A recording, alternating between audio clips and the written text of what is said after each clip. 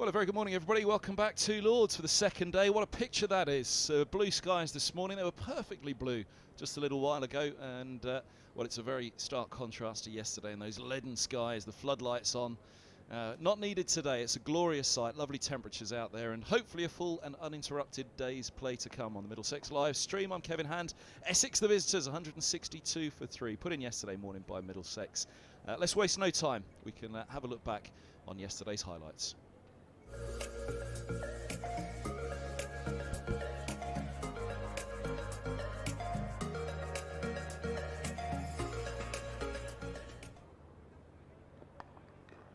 little bit of width and given the treatment. Brown's really clattered that one away. First boundary of the new season at Lords. That's a lovely shot. Better position to play the shot as well, Brown, that one. Really strong, solid drive, straight of a wideish mid off there, Luke Holman. Little wides, that one is given the treatment. Really able to throw the hands at that one, Brown. He's into double figures. End of the third over. That'll get away, shorter boundary into the offsides. Only a little bit of bat. It's a little too straight. That's beautifully played off the legs. Lovely shot. Leg side again, but a wicket. And this time there is something on it down the leg side, and it's bat. And Alistair Cook goes for 16, and Toby Rowland-Jones has the first wicket of the new season at Lords. They'll both be welcoming the right-handed Wesley coming out. Oh, that's edged and gone! 2 in 2 deliveries, one at the end of Rowland-Jones' over. Now one for Murtagh to start the next, and the old pair are back at it again in Division 1. Down the ground. Lawrence.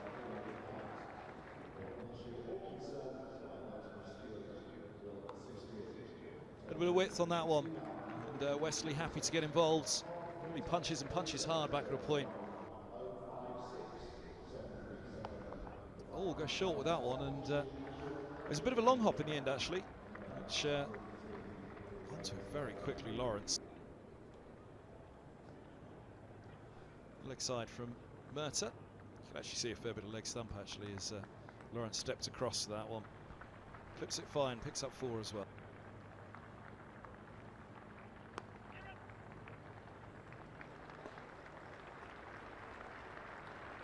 .50 for Lawrence. 113 deliveries, 7 fours. Leg side again.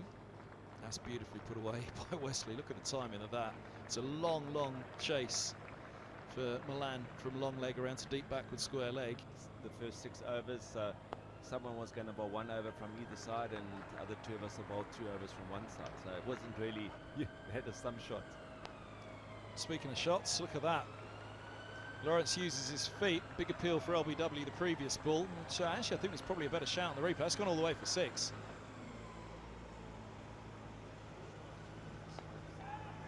Oh, it's up in the air and gone at backward point. Holden holds on. Wesley's gone for 48, perhaps looking for that 50, stretching outside off. And Rowland-Jones, change of ends, change of fortunes. He has his second wicket.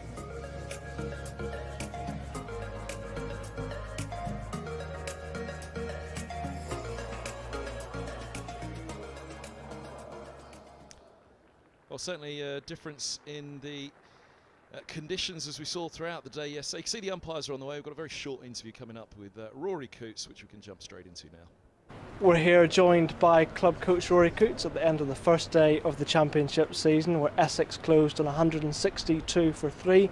Rory, how good was it to see the boys out there back on the grass here at Lords? Brilliant. I think we've had such a disrupted last month with the weather. I think everyone across the country just wanted to get back out playing and get some game time in, because everyone's pre-seasons have been so disrupted. So yeah, very good. Started positively with 2 early wickets, and that would have released any early nerves that were there. How important was it to strike early? It's always very important to strike early. I think we know they've got a very good side, and taking early wickets is always going to help to get into their middle order. I think we we started really well. We had obviously a bit of disruption through the day, being off and on with rain, and I think trying to be consistent through the day was always going to be the challenge. Yeah, I mean, those 2 early wickets, there was a lot of energy around the field. The momentum was swinging our way. Whenever the rain is there and that energy sucked out, how difficult is it to come back out and really go from ball one again? Yeah, it's always a challenge, but I think it's a challenge you have to deal with in this country, because you have days like today. I think we've got to also say they've got a good side, and you've got to expect them to play well. Were we at our absolute best? No, probably a little bit rusty, but I think we fought hard through the day, and I think the game's delicately poised. Tomorrow could bring early wickets, could change the complexion of the day. So yeah, it's nicely set up. And where does that leave us tomorrow? Obviously, we put them in. We have them 3 down at the end of the first day. The weather is to improve from what we see in the forecasts. And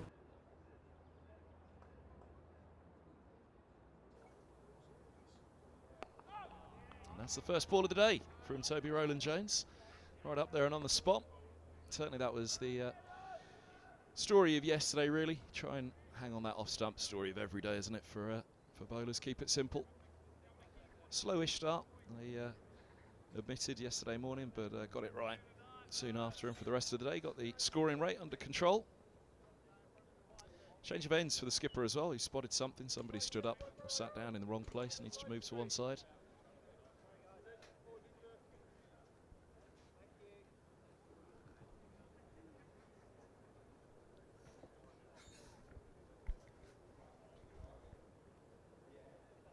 Ready to go again. Tom Helm in the foreground, who didn't get in amongst the wickets. Warming up as he's first up from the pavilion end. It looks as though he might be.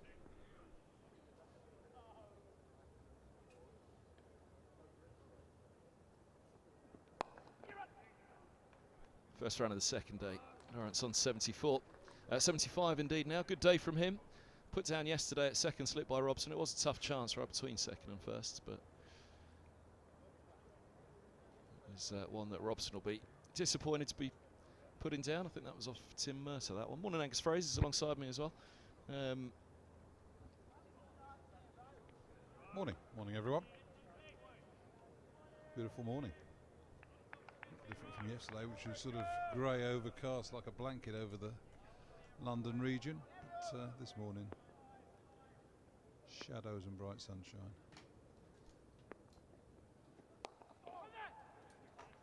Oh, just past Mercer.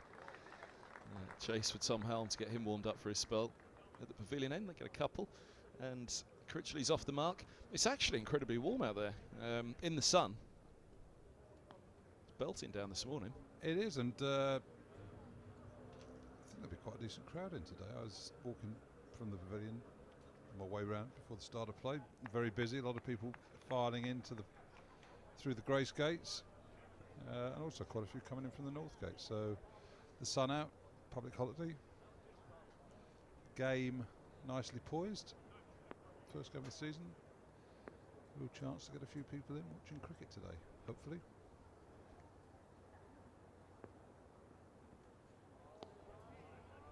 Yes, good point. Good Friday. Bank holiday weekend. Well, certainly the pitch will be there for the 4 days, you'd imagine. It's a really good early season pitch here at Lords that Carl and the team have managed to get going. Same as last season, actually. Everyone was pretty happy with the early season pitches last year, given early April, you know what conditions can be like.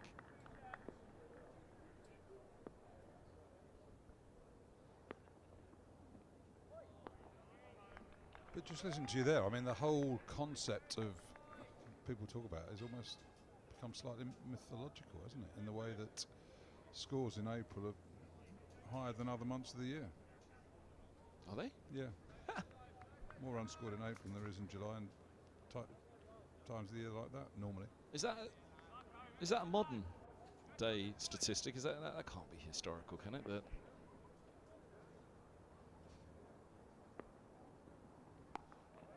well, it's certainly been the case. Well, I remember it sort of surprising me at the end of the first over there. 3 runs off it. But yeah, I remember it being something that was everybody, seamer friendly weather, poor pitches. But there's a lot of run scores in April. more than you think, and more than other average scores and things like that are higher than other months of the year. I'll try and get those statistics for later on in the day, actually, for you, because I know they're available. They'll have them over on the other side of the ground, or actually I can try and text someone when I finish yapping. But yeah, everybody sort of thinks that, but again, it comes down to the fact, and well, I'm not going to go into the sort of obviously I've been sort of quite involved in the number of days cricket you should play at Lords each year argument this year, but it goes to show when groundsmen have time to prepare pitches, they prepare better pitches than in the middle of the summer when you're rushing around trying to get areas of the ground dry, trying to get areas of the ground pitch square wet just so that you can roll them.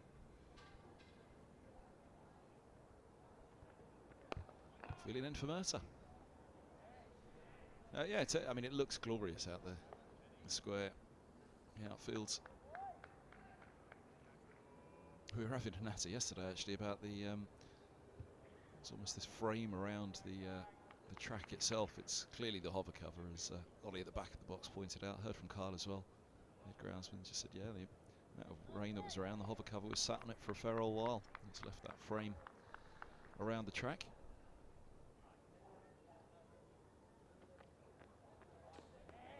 I said to him, don't take credit for it. Say you meant to do it. It looks good. It just shows you how much the hover cover has been on in the last few weeks, really. And how difficult it has been for groundsmen to get pitches dry.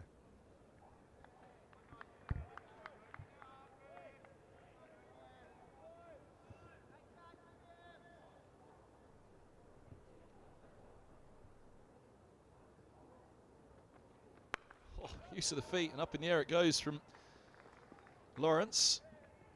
Clears helmet mid-off and plugs just in front of the away dressing room. Saw a little bit of that from Lawrence yesterday to Toby Rowland-Jones. Early started it this morning.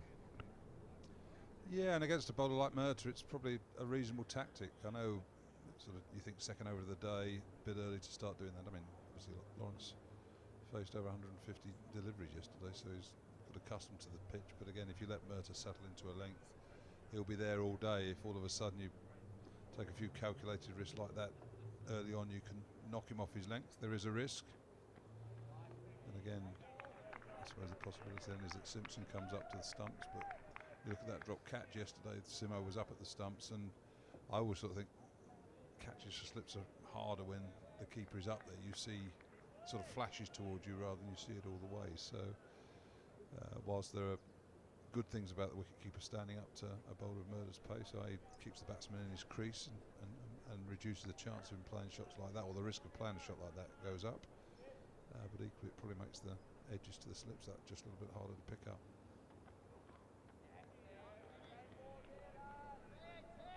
Yeah, taking a belter. First thing yesterday morning, hadn't he? Well, not first thing, 38 for 2 it was, and Middlesex picked up 2 wickets in 2 balls across the end and the start of an over. Robson holding onto the catch of Brown, and that one was sharp as well. Extra bit of bounce on that one as well for Mercer, so whereas everything had been pretty low and around the ankles of the keeper when he was taking it, that one flew up towards the shoulder of Robson at second.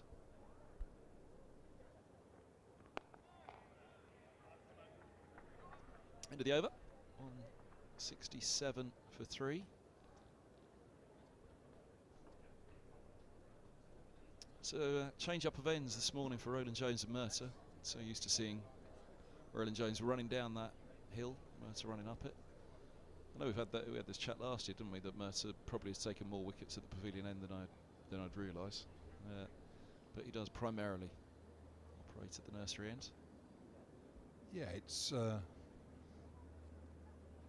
I'd say wouldn't be 10% of his wickets he would have taken at the pavilion end. I mean, the vast majority have been from this end, the nursery end. And equally, you sort of look at Toby, sort of middle of the crease, angling it in. If you can use the slope just to sort of straighten it, it's quite a nice sort of line of attack, really. So yeah, I mean, good bowlers are adaptable, aren't they? Murtagh, I remember watching Tim bowl quite a lengthy spell at the Pavilion a few years ago in a game. I think he got a fifer to help us win a tight match.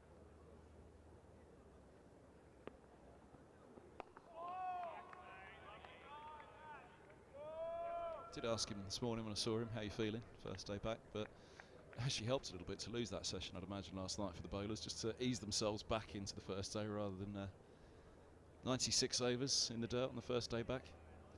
Yeah, I mean, you do all your pre-season preparations and play your warm-up games, and they're all good and necessary, but your first day in the field competitive match, it's going to take its toll. So there have been some aching bodies leaving the ground last night, even though it was a truncated day.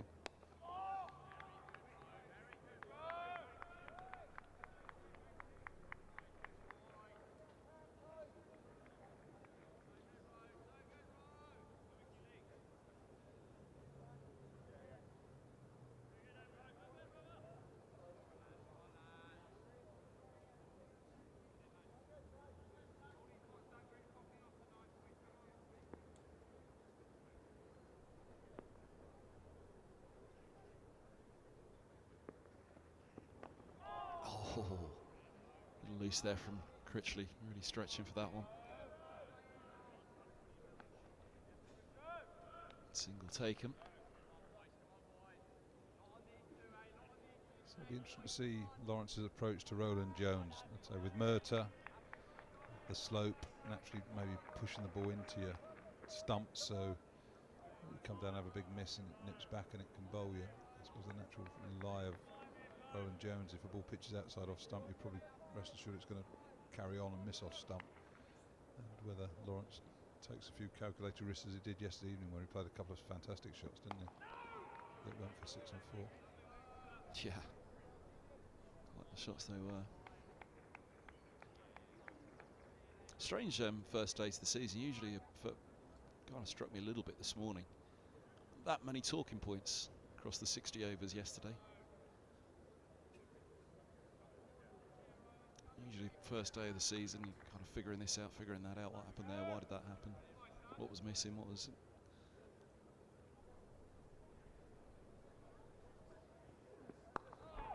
Yeah, it was quite a calm day of cricket, really, wasn't it? And I suppose you look at the end of the day, and it's probably a fair record of what took place.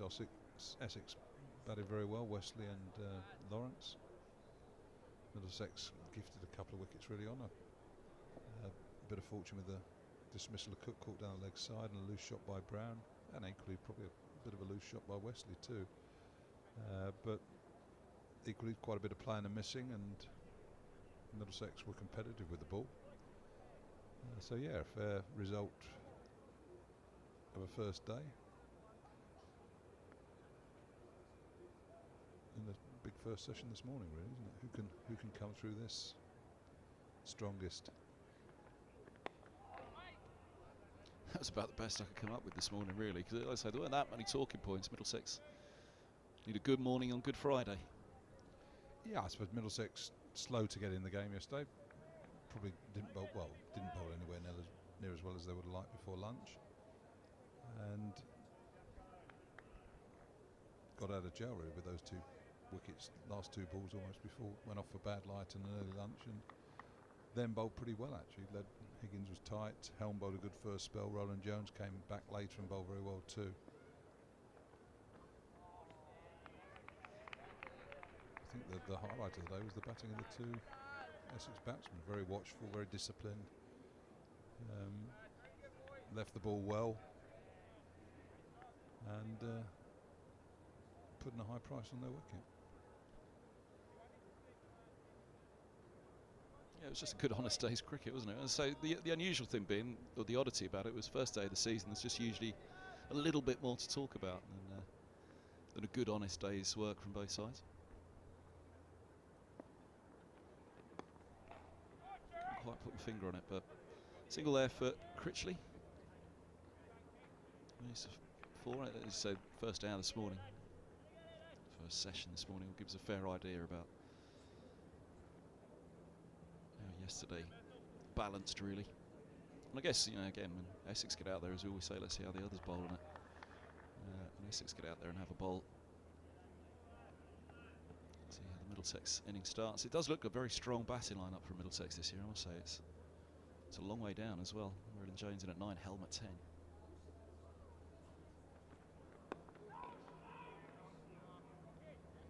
Murder 11. Ricky Clark's next door. His former Surrey teammate and long-time friends. I did mention to Ricky that umbrella field that he set in front of the bats at Tim Murtagh a few years ago here, where he had 4 on the offside and 4 on the onside in front of the bat catching. It was extraordinary. I remember taking a picture of it. He just knew Murtagh's game down to a T. Just clear that front foot and swing. He's either going to swing it to one of the close catchers in front of the bat on the onside or in the off. Oh, outside of off. Advance from Lawrence on that. Looking for a bit of intent. Speaking of aggression. Hit him outside the line.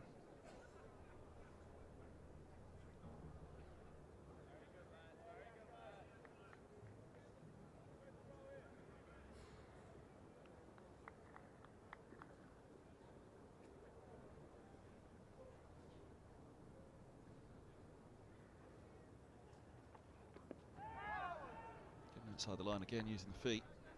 Down the track, end of the over, 169 for 3. Do you remember that one? You may not have been here that day, I guess. You could have been off doing something else. That day, mind you, a Surrey game, you're probably... Surrey games are always a good encounter, aren't they? You probably didn't want to miss a day of a Surrey game. It was just an extraordinary field immediately. He had a big smile on his face when I brought it up, Clark, Ricky Clark. You remembered it well. No, I tend to switch off when Mertz comes out the bat. It's one of those annoying periods of play. Where you watch someone who can bat just having a slog, and they could be doing something else a bit more constructive.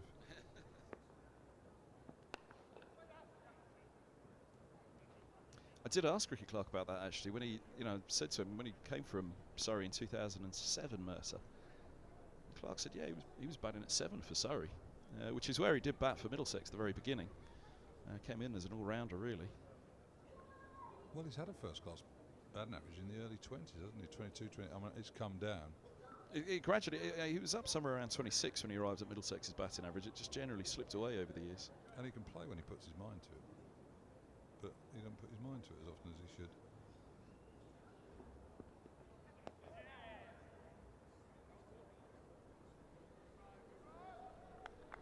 I remember saying to him probably nearly 10 years ago now, it will be travesty if you finish your career without a century.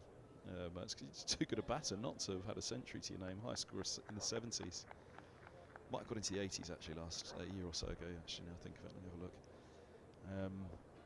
But yeah, a whole host of 50s, but never reached that 3-figure mark.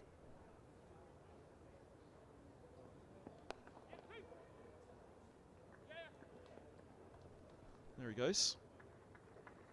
Hold him to 2. I guess when Sean Udall moved up the order and Mercer slipped down, that probably was... he was a classic number 11 for so long, wasn't he, Shaggy? And up the order he went. Down the order went Mercer, trading places.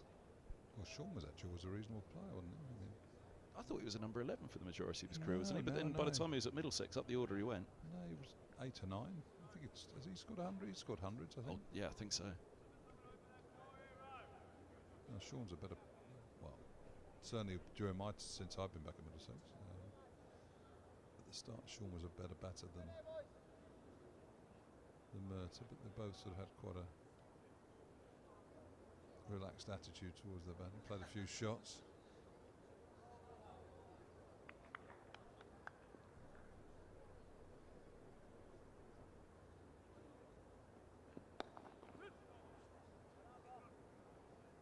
Again, just a bit too straight here. I think sort of 6-3 offside field and ball's being worked onto the leg side. Length's been good, but just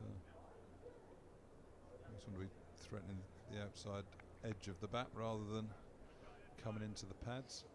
Interesting they dropped Stoneman, who fielded that, out to deep square for Lawrence. He's up again for Critchley. Yeah, I think that's maybe just to keep Lawrence maybe in his crease if he thinks that the bumper might be coming along. It's a bit sort of psychological. Bold. Sometimes you think the batsman's going to advance, chuck deep square leg out just so that you sort of drag your length down just to keep him back there a little bit.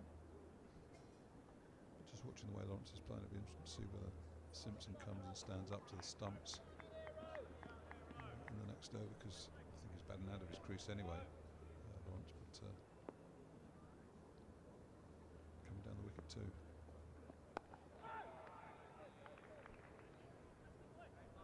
End of the over, 173 for 3. I can't remember whether you were alongside me at that point or not, but I was saying it was an interesting one when Helm was bowling to Lawrence. Helm's such a fabulous white ball cricketer. Bowler, you know, again when he defended 5 to win a match here at Lords in a T20 for final over. You've got Lawrence coming down the track, moving around. How much for Helm? Actually, do you know what? Let's get off this line and length and let's go toe to toe with him with some white ball tactics. A few slower balls. Yeah, I suppose you haven't got the deep mid on, deep mid off, deep square leg, white ball field, have you? So half hits can, but equally you're bowling with a ball that's going to offer you a little bit more assistance. And certainly this time of the year on a pitch that's not offered huge amount, but enough. If you back yourself as a bowler, if you hit a good length, and the batsman's taking some risk like that, you think the percentage over a period of time are going to work in your favour, and a mistake made will lead to the batsman demise. You start sort of playing their game, Yorkers, bumpers. You forget about the part of the pitch which is offering some help, which is a good length on off stump.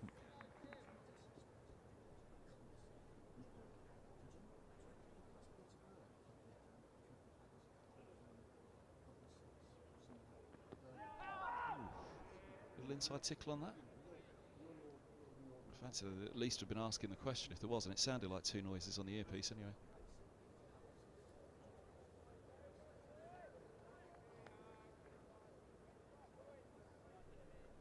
It did sound like there was a second noise on the... Needed to be, otherwise there'd have been quite a big appeal there. Sort of quite close to middle and off stump.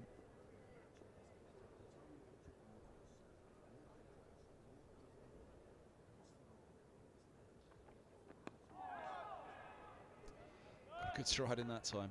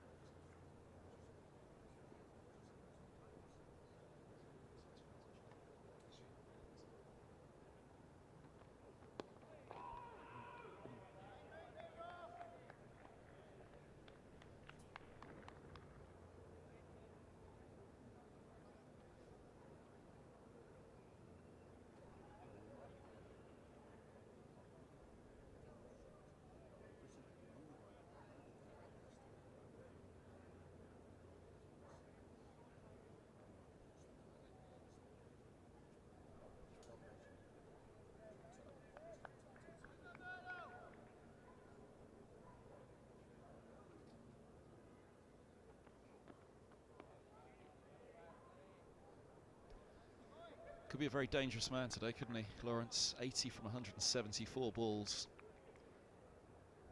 But if he occupies the crease for a couple of sessions today, the scoring rate, you'd imagine, will go up a fair bit as well. Possibly. It doesn't have to, does it? I think Essex will be looking at if they can get 350 on the board, they're going to be controlling this game, and if they can bat until tea time today, they're going to be quite close extended day, aren't they? So an hour and 10 sessions because of the time lost yesterday due to the weather. But if all of a sudden they're batting for 130 overs, so the same again as to what they've batted now, they'll be thinking they can get 350, and that's going to be a score that put Middlesex under pressure with the bat. Middlesex this morning, I'm sure would have been hoping to have taken a wicket by now, and a couple of wickets in the first 40-45 minutes, something like that. And still harbouring hopes that you maybe could dismiss Essex for 250. Got quite a long tail, Harmer coming in at 7. And so yeah, it's an important little period of play as to who's going to be in control of this match. Oh, well, I say it's I mean, Essex, even if they get bowled up for 250, they're still in a reasonable position if their bowlers can bowl well and make the most of the surface and put Middlesex batsmen under pressure.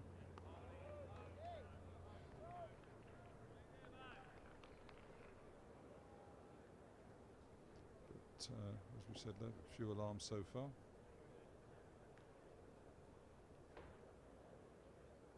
I think there's been a play and miss, has there?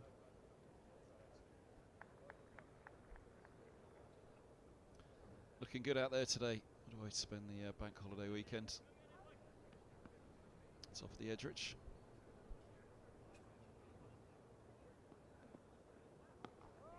I was just about to say, actually, it was interesting he went to bumper first up, because you kind of think he probably won't go to another one in the over now, so he's kind of given the game away a little bit, but he's gone 2 bumpers. First 2 balls of the over.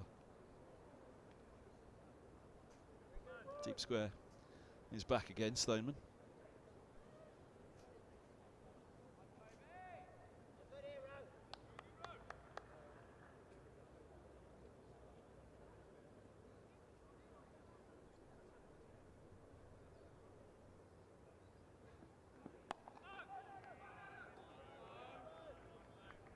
Shorter length again. Oh, Roland Jones trying to be clever with the flick to Mercer. Could have gone horribly wrong. Guess it was a dead ball anyway, so they're safe enough.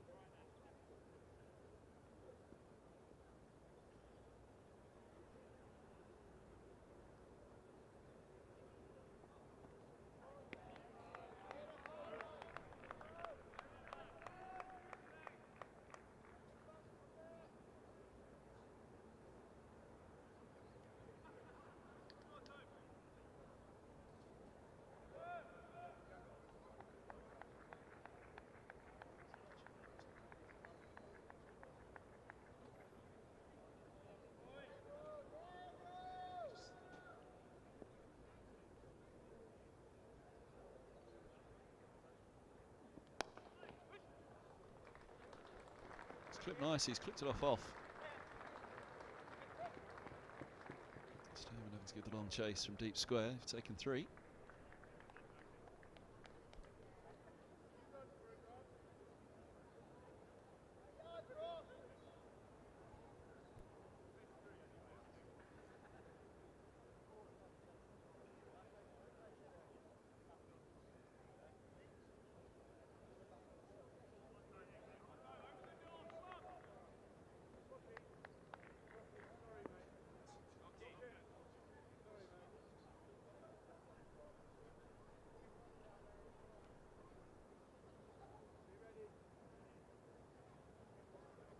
Deep square dropping back for Critchley now as well.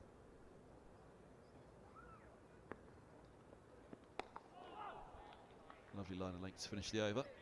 It's pretty much where Lawrence took that clip through mid-wicket. The last delivery in the 63rd, 177 for 3.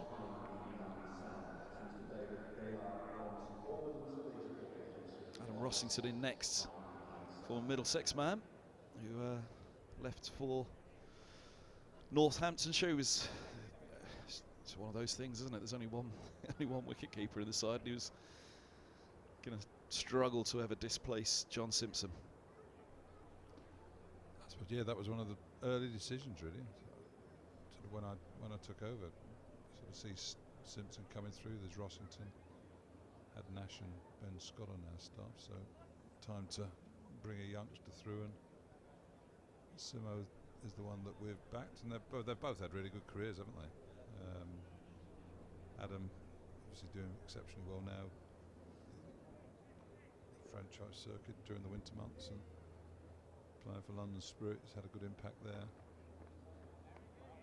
So yeah, I mean, been nice to have kept them both, but I suppose Rossington is a batter really. I mean, Simo better, I'd say the better club. Although Adam, to be fair, is very good standing up to the stumps. Got lovely hands, but he's wanted to keep and moved and has done well for himself. And as I suppose we sort of say in our youth system here, we should oversupply the system with cricketers with the number of players that we've got in this northwest London, which is considerable, and not beat ourselves up that the odd player, well, almost congratulate ourselves really on the fact that the odd player does go away and do well elsewhere. Obviously want to keep the majority of the best one at your club. There's generally a full 11 on the circuit somewhere playing for Middlesex. You have to go through the round of games and can put together an 11 of ex-Middlesex players. It broke up the Mitchell brothers, didn't it? That was what they were dubbed in the seconds. Paul Sterling and Adam Rossington, the Mitchell brothers, at the top of the order. They were. I just remember some afternoons up at Radlett Cricket Club where we play a lot of our second 11 cricket. And Sterling and Rossington did ruthlessly demolish a number of second 11 attacks. It was brutal. Yeah, they just started to really break through together in the T20 side, hadn't they? When Rossington did depart for Northants. There he is on the left-hand side of the screen.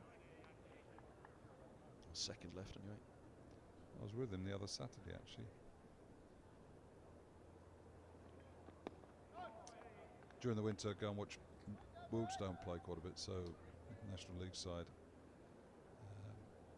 Playing Rice actually, and Wildstone were playing Barnet, who are the big rivals. So, and Adam's a Barnet boy, so he came along. We were guests of Paul Rubin, who's the president of Wildstone Football Club. So we met and had a chat and had a beer after the game. Barnet won it. Record crowd at Grove Novell. Was that 3,000 non-league day? It was a national non-league day the other day, wasn't it? Other week. It was away weekend of England playing, so therefore there were no Premier League games. Is that? Yeah, it was the right. national non-league day that day. Yeah, but it was really good actually. 3,000 people in, packed in there. It was a record crowd, I think, that weekend as well for the women's game as well. Somewhere, wasn't there? Women's football match. As you say, no Premier League on. Fans all came out for the women's game and for the non-league matches up and down the country.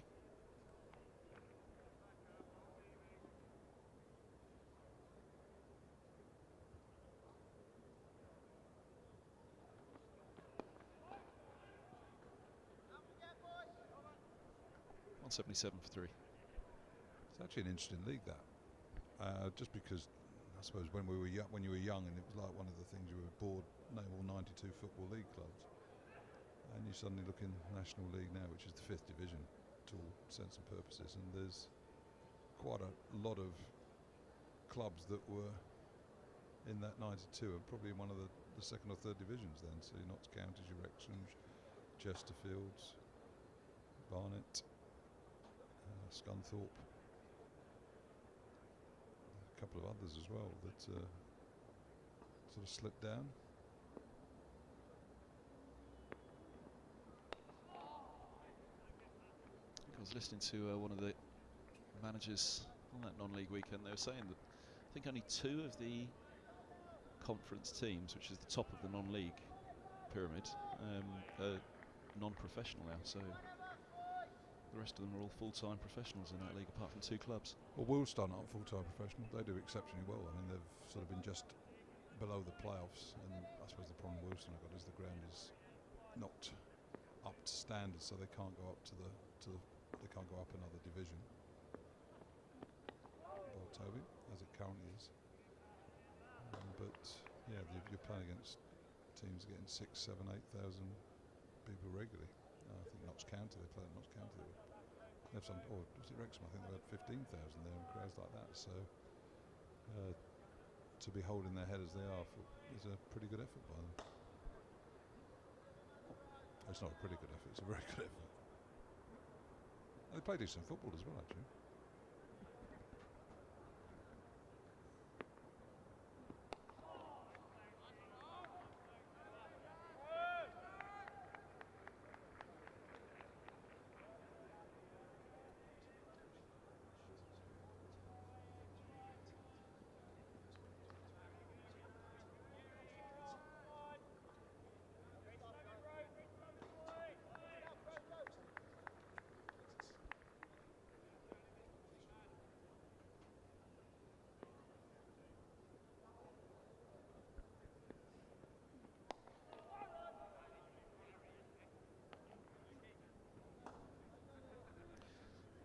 I did muse to you off mic a few moments ago, actually. I wonder, is there a need for a change up at the moment? But actually, Roland Jones, back end of the last over and start of this over as well, he's just settled onto a nice spot on that off stump, hasn't he?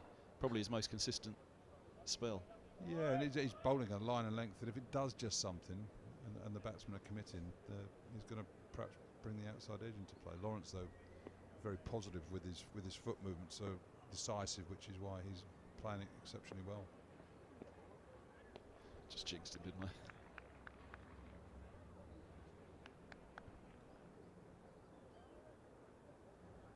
But this is what it needed, and this is what's required, just holding on to that off stump from Roland Jones and Mercer at the moment, waiting for that mistake from the batter. The pace isn't there in the surface. And Coleman was telling us yesterday morning before the start it's likely to be a slow one, this one.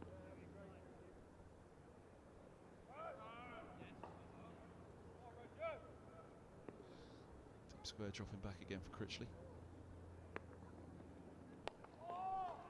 Double bluff, or indeed the bluff. 177 for 3, maiden for Roland Jones. Again, just looking at Critchley bat there, and again, he's a good young cricketer. Critchley's something at Derbyshire, some decent leg spin as well. And how straight he's playing, looking to hit the ball straight. I mean, easy that one to Toby there. You thought at times maybe try to clip it through the leg side and miss it and then have some big LBW shout, but one thing the Essex batsmen have been looking to do all day is to keep hitting the ball back down the ground, showing the full face of the bat.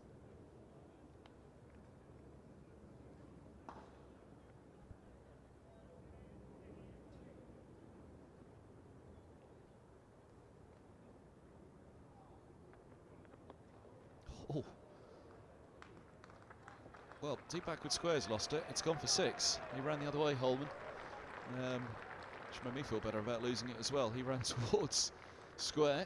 It was going the other way. I was just thinking, sometimes when you sort of keeper comes up, stands back, sort of batsman changes his approach depending on what you're doing. And Simo was up for the few balls of the last over. Went back for the first ball this over, and you thought, I wonder whether Lawrence is just going to come and make a point. I didn't think he'd make a point in such an emphatic style as that, isn't it, for 6? But it's immediately led to a change of tactics by Middlesex again, with Simpson coming up to the stumps in an attempt to keep Lawrence in his crease.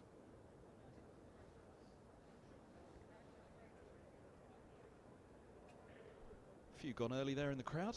I suppose it's a bank holiday though.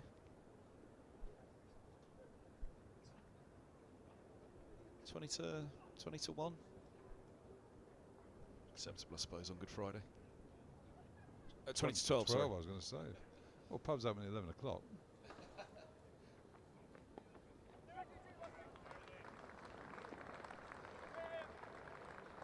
Has to chase that one, Holman. Didn't need to chase the last, but into fine leg he goes. Lawrence into the 90s then. 92 now from 188 deliveries. 6 advancing him along.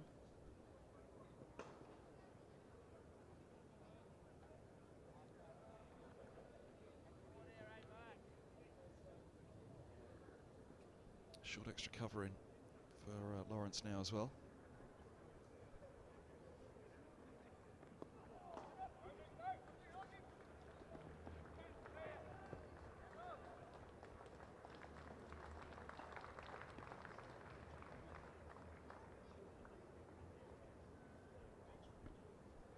He's playing with Murta here, isn't he? Certainly wearing the upper hand. First ball of the over, down the pitch. Comfortably hoiked him into the marriage stand for 6. Collected a couple of easy 2s off his legs. 10 runs.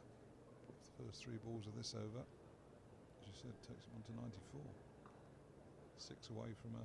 Has anybody scored 100? Probably the first 100 of the summer. Could well be.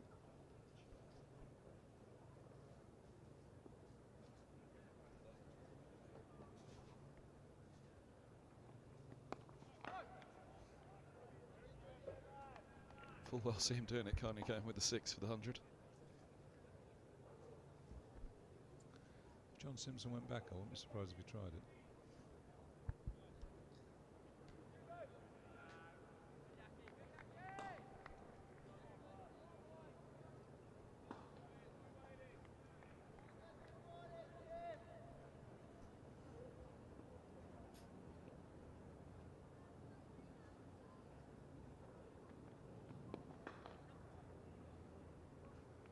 Just a single.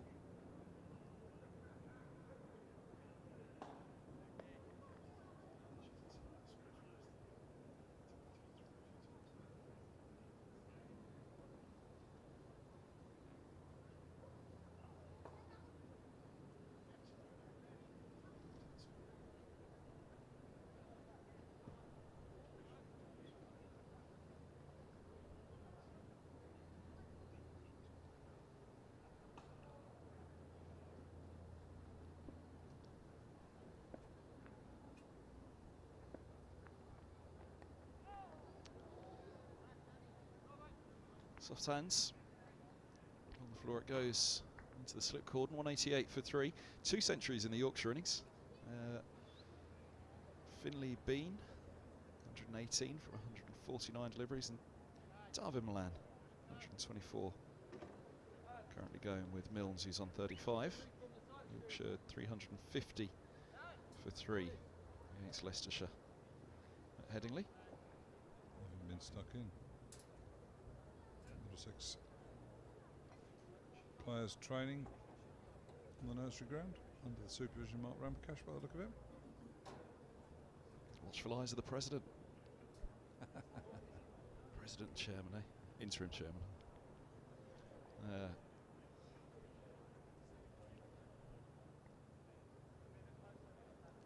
The change we were talking about has arrived. Ryan Higgins again bowled, I think, all of his overs yesterday from the pavilion end.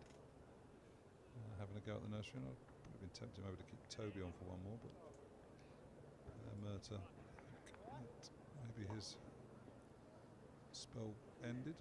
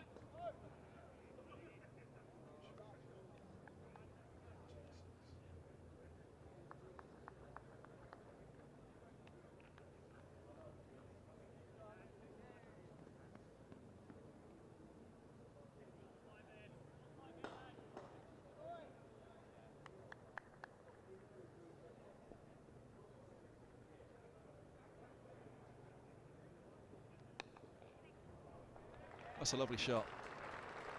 Won't be the century. Would have been a nice way to bring it up. He moves to 99.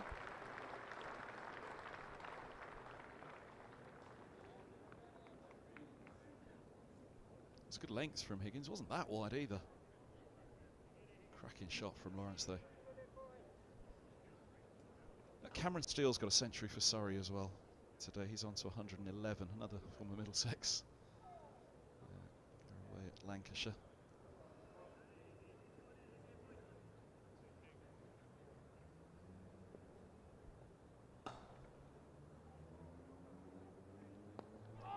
Oof. First one of the day to beat the edge. I think so, yeah. Very good from Higgins. Again, that last ball wasn't that bad, looking at it on the replay. It's far from a half volley. It wasn't that wide either, but Lawrence seeing it big.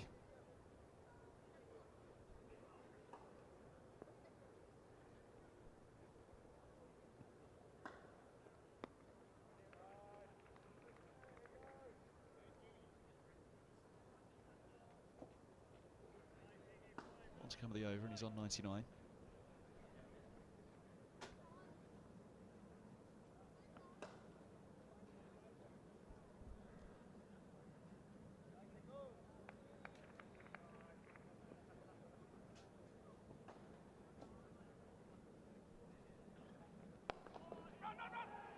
There it is. Gets past Mercer at mid-on as well. A leap from Lawrence. He might have to keep running first. It does pop over the boundary rope now. And a full straight down the grounds to bring up his century. 103 deliveries. 241 minutes, 197 balls, 11 fours and 2 sixes. First century of the season for Essex, first century of the season at Lord's. Really crucial one here it is as well for Essex, having been put in yesterday morning. 38 for 2, 2 going in 2 deliveries for the visitors, but Lawrence has really taken control of this innings. It's been a very good 100 as well. So first, as you said, first 100 at Lord's, and that'll be as good as any as we see this summer when you can put everything into consideration.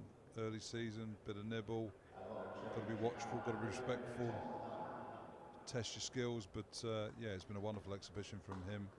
Played a few big shots, picked the right moment to try and unsettle the bowlers coming down the pitch. But no, it's been a wonderful example and of how to play in an early season game. So well played, Dan. And his efforts are working Essex into a good position in this game. Change of bowling, Tom Helm as well. Double change for Middlesex. Straight onto the spot on the off stump. Yeah, he did have a go from the pavilion end before stumps yesterday. There's the man he'll desperately want to get out.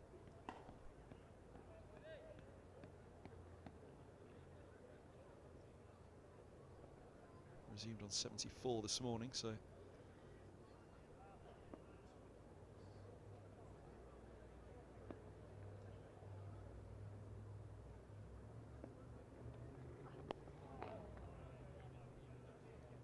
so 29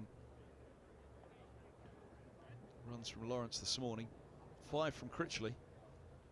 That's where Lawrence is a big wicket at the moment. He said Rossington next, then Harmer's all the way up at 7. A little bit of a tail thereafter for Essex, so one turns into 2 quickly. The story can change quite quickly in the middle for Middlesex. And again, the new ball in second new ball in 12 overs time, so 12 and a half overs time. But Middlesex need to strike before then.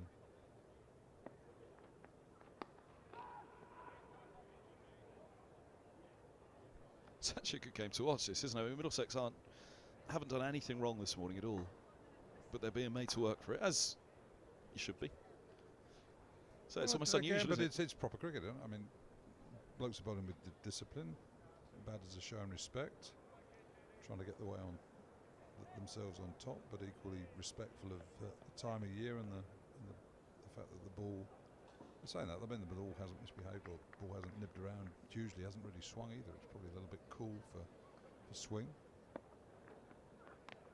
Oh, nearly chops on Critchley.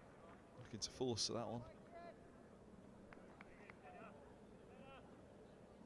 But there's been good competitive periods of cricket where bowlers are bowling well, batsmen are. Yeah, both people are doing. I was going to say, it almost feels like the middle of June rather than the first week of the season in April. I think everybody sort of expects games to be on sort of slightly fast forward, don't they? And boom, boom, boom, everything's happening. Especially when a lot of the build-up's been how counties are going to adopt Bazball and everything like that. But I actually feel a bit sorry for Brendan Brendan McCullum, that is, because I mean it's not him who's called it Bazball. It's just been the way that the media have grabbed hold of it and run with it, isn't it? He just wants the players to go out there and play positively. He's not sort of saying you need to score at 6, 7, 8 and over. He just wants people to go out there and play the way that, yeah, with a positive mindset.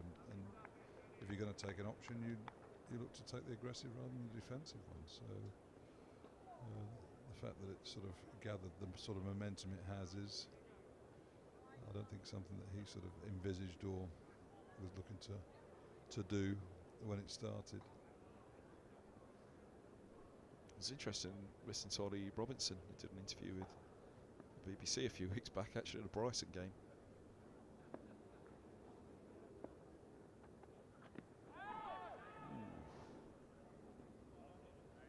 Step across from Critchley again there.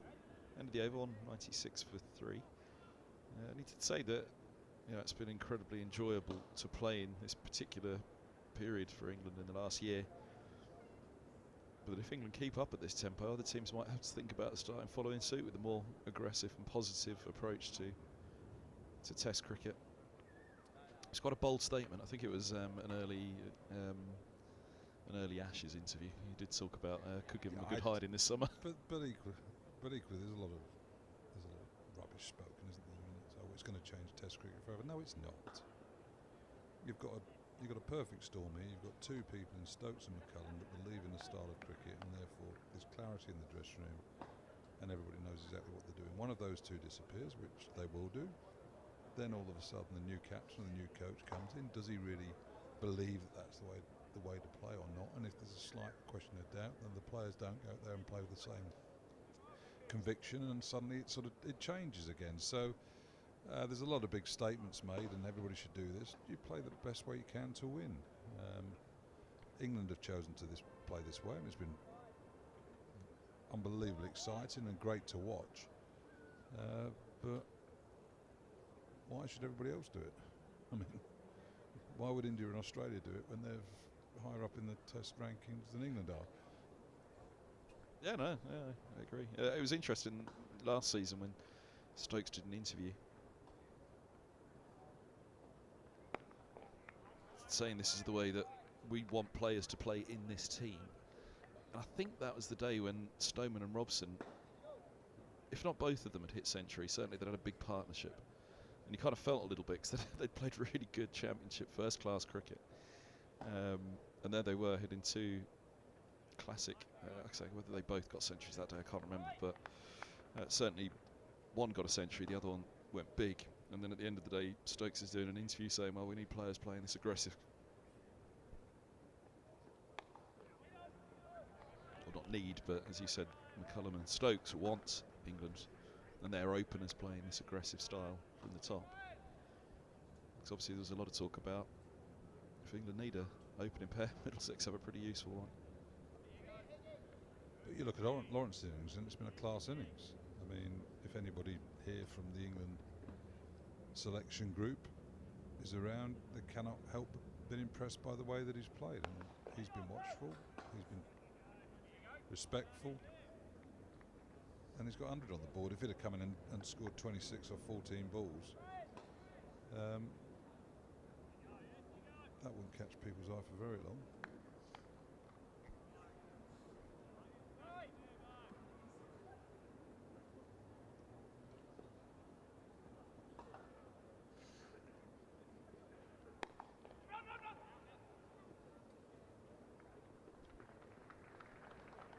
A single there to Roland Jones. Actually on to 6. I remember when Owen Morgan actually asking you about it, when Owen Morgan made the statement when he was England captain, you know, we want to go out and go for match-winning scores of 380, and that's what we'll try from the top, and we'll go for it, and some days we'll get there and some days we won't, but we'll go out to score that 380. And you know, this was clearly his mantra with England at that point. I remember asking you, is this the way that counties will now play that way as well in the One Day Cup, whatever it was called at that particular time? And I remember your answer being, well, it's all well and good England doing it because they've got the resources, they've got a squad of players who are specifically picked for that. Counties don't set up their squads that way,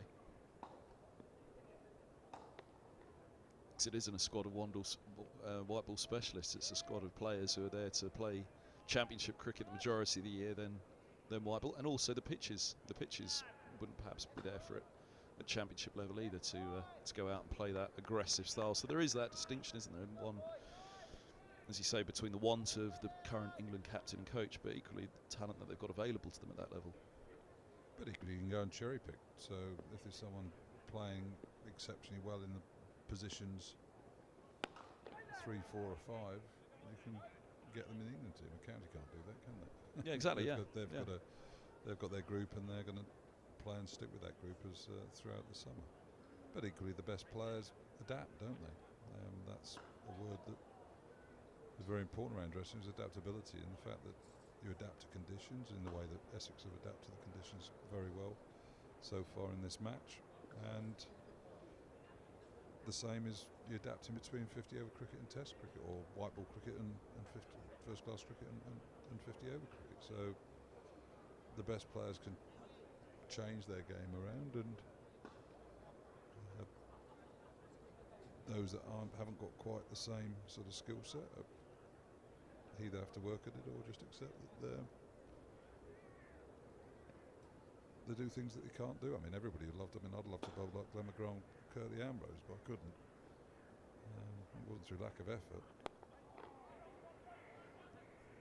Just accept some people have got to be better than them. I mean, everybody would like to bat like Joe Root, but there's only one player that can bat like Joe Root, and that's him.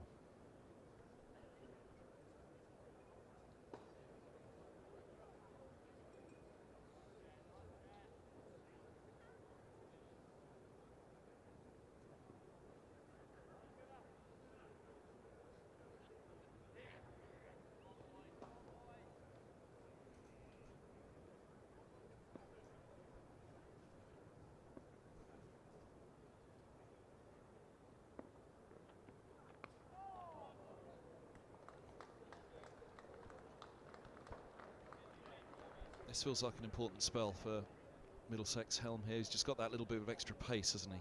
Yes, the new balls, second new balls around the corner. But as you said, Middlesex won't want to wait for that second new ball. Well, they need to start making inroads. I'd say Essex 1 run away from 200. Is that their first, or 250? I think it's first batting point now. So Essex 1 run away from a milestone as such.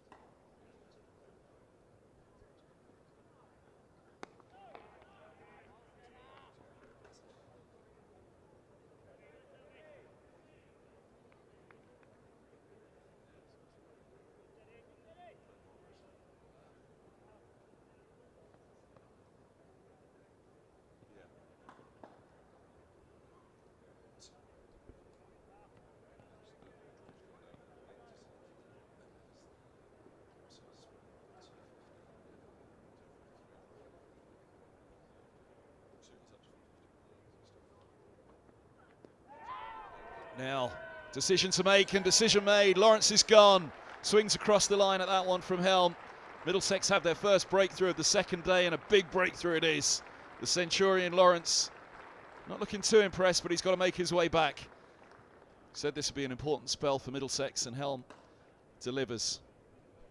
Yep, huge wicket for Middlesex there, getting Dan Lawrence out, who's batted absolutely magnificently, and looks pretty straight, so a good decision there by the umpire.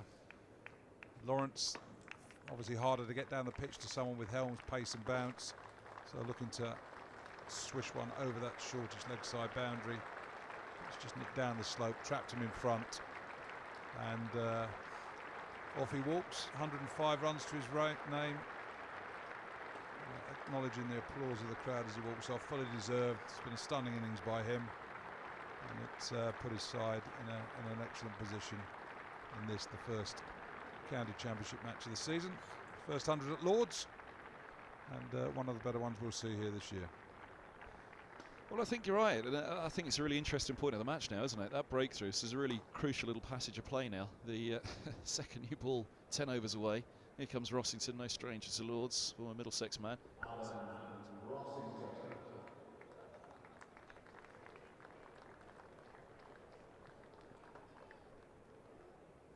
Critchley's been out there all morning as well, 36 deliveries. He's only on 6. He hasn't quite got going in the way that Lawrence did, but this these next few minutes now, next couple of overs. Well, it will be. Really, I mean, you're looking at Essex's middle order. Rossington's aggressive. He'll look to play some shots, that's for sure. Harmer plays some shots. So whilst the run rate may go up, there's a chance that wickets may come along too. So crucial breakthrough, as I said there, for Middlesex, much needed. I suppose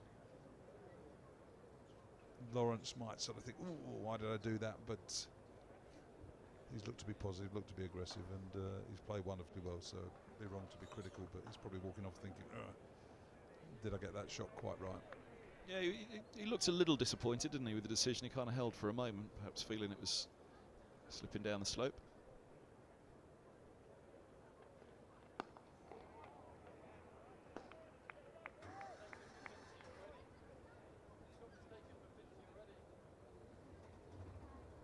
But I think the first instance for us, yep, that's out. The two replays we saw. Yeah, it was out. I mean, it was a fair decision, but I think to me it was looking like it was hitting the top of the middle and leg, really. I think he's more disappointed with the shot and the fact that he's missed it. I just hope maybe I'll get away with that one, but again, he couldn't come down the pitch as he had done to Murta when you get outside the line and take LBW out the equation.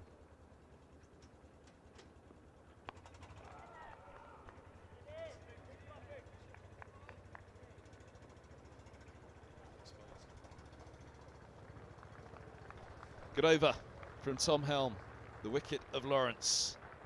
The Centurions gone 199 for 4. A 162 for 3 overnight. At that point, he said, put 2 on the board, and it'll be interesting how the morning goes for Essex. There's still time to be made up.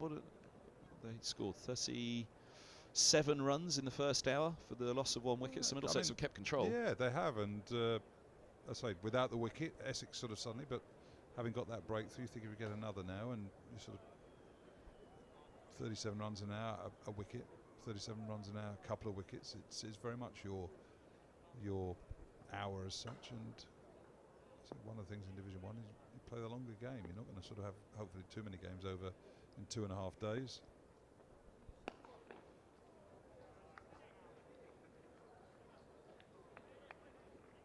It's just important Middlesex having got that crucial breakthrough now. Again, look to take the more aggressive, more approach, and that doesn't mean you go searching for wicket-taking balls, i.e. super balls all the time, but equally bowl with real purpose, bowl hoping and looking to take wickets. Well, what Middlesex, I'm sure, would hope with this 4-seam attack that they've got out in this game, there's not really a let-up in pressure. They're all very good at keeping that ball on the spot. As we saw yesterday, Middlesex tightened up, didn't they, as the day went on in terms of the scoring rate. And you'd imagine now, Critchley 6 from 38. Rossington likes to get on with it, doesn't he? But Middlesex will be really keen that there isn't a bowler out there at the moment that perhaps let up a little bit of steam. You know, there's no weak link, really. Higgins is a very economical bowler, isn't he? Yeah, he is, and a very skillful bowler as well when conditions are right. Swings the ball, hustles and bustles you. He's a bit quicker than you think, actually. I mean, I know he's sort of quite short, so therefore he skids on, but he gets it through in the mid-70s. I suppose if we're being hypercritical, that Tim Murta's been the bowler that's leaked the most runs, and as you say, one of his overs went for 10 or 11 runs in this first hour. But that was the Lawrence effect, wasn't it? Really, I guess, as much as... Yeah, but I suppose, again, batsman's identifying the bowler that he thinks he can get after. Yeah. Wouldn't have been many times over the years. Although Barker did it a few years back here, didn't he? Hampshire game.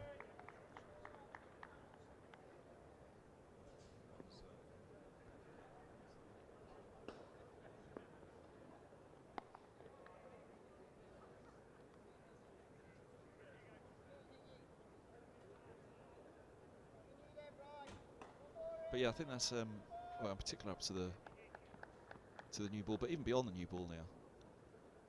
I'm sure that'll be really paramount on their minds, that quartet. Let's not let any easy runs away here. Let's keep it tight, because it's not something that's going to happen quickly, this innings for the bowlers.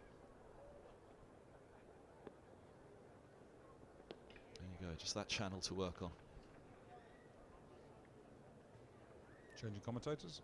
See you in a bit. Thanks, Gus. Pleasure. Thanks, Fraser. See you again. See you later on today. 199 for 4. So Rossington will have strike. He has faced 2 deliveries already. Up against Helm. These two, I fancy, would have played a fair bit in the seconds together. Helm coming through roughly the same time as Rossington.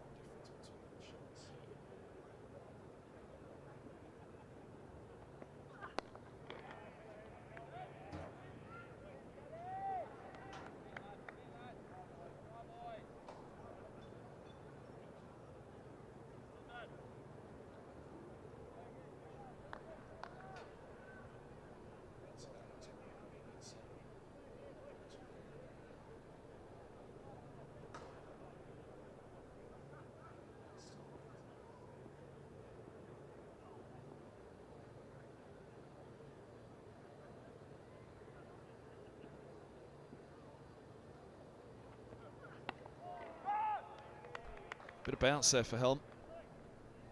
Bottom hand off for Rossington. It's interesting, isn't it? You lose a wicket and then all of a sudden there's a new batter out there and it just feels as though there's a bit more happening. Rossington prods away at the surface on that. A little unhappy with the bounce. But Helm is the bowler who'll extract something from a surface, any given surface.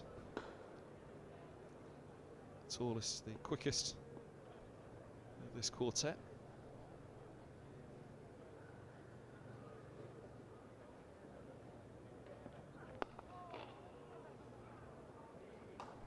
Off the mark. Rossington. Good throw down to the stumps as well from the skipper, Roland Jones, but Rossington's through. There's the 200 up for Essex, 200 for 4. It's a nice looking scoreboard for them. First match of the season put in. They'll feel pretty happy with life. But that Lawrence innings, certainly a moment here for Middlesex to try and expose an opportunity to get back at Essex. Get back a little bit of control in this innings that Lawrence wrestled away from them as they won the toss and put the visitors in. 5-4 field for Critchley. 2 mid-wickets in there. You can just see the shorter, straighter one of the 2 on the right of the screen. Well, Lawrence-esque from Critchley to end the over as he looked to take on the short ball from Helm. Probably felt the bumper was coming, last ball of the over. Gets a chuckle. Able to laugh about it now, as it was a gentle one that died away into the onside. 200 for 4 then. 8 overs to that second new ball. You can see it's a decent number in here today. The pavilion, the Allen stand and the Warner. Good number in below us in the media centre in the Edgwich, with the pitch over to the left, as you can see, towards Old Father Time, the lower end of the square. Change up in the commentary box, we said. Dan Reynolds is alongside me, participation manager at Middlesex, responsible for delivery of Middlesex's ECB national programmes. Change up in the field as well, as Holman's going to get a go before the second new ball. Interesting move, this by Toby Roland Jones.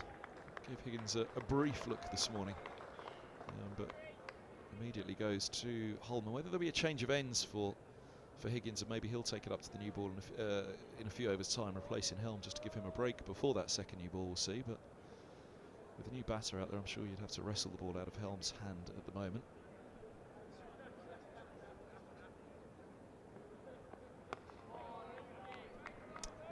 Lands the first one nicely. Dan, good to see you. Good morning, thanks for having me. Where have you been watching this morning so far? Just the first hour in the pavilion, also not spent a lot of time in there actually, so nice to get a really good vantage point of what's going on this morning.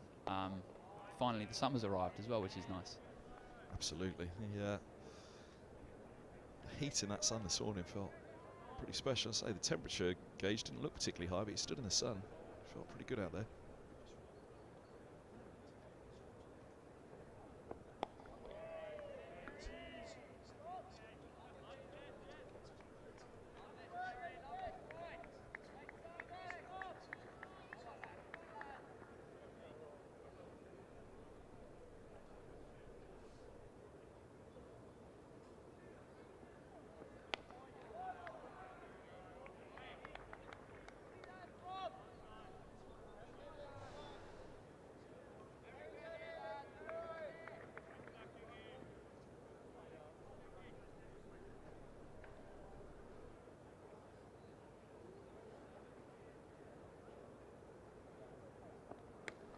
A little bit shorter.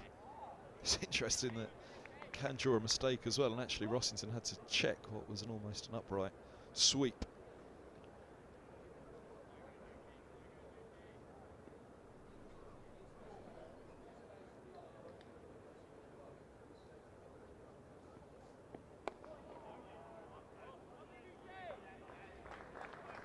First over from Holman, a maiden. Essex want exactly that from him, just a bit of control. It will be Helms continues, you'd have thought he would. But Dan, yeah, we've had the interim chairman, the director of cricket, but responsible for delivery of Middlesex's ECB national programmes. That sounds the most responsible job of all at the county. You might say so. You might say so. Obviously, a bit of a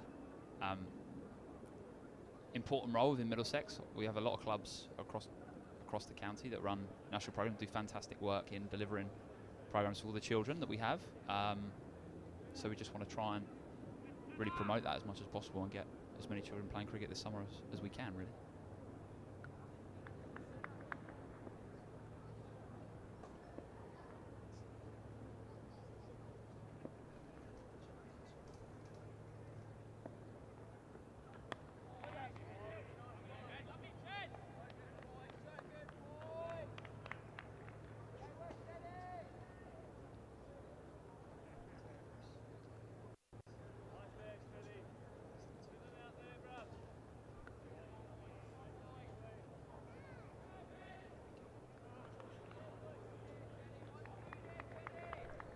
Tim Mercer off the field for a moment, and swatted that he'd got off.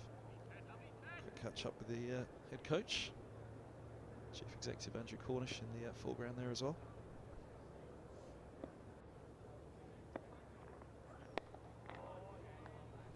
Those national programmes, all cricket followers will be pretty familiar with by now. The All-Stars and the Dynamos. The All-Stars, pretty successful initiative, I think, by the ECB. It certainly got the kids in at the clubs again, didn't it? Yeah, it's been running since 2017, I think now. So very well established program. Last year there were, across both programs, over 100,000 children taking part in the initiative. So they're really, really key to driving participation right at the lower end of clubs.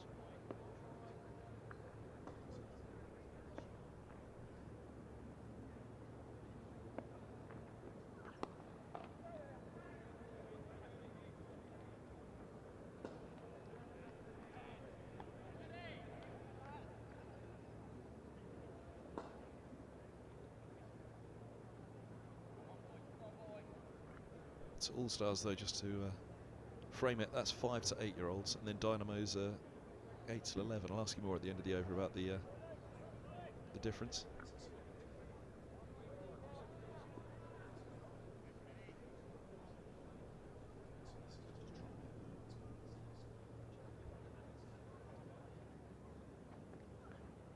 Oh, it's beautiful.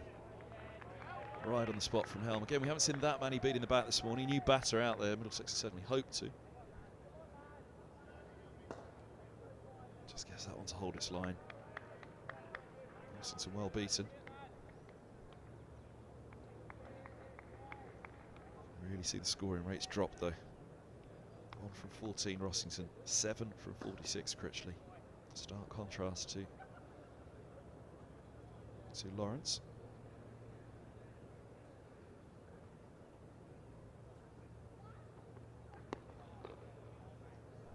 His strike rate was only 50 though, Lawrence. It wasn't dramatic his, but nonetheless, this, as we've been saying, for Middlesex will be a moment just to really try and get a grip on this, just strangle Essex a little up until the second new ball. The visitors won't be too perturbed though. They are the ones in the box seat at the moment. They'll just be more wary not to lose their own grip on this innings.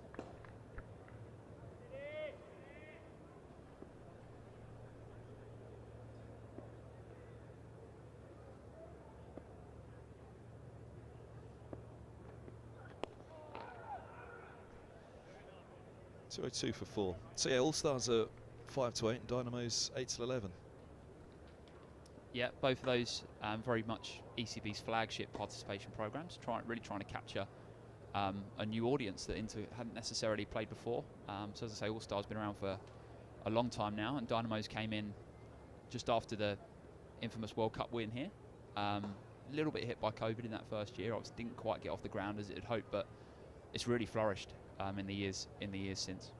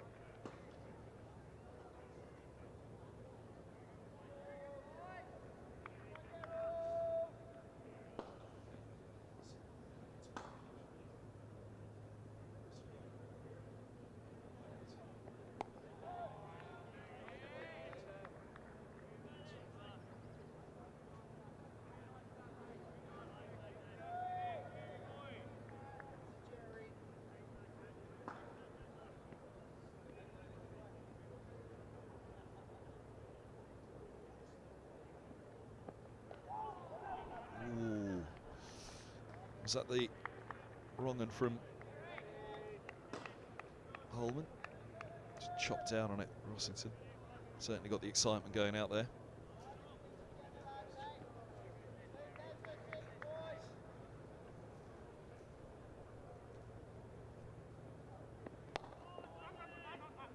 Oh, yes, no. They settle on no in the end. I think that's Tim Murtagh back on the field there. Old man keeping them on their toes. Might have been part of the thinking from Rossington. Scamper one to the old boy.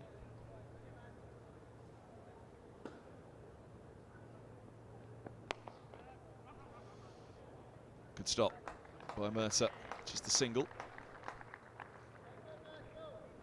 Rossington certainly looks keen. Yeah, he's been tied down a little bit here by the bowling since he came in. Been a good spell for Middlesex.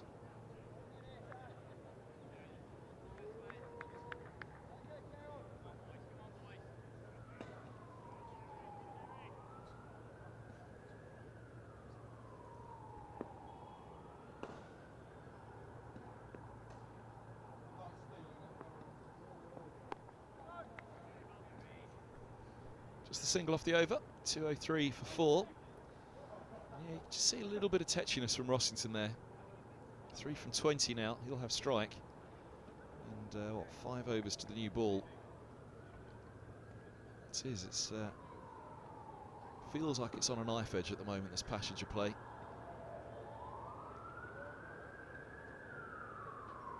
Middlesex will certainly love a wicket now, just before that new ball. That's what you wonder, you know, for Rossington, is he better just settling at the moment? You can see he's checking that field. Does like to get on with it. Another wicket now for Middlesex, just before the new ball would really open up a chance for them to build some pressure.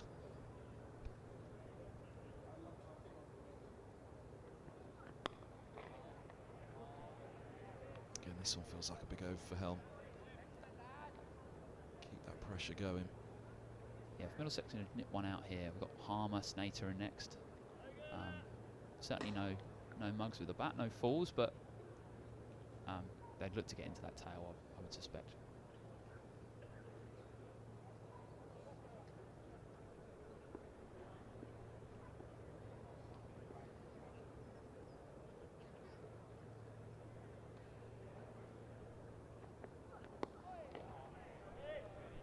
Good from Helm. Right at that off stump. He's got the 2 mid wickets in there. Despite that stumps can leak runs. So he picked up Lawrence, playing across the line though, looking to access the onside.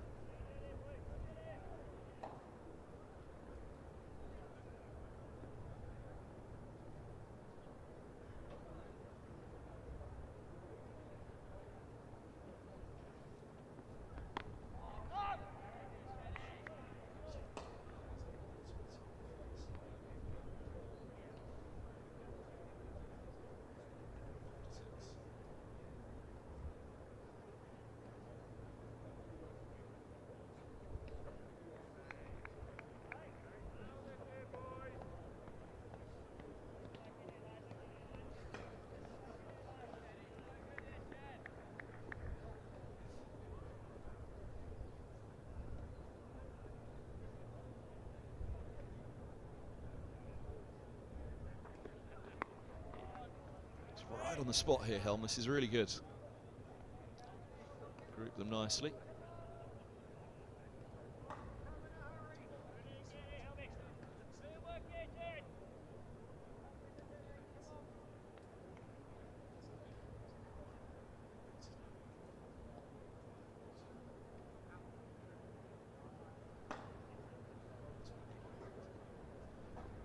One of the academy boys picking up a few tips from Luke Holman there.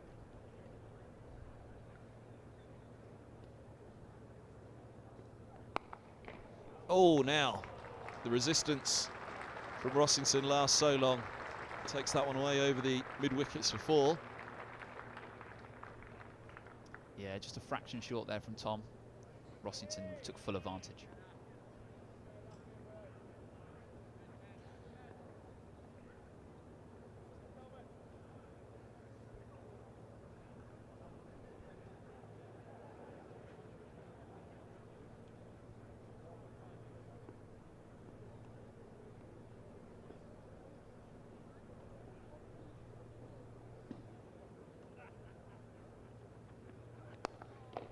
Back on the spot again. Yeah, he just dropped fractionally short on that one, and Rossington was onto it quickly, wasn't he? 207 for 4, ended the 76. So 4 more till the second new ball becomes available. Helm in amongst the wickets for the season. 1 wicket to go today, that of Lawrence. But Holman here, 4 overs, 2 maidens, none for 2.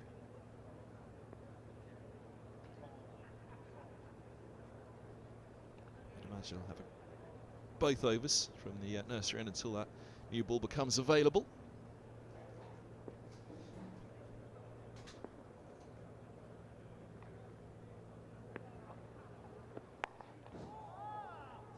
Nearly yorked himself with that one, Critchley. The that boundary has just alleviated a little bit of pressure, which Holman would have liked to have continued to build.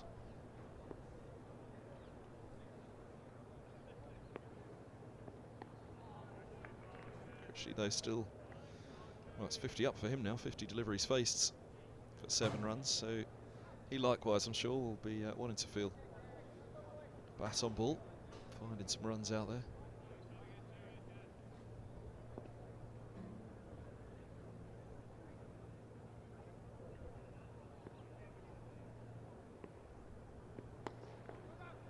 Gets away with that one. Full bunger. Breathes a sigh of relief, I'm sure. Luke Holman straight to helmet cover. Again, that won't help for Critchley. He and Rossington have a little chat in between.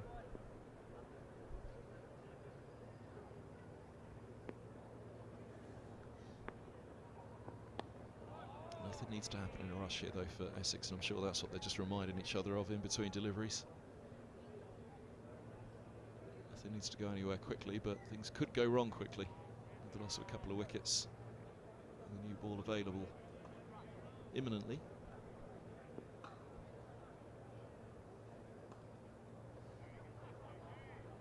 Just drop cover back.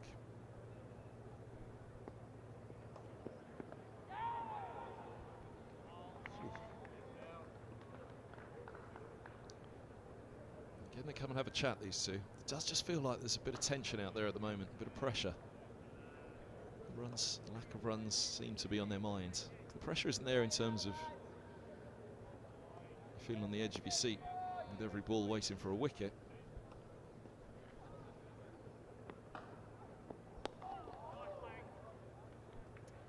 It's a quicker one, dragged down at the end of the over.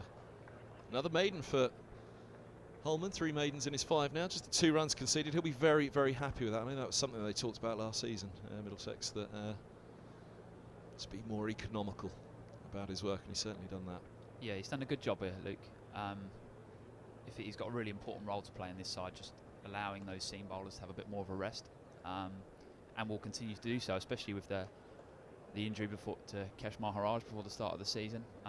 It's probably opened up the door for Luke to have a bit more of a run in the side than perhaps he might have done.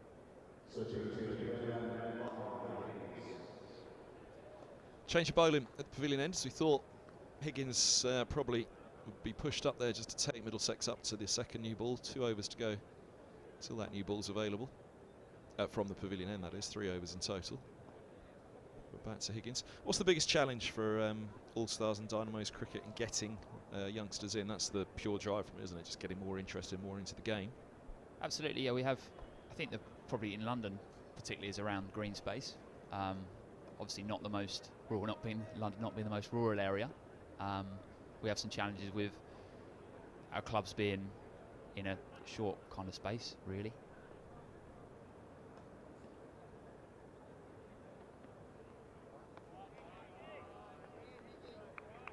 So we have kind of pockets of areas where there isn't a lot of cricket, recreational, traditional cricket that you might often see at all, really. So that's where our participation team really work really hard. We run a lot of non-traditional venues ourselves in parks and community centres and places of worship, just to help, try and reach as many people as possible.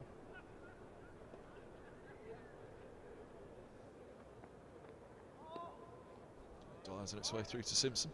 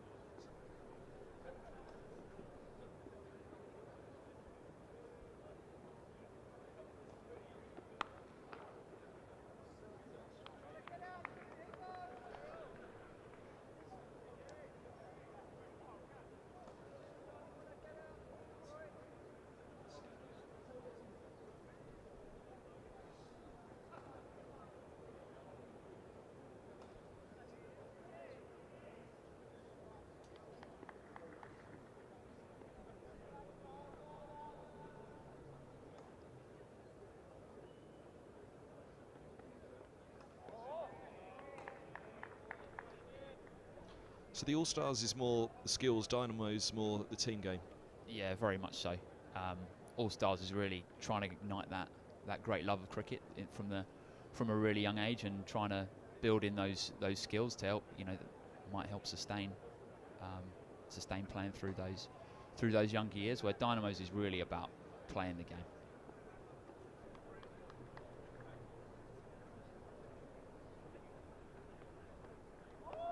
Ooh. That one dives again down the slope from Higgins. There you go. Speaking of All-Stars and Dynamos. Quite a few children in the ground today. I saw some walking up from Baker Street train station, as I did.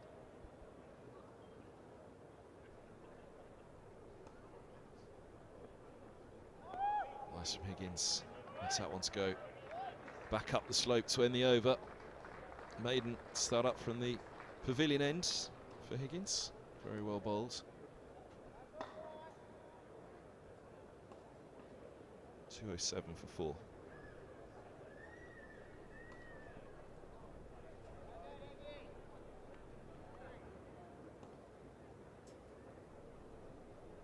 How do you access the kids then? How do you actually get to them for All Stars and Dynamos? How do you recruit them in? How do you grab their attention? So there is a national marketing campaign from the ECB. Reaches through kind of Facebook ads and things like that. It's been on YouTube and has the occasional advert on Sky Sports as well.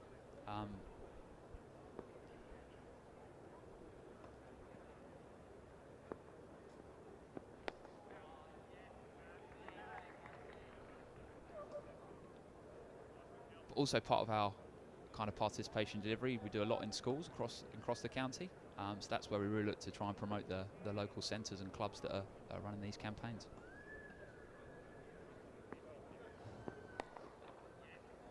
Is that after school clubs or part of the PE lesson? Or? Has been run as both. Traditionally we receive funding from Chance to Shine, that many will have heard of, to deliver cricket in primary schools curriculum time.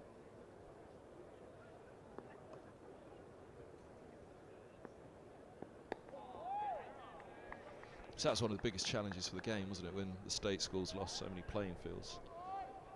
Probably the sport hurt most by that was cricket.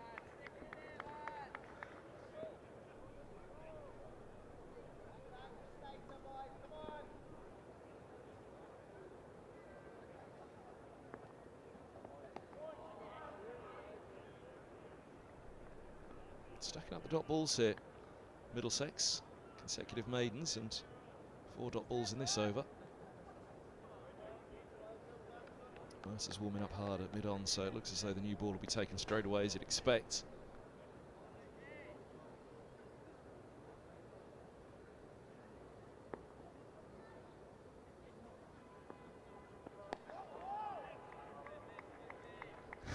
Holman's disappointed. He tried desperately to stop that run. Good cricket this from Middlesex. And from Essex as well. They do look as though they've settled to it a little bit more, whereas they looked. So they're reaching for those runs.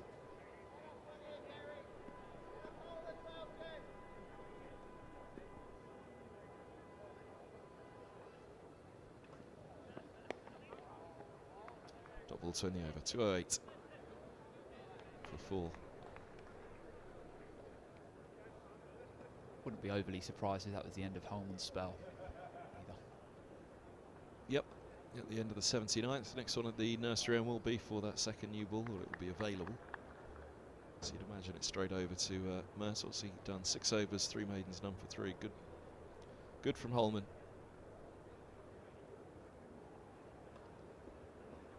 So yeah, I guess All Stars and Dynamos then is the counter to that, the loss of the playing fields. Just, you know, it's a long while ago, 30 odd years ago now at least, more, 40 years ago really, when it started to really become a problem. Yeah, and to go back to your point on the schools as well, a lot of the schools that we deliver in don't have big playing fields to do cricket in the traditional way.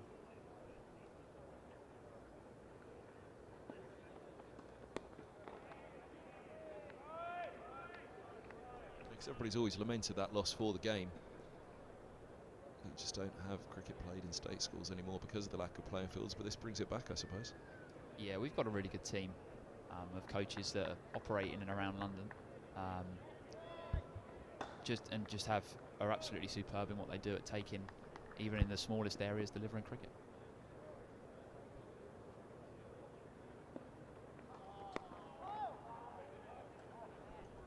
I think I've got this right. I did hear recently that basketball is now the second most played sport in London, behind football. Which is a challenge for the game, isn't it? The sport, I mean, cricket certainly remains the country's second sport behind football.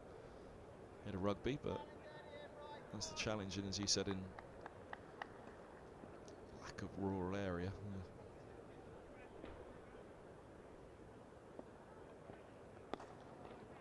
Yeah. challenge for all inner cities around the country, but in particular London. Yeah, if you think about how easy it is to pick up a basketball and start bouncing playing, you know, to actually have a more formal game of cricket inside a school hall with 30 children is a real challenge. But as I say, we have a really terrific team who do some great work in making sure that we provide really inclusive sessions.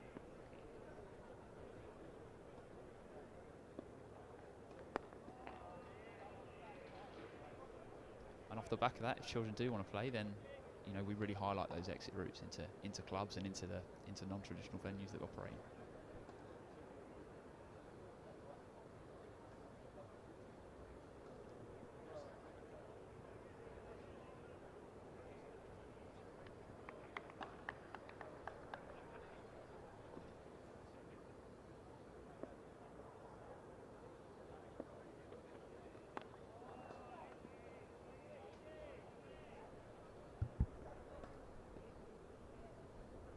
So yeah, that's the entrance then for well, kids in schools to find their local clubs, I guess.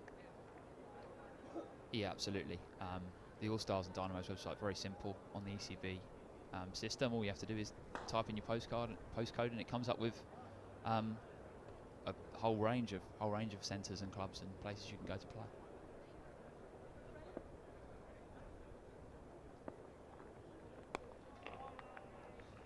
Very good again from Higgins. Another maiden.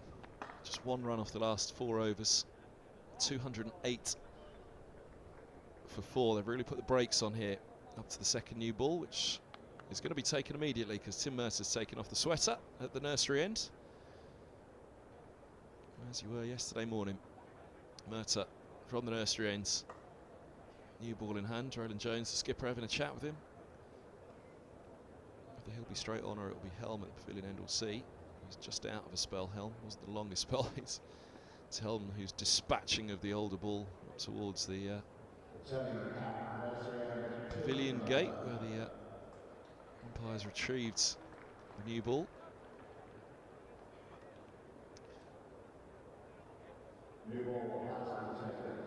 208 for 4. Again, this feels like a big moment. Rossington 7, Critchley 8. Critchley's faced an awful lot of delivery, 65, so he's been in for a long time. But again, the lack of runs, and it is Helm who's warming up actually at mid-on, so it looks as though he'll pretty much continue that spell. He was just broken up there by Higgins for a couple of overs to give him a rest before the new ball, but it looks as though he'll be straight back on. But here's Mercer. One to his name. He did have Lawrence put down, well, a couple of times actually. Won a half chance to hold him on at second slip.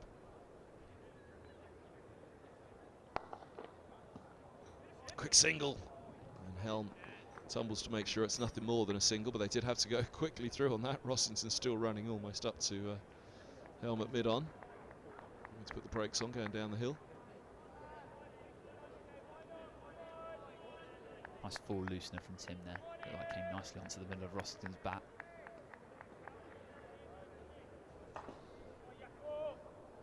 Now, is Helm warming down or warming up? Because I've just seen Roland Jones warming up as well. We'll have to wait and see.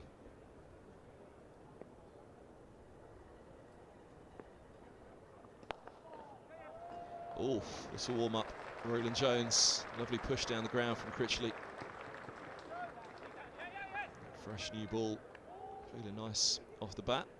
Picks up a couple. The sun's back out again.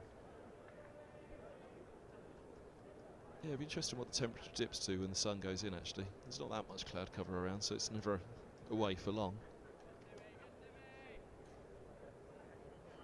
It's about 13 degrees out there, it's not too bad. It certainly feels a lot warmer in the sun.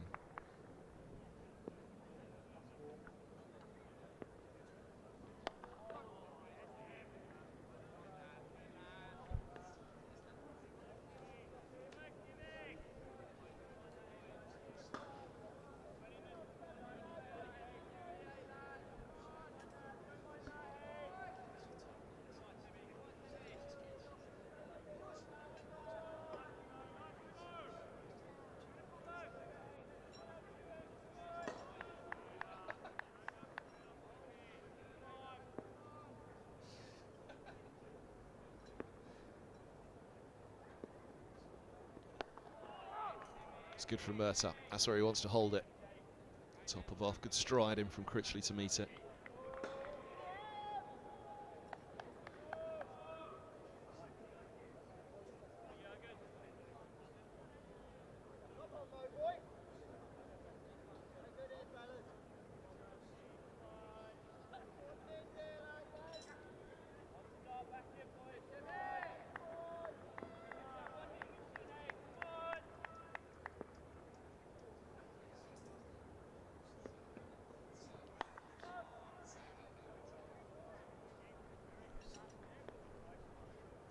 Looking for that drive, Critchley.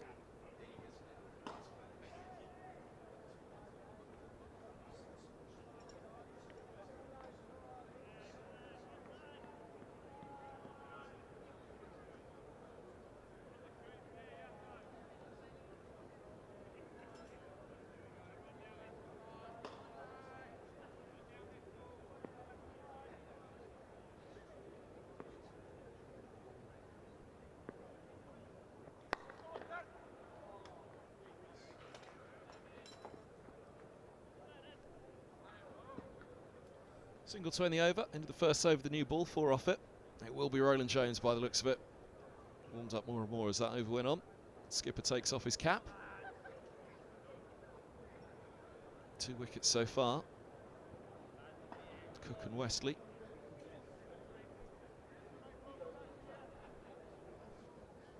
Only 13 runs since that fall of Lawrence's wicket as well, so maybe that new ball's just going to provide a bit more opportunity to score perhaps. Quicker it comes, quicker it goes. Not a ball. But this does feel 20 minutes before lunch now.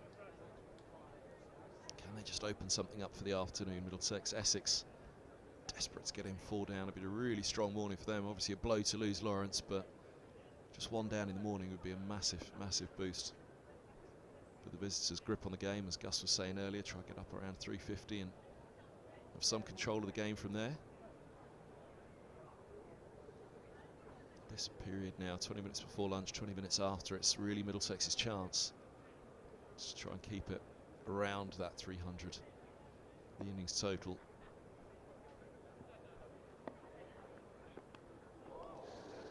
Edge first ball, angle back from Critchley all along the floor to Robson at second. There's been a little bit of that hasn't carried, isn't there?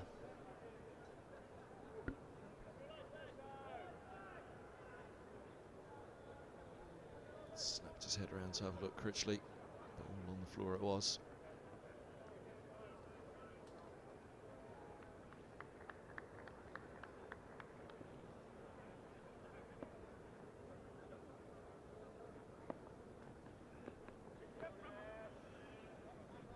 Spielo by.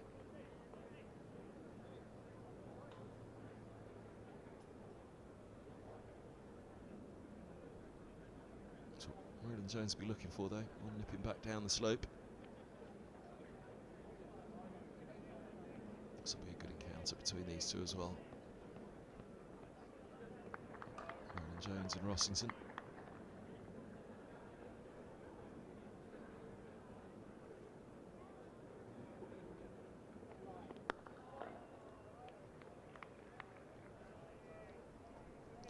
There's the spot.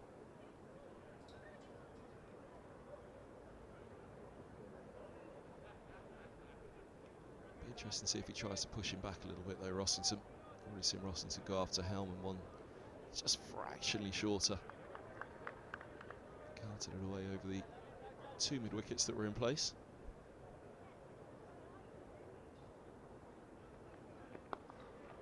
There we go, right on cue and right down the throat of deep backward square leg.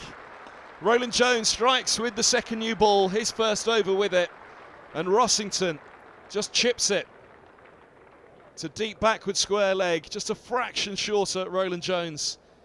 And Rossington deciding to go after it. It was a mistake, and Middlesex have that second wicket before lunch.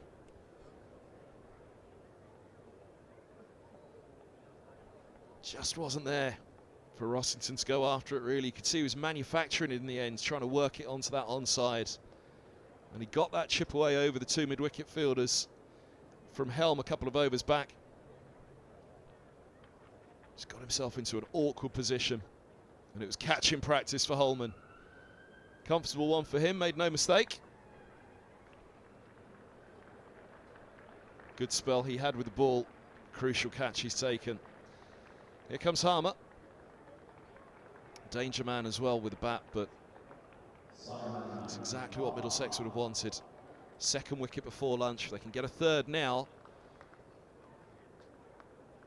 in this morning session with the second new ball in hand, then after lunch, it really will change the complexion of this innings. 100 runs on the board for Lawrence. Essex only just past 200 with 5 down. They've had the better of it until now, but this is Middlesex's opportunity, and those two will know it, Critchley and Harmer.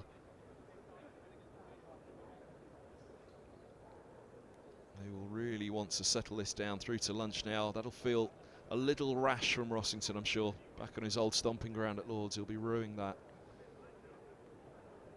Really was catching practice for Holman at deep backward square.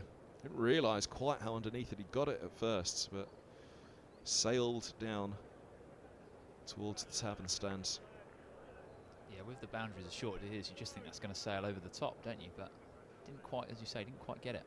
Big opportunity here for Middlesex now.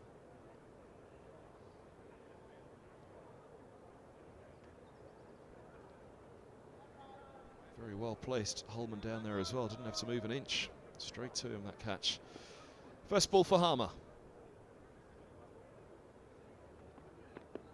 Oh, now! Big decision, not out. Well, that looked close. That looked very, very close. Roland Jones is rueful, I'm not surprised.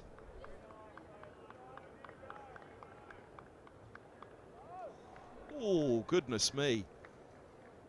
Goodness me.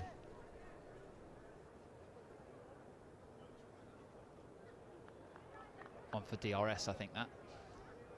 Maybe a fraction high. The lines look good, didn't they?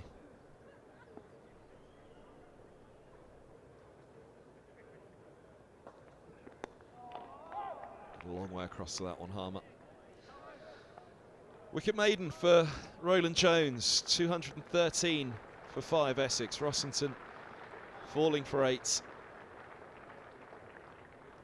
Door just slightly ajar now, 15 minutes to lunch. It'll feel a long 15 minutes for Essex at the moment. For Middlesex, well, they'd give anything for half an hour with this new ball up to lunch, but I suppose they'll come fresh at it again in the afternoon.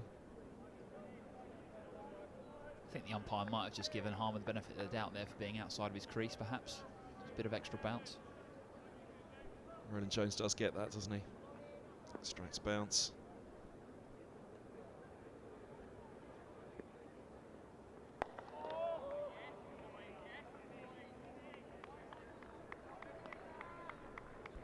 .73 balls for Critchley.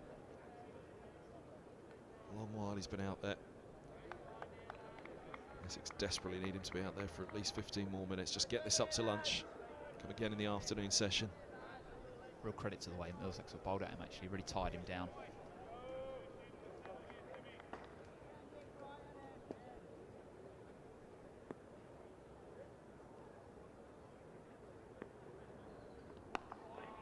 Yeah, it is. It's been good cricket in this match. Gus and I were touching on that at the end of Gus's spell earlier, in that first hour. But for that loose start yesterday morning. Looks a little rusty, Mercer and Roland Jones, but they've really kept a grip on this ever since. Brought that scoring rate right down, where it was well up over 4. 2.59, as you can see at the bottom there.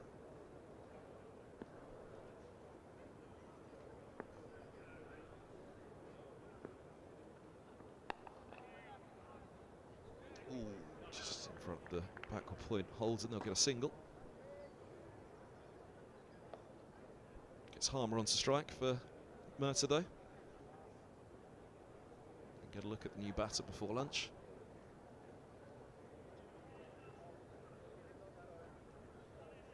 I'm sure Roland Jones will be telling everyone that he had Holman perfectly placed for that catch as well. He didn't have to move an inch, did he? That's what'll frustrate Rossington.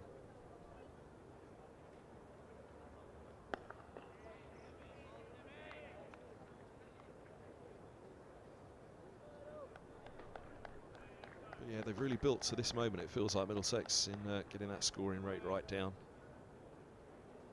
162 for 3 overnight, Essex.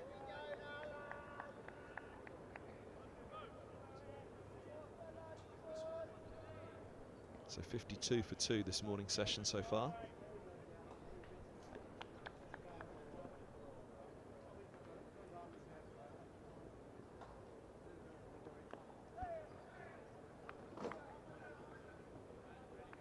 Use of the feet from Harmer to find the single to get off the mark.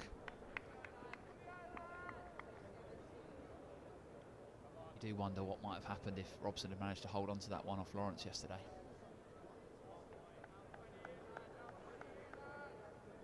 He was on 32 at the time. I agree fully. I didn't really want to labour the point, but that's exactly my feeling. That's the interesting part of this innings at the moment. Had that have been held, where would this innings be now?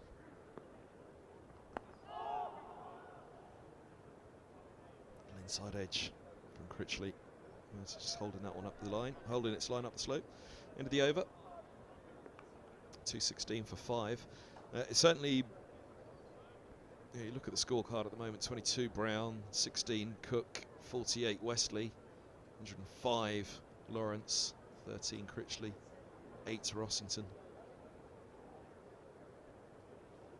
You'd feel at this stage for Middlesex somebody needs to get in and go big as Lawrence did. If Essex bowl as tightly as Middlesex did, well, they've got the runs on the board already, so there'll be that pressure when Middlesex come out to bat. But yeah, had that catch been held yesterday, where would this innings have gone?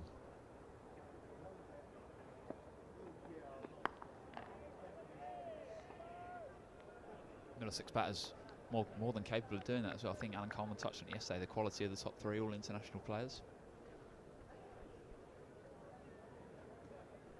And they bat a long way down, but which, you know, is something we've been talking about a lot, just how deep the batting goes in this match for Middlesex. But they will be very keen, I'm sure, that somebody from the top grabs that role to counter what Lawrence did.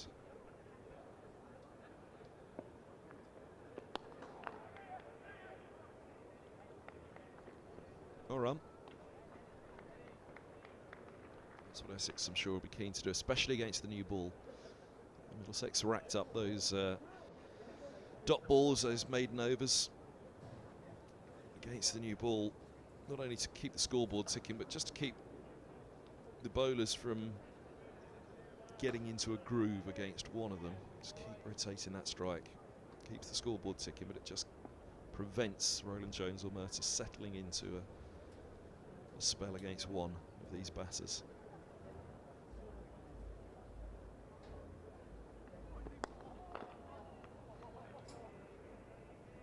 So Middlesex need to be tight on that, try and prevent those singles.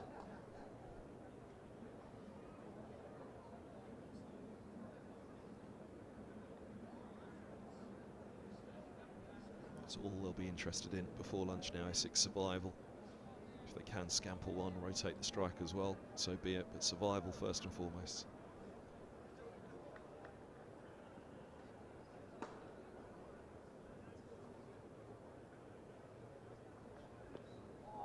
Beautiful from Roland Jones. Beautiful back up the slope. Forgive me, yes, it's an extended session, isn't it? It's making up time from yesterday, so it is 1:10 past 1. So 20 minutes. More to go this session. Robson just loosening up at slip, but I don't think that's anything to worry about. It would certainly be a worry.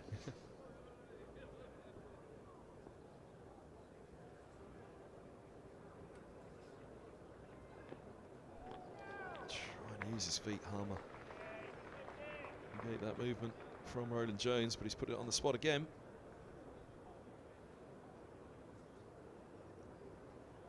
Reaction from Roland Jones just to send man out towards deep square. The bouncer in Harmer's mind, make him stay in his crease.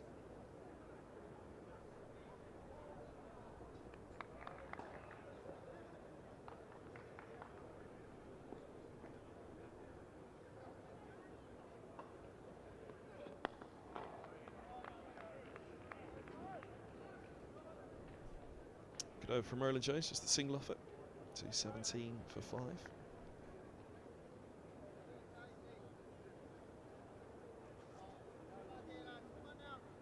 I said it was going to feel like a long 20 minutes to lunch.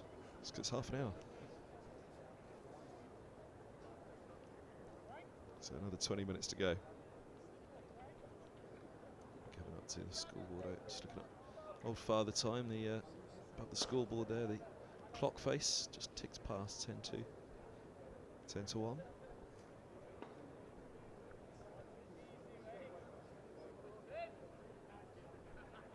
Yeah, 8 overs being made up from yesterday.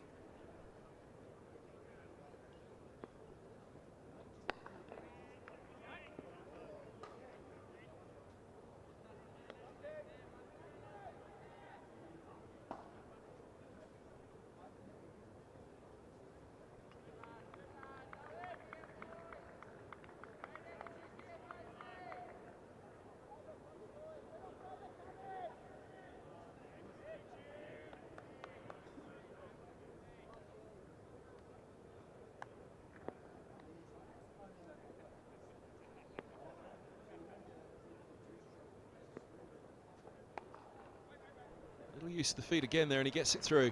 Gets it away in front of backward point. Holman giving a good chase, but it was always going to beat him way down the slope, shorter boundary as well. First boundary in a long while for Essex. It wasn't so much of a use of the feet actually, it was just a decent stride from Critchley. That back foot just moved after he played the shot, which fooled me slightly, thinking that he'd advanced slightly.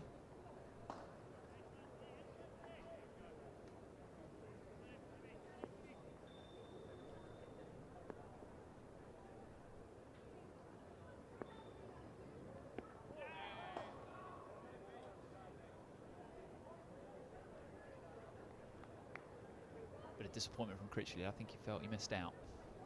Yeah, must perhaps overcompensated from the last ball to go a little bit too straight.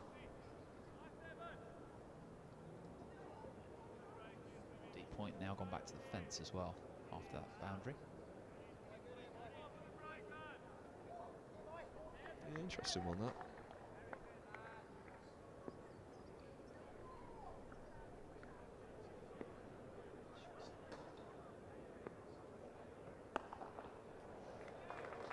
It was short from Mercer. Critchley has timed that extremely well through mid-wicket.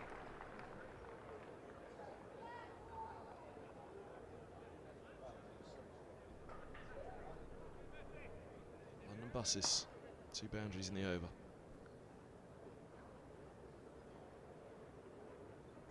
Wasn't actually that short, but very well timed.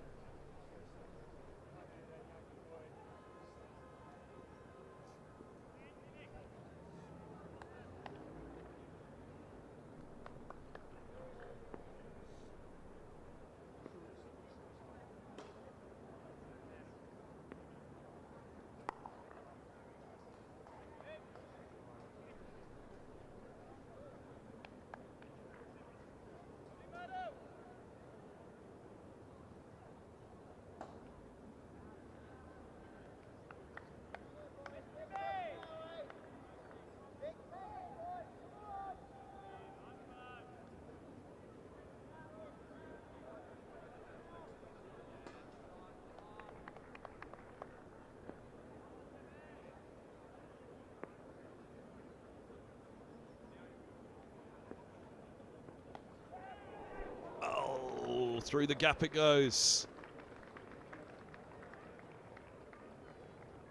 And over the rope it pops. The third boundary in the over. But Mercer with a moral victory at the end. Let's have a look how close it was. Oh, would have been comfortable for third. But no chance for Robson at all to get across to that from second. Edge found. Third wicket of the morning for Middlesex. 229 for 5. Yeah, that's what they were looking for. Mercer outside edge, but just finding that gap, as you say. No luck in the world for Mercer at the moment.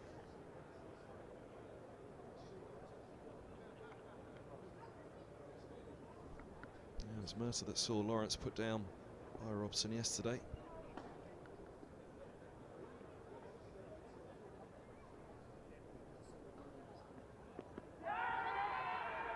Oh, he's given him. 2:29 for 6. Harmer departs. Roland Jones has a second wicket with the new ball. A fourth of the innings. And the captain leading by example. And steering this ship well for Middlesex this morning. Third wicket of the morning. It's been a big warning for Middlesex. They've had to work hard for the wickets, but the reward is coming.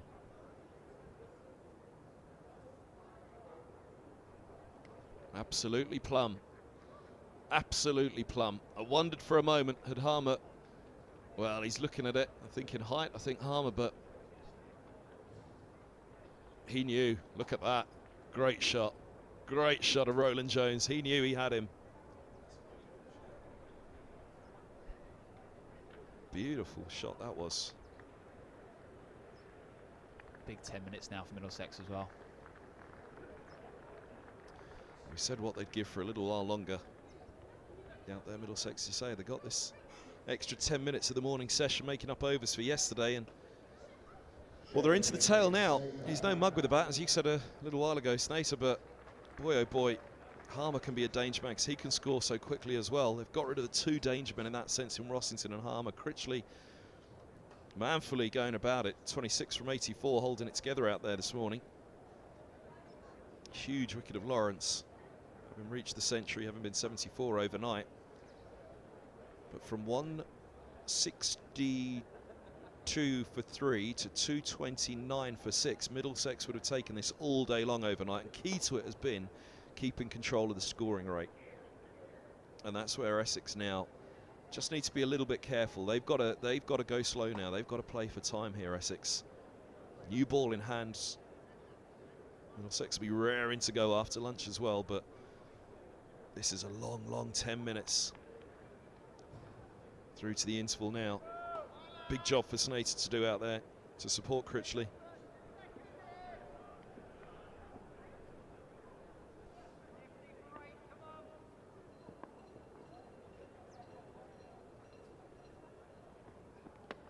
Oh, he's bowled him! 2 in 2. Roland Jones has got a fifer. Snater's gone and Roland Jones is on a hat-trick. 2:29 for 7, and boy oh boy has the skipper with the second new ball turned this morning session. Wow. Splattered those stumps, and look at the hugs, look at the rewards for Roland Jones. And Middlesex know they have fought back hard. Not the first day they'd have wanted putting Essex in, but it is certainly the second morning they'd have wanted. We said they needed a good morning on Good Friday, and boy oh boy, they've got a great one. Yeah, easy this captaincy lock. Nips it back down the slope, beating the inside edge. Critchley looking on at the non-striker's end.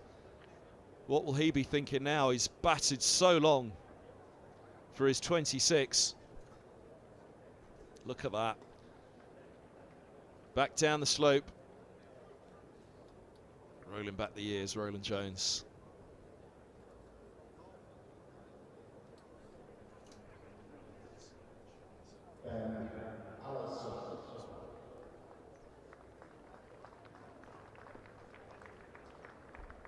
Hat-trick ball for Allison to face.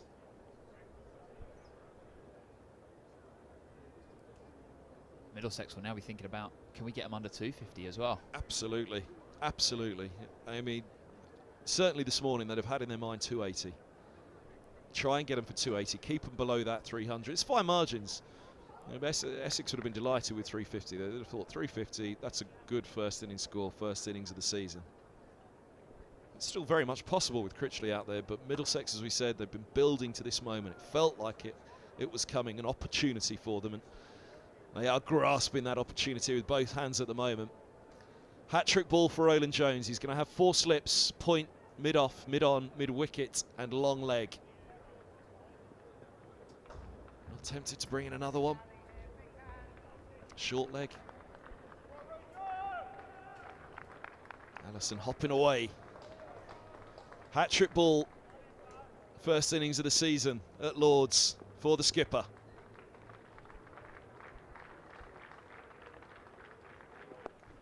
He's gone straight with it.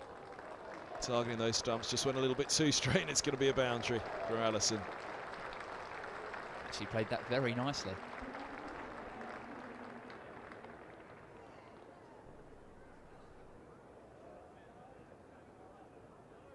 Just went a fraction too straight, targeting those stumps, you say. Nicely clipped away off the legs.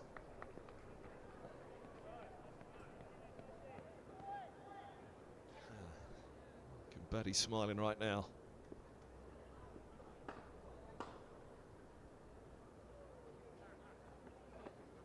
Oh, it's a beaut. That's an absolute beaut. He's got it going at the moment, has Roland Jones. There are still 3 wickets still to take, but I wonder if Critchley will just be thinking about maybe changing his game plan up in the ante a little bit. Yeah, it'd be interesting to see. I mean, again, about 20 minutes after lunch. It's going to be a long 20 minutes after lunch, or it should be a long 20 minutes after lunch for Essex now as well. And that's assuming that they can get in 7 down. Oh, it dies a little. Through to Simpson. But yeah, it's that wickets column for Critchley, I think, at 8 down. In my mind, I'd be feeling, look, this could be over in a flash. 2 deliveries, and he doesn't even have a chance to get going in the innings. So at 7 down, I think he's got to trust. He's got to trust in the batter at the other end to just stay there with him.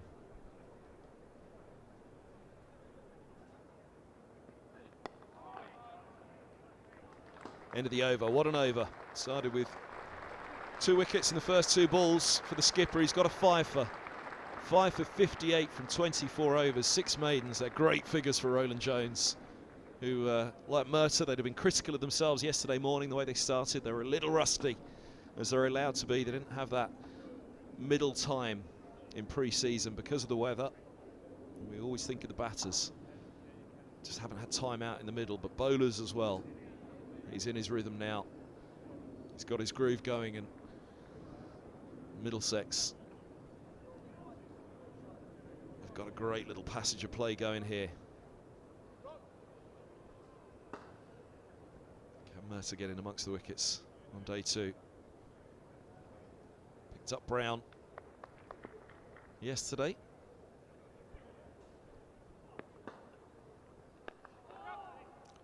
Single for Critchley.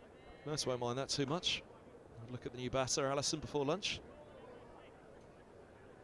Essex will be trying to make sure this is the last over as well, I'm sure.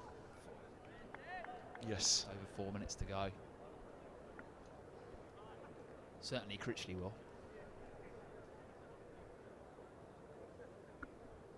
Yep, all the tricks will be coming out now.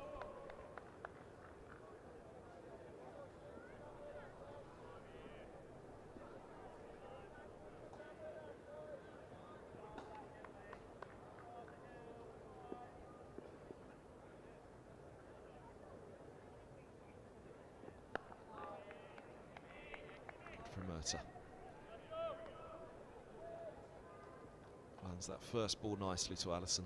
He'll really be looking to set up Essex number 9 here before lunch. 5 balls at him. First one a nice bit of shape. Allison will know full well what Mercer does. Nips on away, nips on back in. He will use every trick in the book here, you'd have thought, Mercer, to try and set up Allison before lunch. Good again, top of off. Haven't seen that much swing for him in this match, Mercer. Only Higgins, midway through yesterday, got a bit of in-dip. A few in-swingers booming in, but not too much swing in this match at all. Mercer only needs to move it a couple of inches, though, with the control that he's got. Be it off the seam, off the surface, or through the air. Edged, angled bat, soft hands. Pick up another boundary, will he? Ooh, tight that one. Good effort from Holman. I think they'd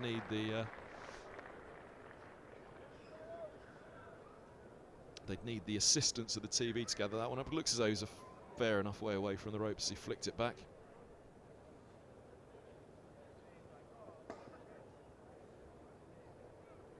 and all run 3.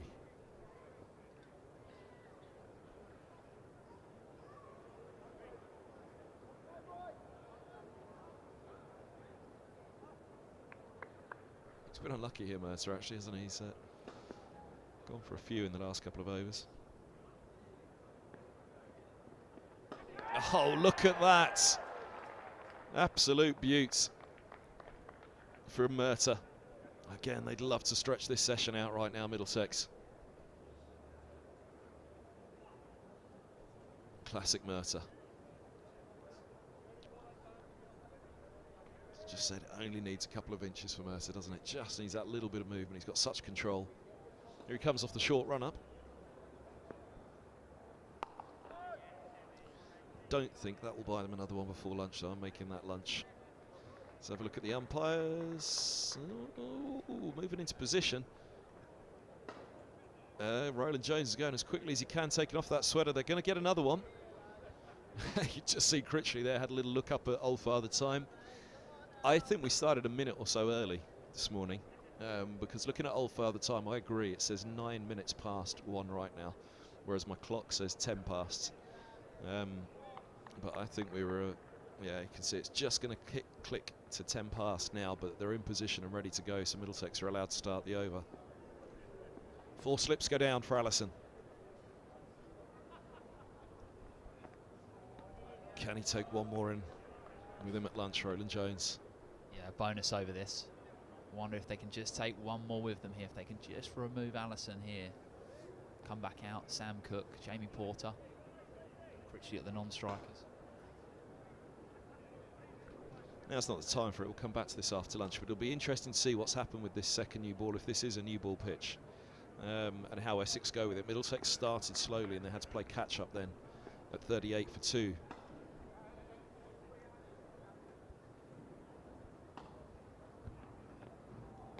And they had to wrestle with that scoring rate for a while as well.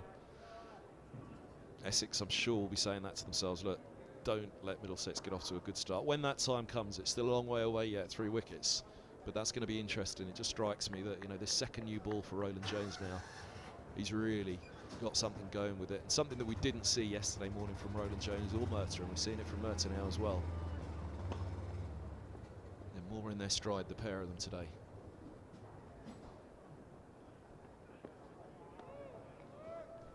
He hasn't got his line right in this over though, Roland Jones. I think I'm right in saying that Essex are yet to get a point on the board as well, with the change in rules. Yes, 250 now for the first batting point. Middlesex for the second bowling point, 2-0 up.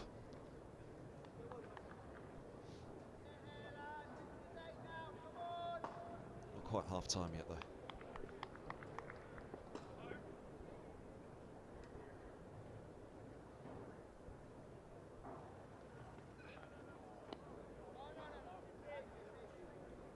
Interesting one, he's really hung it outside off in this over, Roland Jones. 2 to go at the over. What's he looking for? One to really come back down the slope as he got for Snater. And it was a ball that Snater will reflect he should have been defending. He was driving at a ball that wasn't there for the drive at that stage of his innings, at this stage of the match. Didn't do loads down the slope. I'm sure that's what Roland Jones will be looking for now though. There it goes. Inside edge, thick inside part of the bat. Saves Allison. Hands on head from Roland Jones. Critchley for the last ball of the session as well.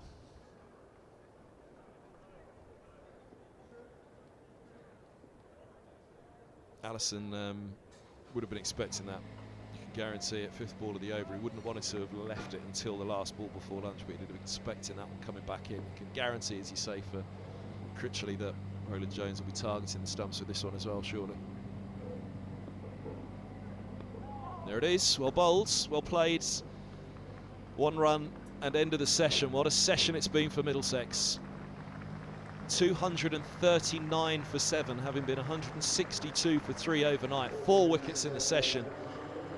It couldn't have gone much better, and look at that figure on the right there. Roland Jones, 5 wickets, 5 for 60. 3 in this morning's session. And that second new ball's played a very, very big part for the skipper there. Boy, oh boy, he's played a big part for his side. Place to resume at 1:24. Join us back for that. It promises to be quite the gripping start to the second session of day 2, just as it was to the end of this session. And yeah, they can't be anything other than delighted with their performance, Middlesex, this morning. I don't think they've put a foot wrong all morning. No, that's a great session for Middlesex. Coming in this morning, as we said, they would have been looking to get them for under 280. Really take, you know, Lawrence played really well to get to 100, but Middlesex have really dragged it back. Those late wickets as well, really helping them and putting them in a really commanding position going into the afternoon. Yep, they've not put a foot wrong for me this morning, Middlesex. Doesn't always happen that you reap the rewards when you, Zanger's phrase, you said you turn up, you don't bowl so well and you get the wickets. They bowled really well this morning. We had to wait right until the end of the session to see the hosts capitalise on all of that hard work. And boy, oh boy, did Roland Jones make it sing. It's been a great morning session for Middlesex. It's a big afternoon for Essex now coming up. They actually, the pressure swings towards them after some fine work from Middlesex and from their captain Roland Jones. Some fine work on the mic as well. Dan Reynolds, participation manager at Middlesex. Thanks for your company this morning, talking us through what's happening for the national programmes. Much appreciated your time. Look forward to seeing you again soon. Thanks for having me. It's been an absolute pleasure.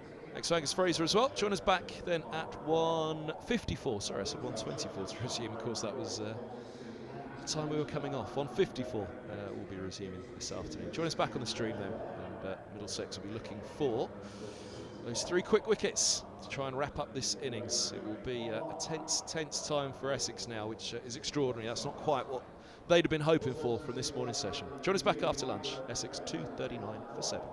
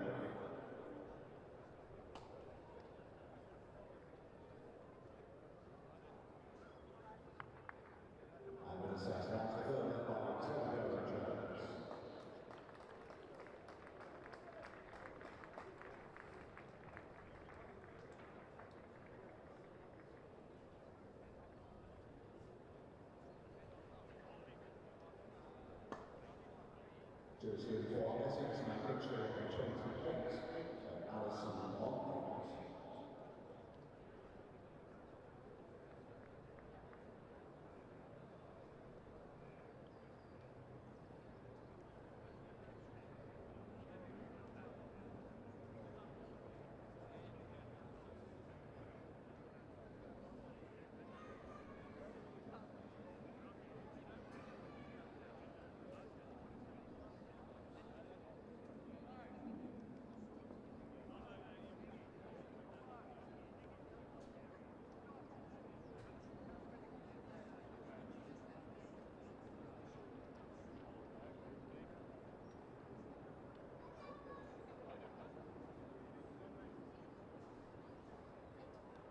Will be a man pushing to strike involving opposition from number 3 for Middlesex.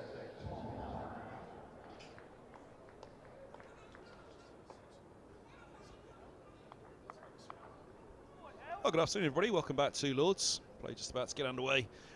The afternoon session of the second day. Very, very good morning session for Middlesex. Interesting change up first thing after lunch. Tom Helm on from the nursery ends, replacing Tim Murtagh. He was a little unlucky with a couple of edges just before the interval that raced away for 4.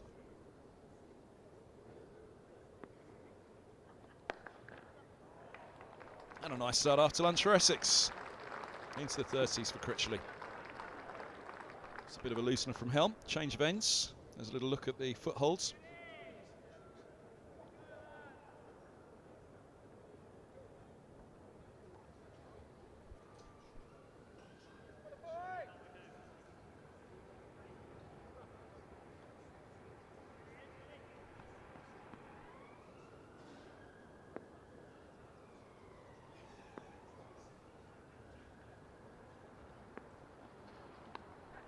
Oh, edge. Would it have been there for a gully? It's 4 slips in place. I think it might have flown over, but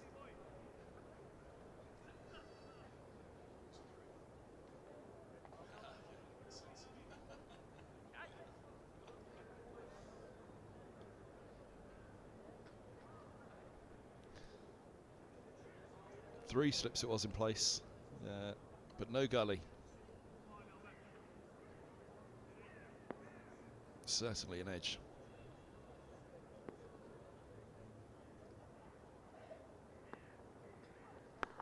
That's better, though, from Helm. That's the spot that Roland Jones and Mercer nagged just before the interval, and then didn't they reap the rewards? 4 for 60, the morning session. Dream morning for Middlesex. Fighting right back at the visitors, who have been pretty happy with their first day, but they never really got away from Middlesex, despite leaking a few runs yesterday morning. The hosts have come back. It's a lovely shot. That brings up the first batting point. Essex up to 250.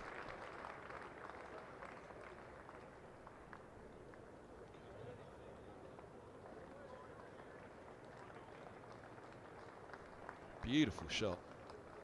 Beautiful. Full face of the bat. Just said he was into the 30s, he's on to 40.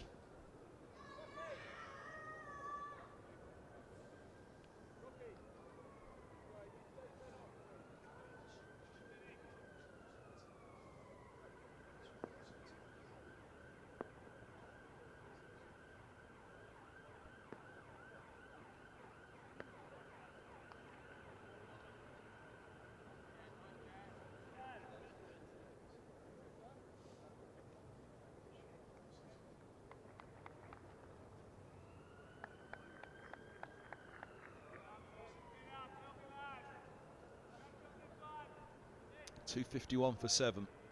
Middlesex overnight for sure would have been saying, come on, 280, 280, a good morning session. Essex themselves would have been thinking minimum 300. It's away again. 16 of the first over after lunch. That was loose from Helm last ball. It's a little bit of width, and Critchley, well, whether he was given the instruction, he was certainly given the incentive in that over. Started wide, and then nipped away wider down the slope. And not the paciest of surfaces, Critchley was able to cash in. Big job for Allison to do. 8 to his name already, but edges for sure involved for him. Off Mercer.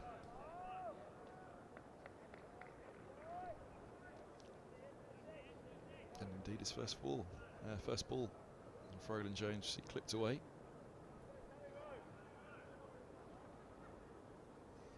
What can the Middlesex captain do after lunch? 3 wickets this morning for him.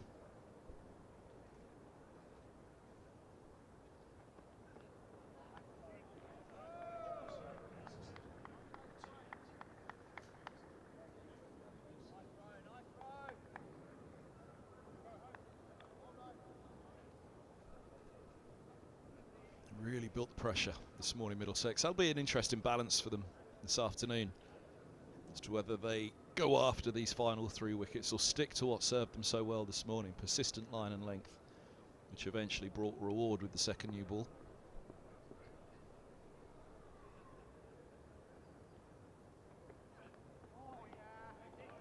It's there or thereabouts where he wants to hang it.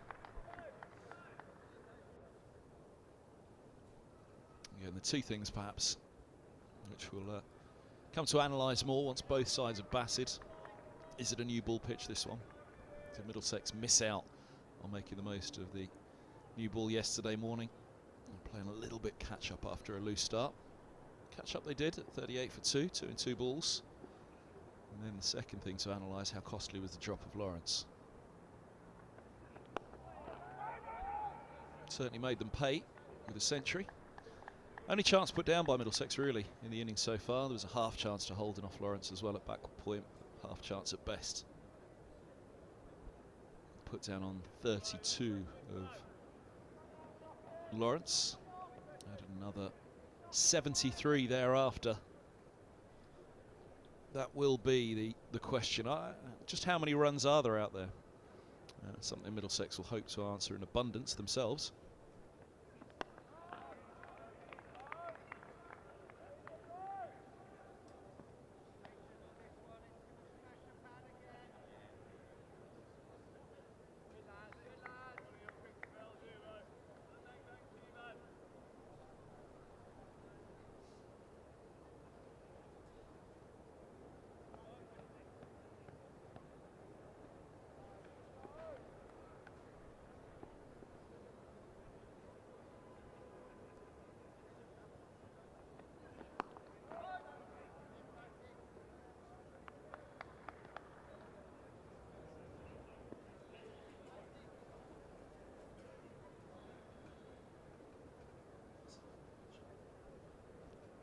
What a beautiful sight on a bank holiday.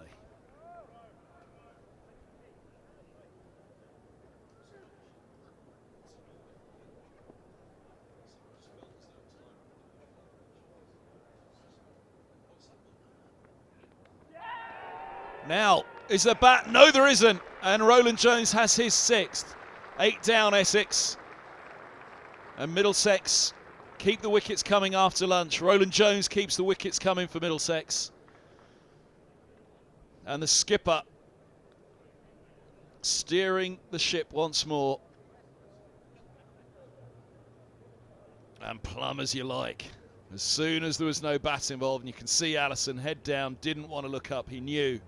No inside edge, and he was in trouble. Big trouble. Roland Jones nips it down the slope again. Look at that. Still got it. Was on a hat-trick this morning.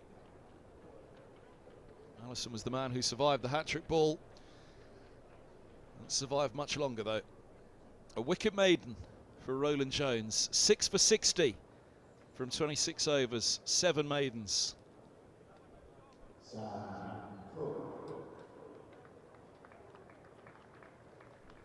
What can Cook and Porter provide?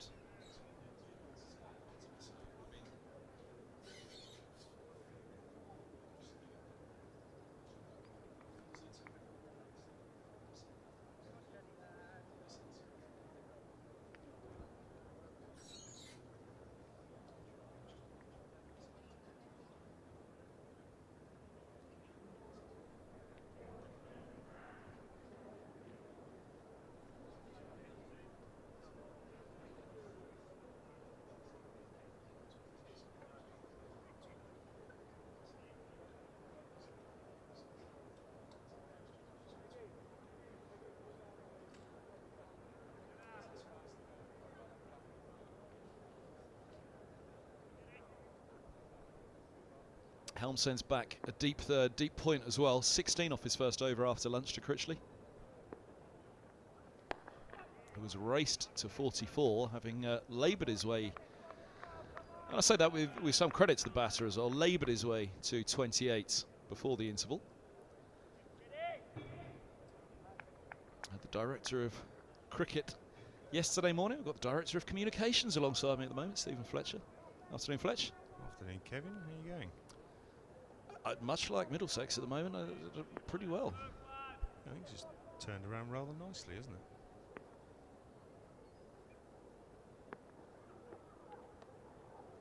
On short and pulled fine of the long leg. 4 more. Critchley's on to 48. It's a pretty easy job as director of communications when you've taken 5 for none in the day so far. Yeah, I've got to say there's nothing better after the gloom of yesterday. Heavy overcast conditions and rain and bad light. There's absolutely nothing better than turning up this morning. Bright blue skies at Lord's, decent crowd in, looking down at the stands in front of us. There's a good number in today, and they've been really treated to a fabulous display of Roland Jones, who looks back to his very, very best.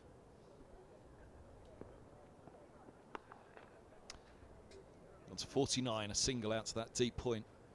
Helm's just been a little bit loose on his change of ends here.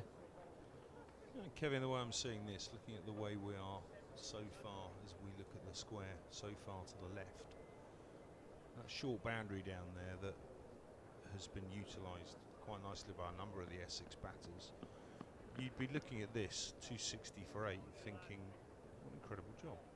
But 130 odd, oh sorry, 160 odd for 3 overnight, you'd probably be looking to chase high 300s. We've done an incredible job today to turn this around. Roland Jones really has been on fire. That's better from Helm. Just nips away down the slope. Yeah, they reaped the rewards, didn't they? Have a lot of hard work this morning. Yeah, absolutely. I mean, it's fairly unforgiving when you're this far over to the left of the square. Any width at all is just going to tempt the batsman into it. I guess the one batter that's kind of fallen short of that temptation is Rossington, who tried to manufacture a shot off his hips and just clip one out to Luke Holman at deep square, but otherwise batters have made the most of it.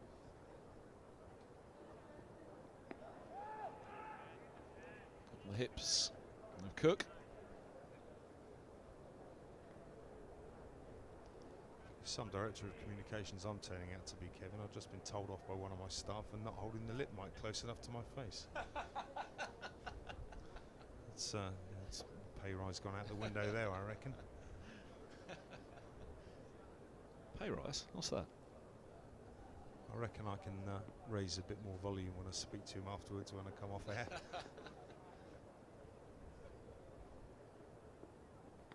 Oh, edged and gone. No foot movement from Cook. No foot movement needed at slip from Robson.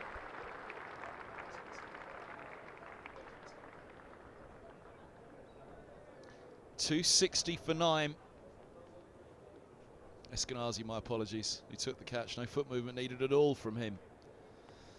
Apologies accepted, Kevin. Quite understandable though. It's normally Robson's one of the guys you would expect to turn up after a winter away with bleached blonde hair. Yeah, just lack of foot movement there, wasn't it? Just followed the ball, drove at it, nowhere near the line. As soon as that ball goes off the surface, if you haven't moved your feet in particular, you're in trouble, aren't you? Yeah, absolutely. Just gone down the slope slightly from Helm there. Nice comfortable pouch, straight into the bread basket. Nice hold from Esky there. Good to see Helmy get a bit of reward. He's got a bit of tap post-lunch. Do you know, it was clearly Eskenazi that took it, and it was clearly slip, but there was something Robson-esque about the way that he took the catch. I think that's what did for me, because that was almost like a Robson fall backwards. He often does that, his mannerism in the slip cordon. Here comes the last batter for Essex. So Porter coming to join Critchley, who's on 49, and he will have the strikes. That was the last ball of Helm's over. So Critchley to face Roland Jones, who has 6 for 60. Helm's second wicket. He'll really be feeling a little bit better after that. He's leaked, well, what, 16 in that first over after lunch, and was it another 4 in that over?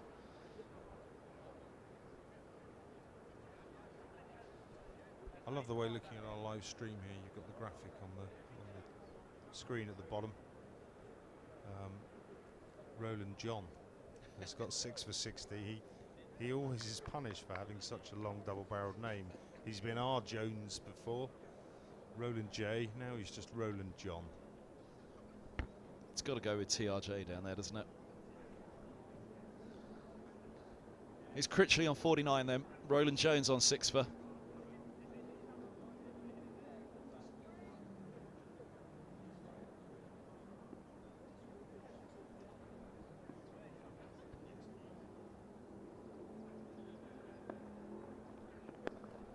Straight onto the stumps, clipped away, and there's the 50 for Critchley. You miss and I hit. There's Roland Jones. That's pretty much what he was saying. I'm sure he's still saying it now. But Critchley moves to 50 from 98 deliveries, and well, he's nearly doubled his tally in far less than half the time in 1 over. Indeed, he got that 16 off Helm. So 261 for 9. He's etched them to 1 batting point. He's looked good, Critchley. He's batted sensibly. He's put away the bad ball. Like you say, 16 in the over certainly helped accelerate his strike rate. But 50 off 98, he's bided his time. He's stuck around. He's put the bad ball away, and whilst Roland Jones has wreaked havoc at the other end, he's quietly gone about his business and built a nice innings. That's nice from Roland Jones. Porter here's really got to survive for Critchley, hasn't he? Well, Middlesex have reaped the rewards for their patience and perseverance. Critchley is running out of partners to reap the rewards for his, because it has been patient. And 98 balls he's faced. Again, from 28 to 50 in no time after lunch. It's a funny old game, isn't it, Kevin, cricket? I mean, you sitting here this morning, you'd have been thinking this is Essex's morning. Sitting here an hour later, and this is undoubtedly Middlesex's day, and we're very much in the box now. All turns around. It's one of the great fascinations, I guess, of first-class cricket, just the way that it continues to keep you gripped.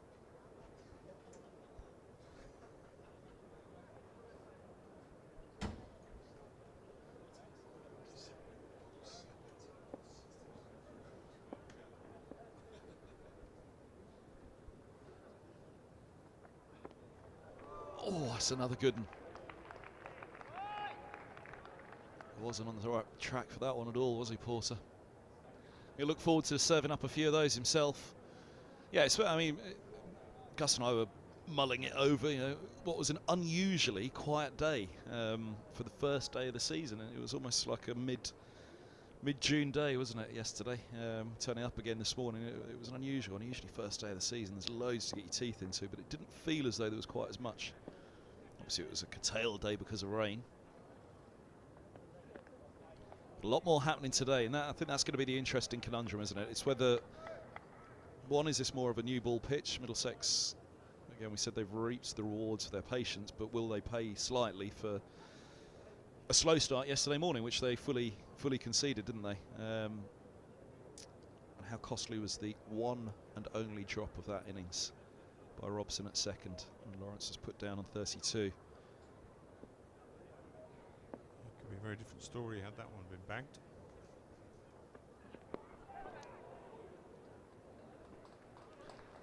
On trickles away into the offside. He was squared up a little by that, and Porter survives just about. Not sure how much he knew about that last one either, even though he got bad on it. 261 for 9. Kevin, my brief on here has been stint. I've asked Angus Fraser to rejoin us, our interim chair.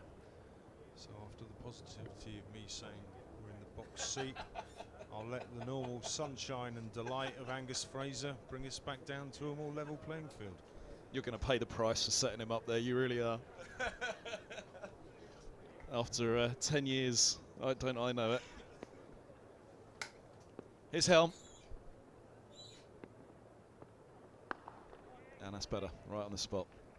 Welcome back, Gus. So yeah, it was just interesting, sort of Ollie coming and saying you're holding it too, not close enough to your mouth. Some might have said you're still holding it too close because we can hear what's coming out.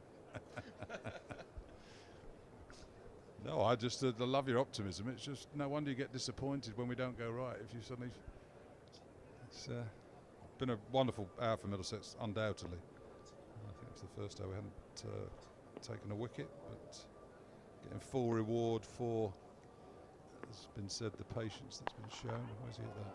Pulled that out to deep square leg, not taking the single. But as you say, you as a bowler, you keep saying, well, as someone who's finished the game, keep saying to the bowlers, keep persevering. It will change, it will change, it will change, and it has changed from Middlesex. And Roland Jones has been outstanding and fully deserves the wickets. I was cursing Helm those first over 16 runs. Come on, keep it tight. Let's make them work hard for their runs. 16. That's not quite what we're looking for the time, but no, it's been a really good hour or so of cricket for Middlesex here. Loose on again, slips out. Put away the full bunger outside off stump, and Critchley's not going to miss out there. It was an interesting change going to Helm. I was surprised that they went straight to Helm after lunch. And so we see the full toss once more, because it was also a change of ends. It was immediately, and for some bowlers it makes no difference whatsoever. Change of ends, just get on with it. But for others it does.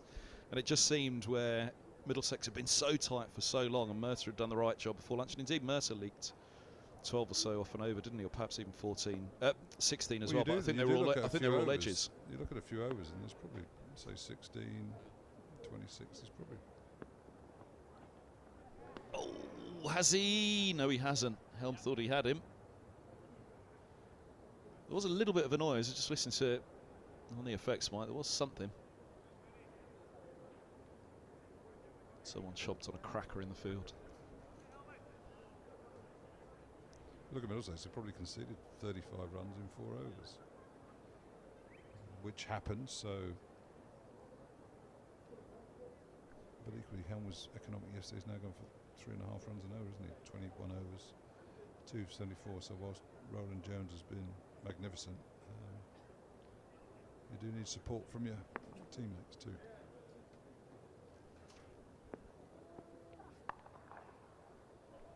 Takes a single, 5th ball of the over. Much a bottom edge about that one, wasn't it? But he just gently went at it. Critchley steering into the onside, picks up the single. I quoted you just before lunch, really, when you talk about those days where you bowl so well and you do all the right things, the patience and the perseverance. It was all there for Middlesex. And they did reap the rewards this morning just before lunch of all of that. With a little bit of help, Rossington will rue that shot to deep backward square, which opened the door a little to that second new ball. But Middlesex really stuck at it, and they got the reward in the end. It doesn't always happen that way. As you said, there's some days you don't bowl as well, and all of a sudden you come away with the wickets. But lovely from Helm to finish the over to Porter, 266 for 9. But yeah, this morning they did everything right, and probably but for the first half an hour yesterday morning, they haven't really put a foot wrong. They certainly didn't put a foot wrong this morning. Yeah, I think before lunch, if we're being honest, yesterday they were ordinary, but since then the bowling's been good. I say apart from, but equally the shot that Lawrence played to Mercer for 6 was a good stroke, so there was no fault with the delivery. Helm, a couple of balls there, bad balls put away by a batsman looking to be positive. But no, they've bowled well, and as we were sort of saying yesterday, can change quickly, and Middlesex will still hope that they could get Essex out for about 250 if things went their way. 266 for 9 from 160 for 3. You'd settle for that.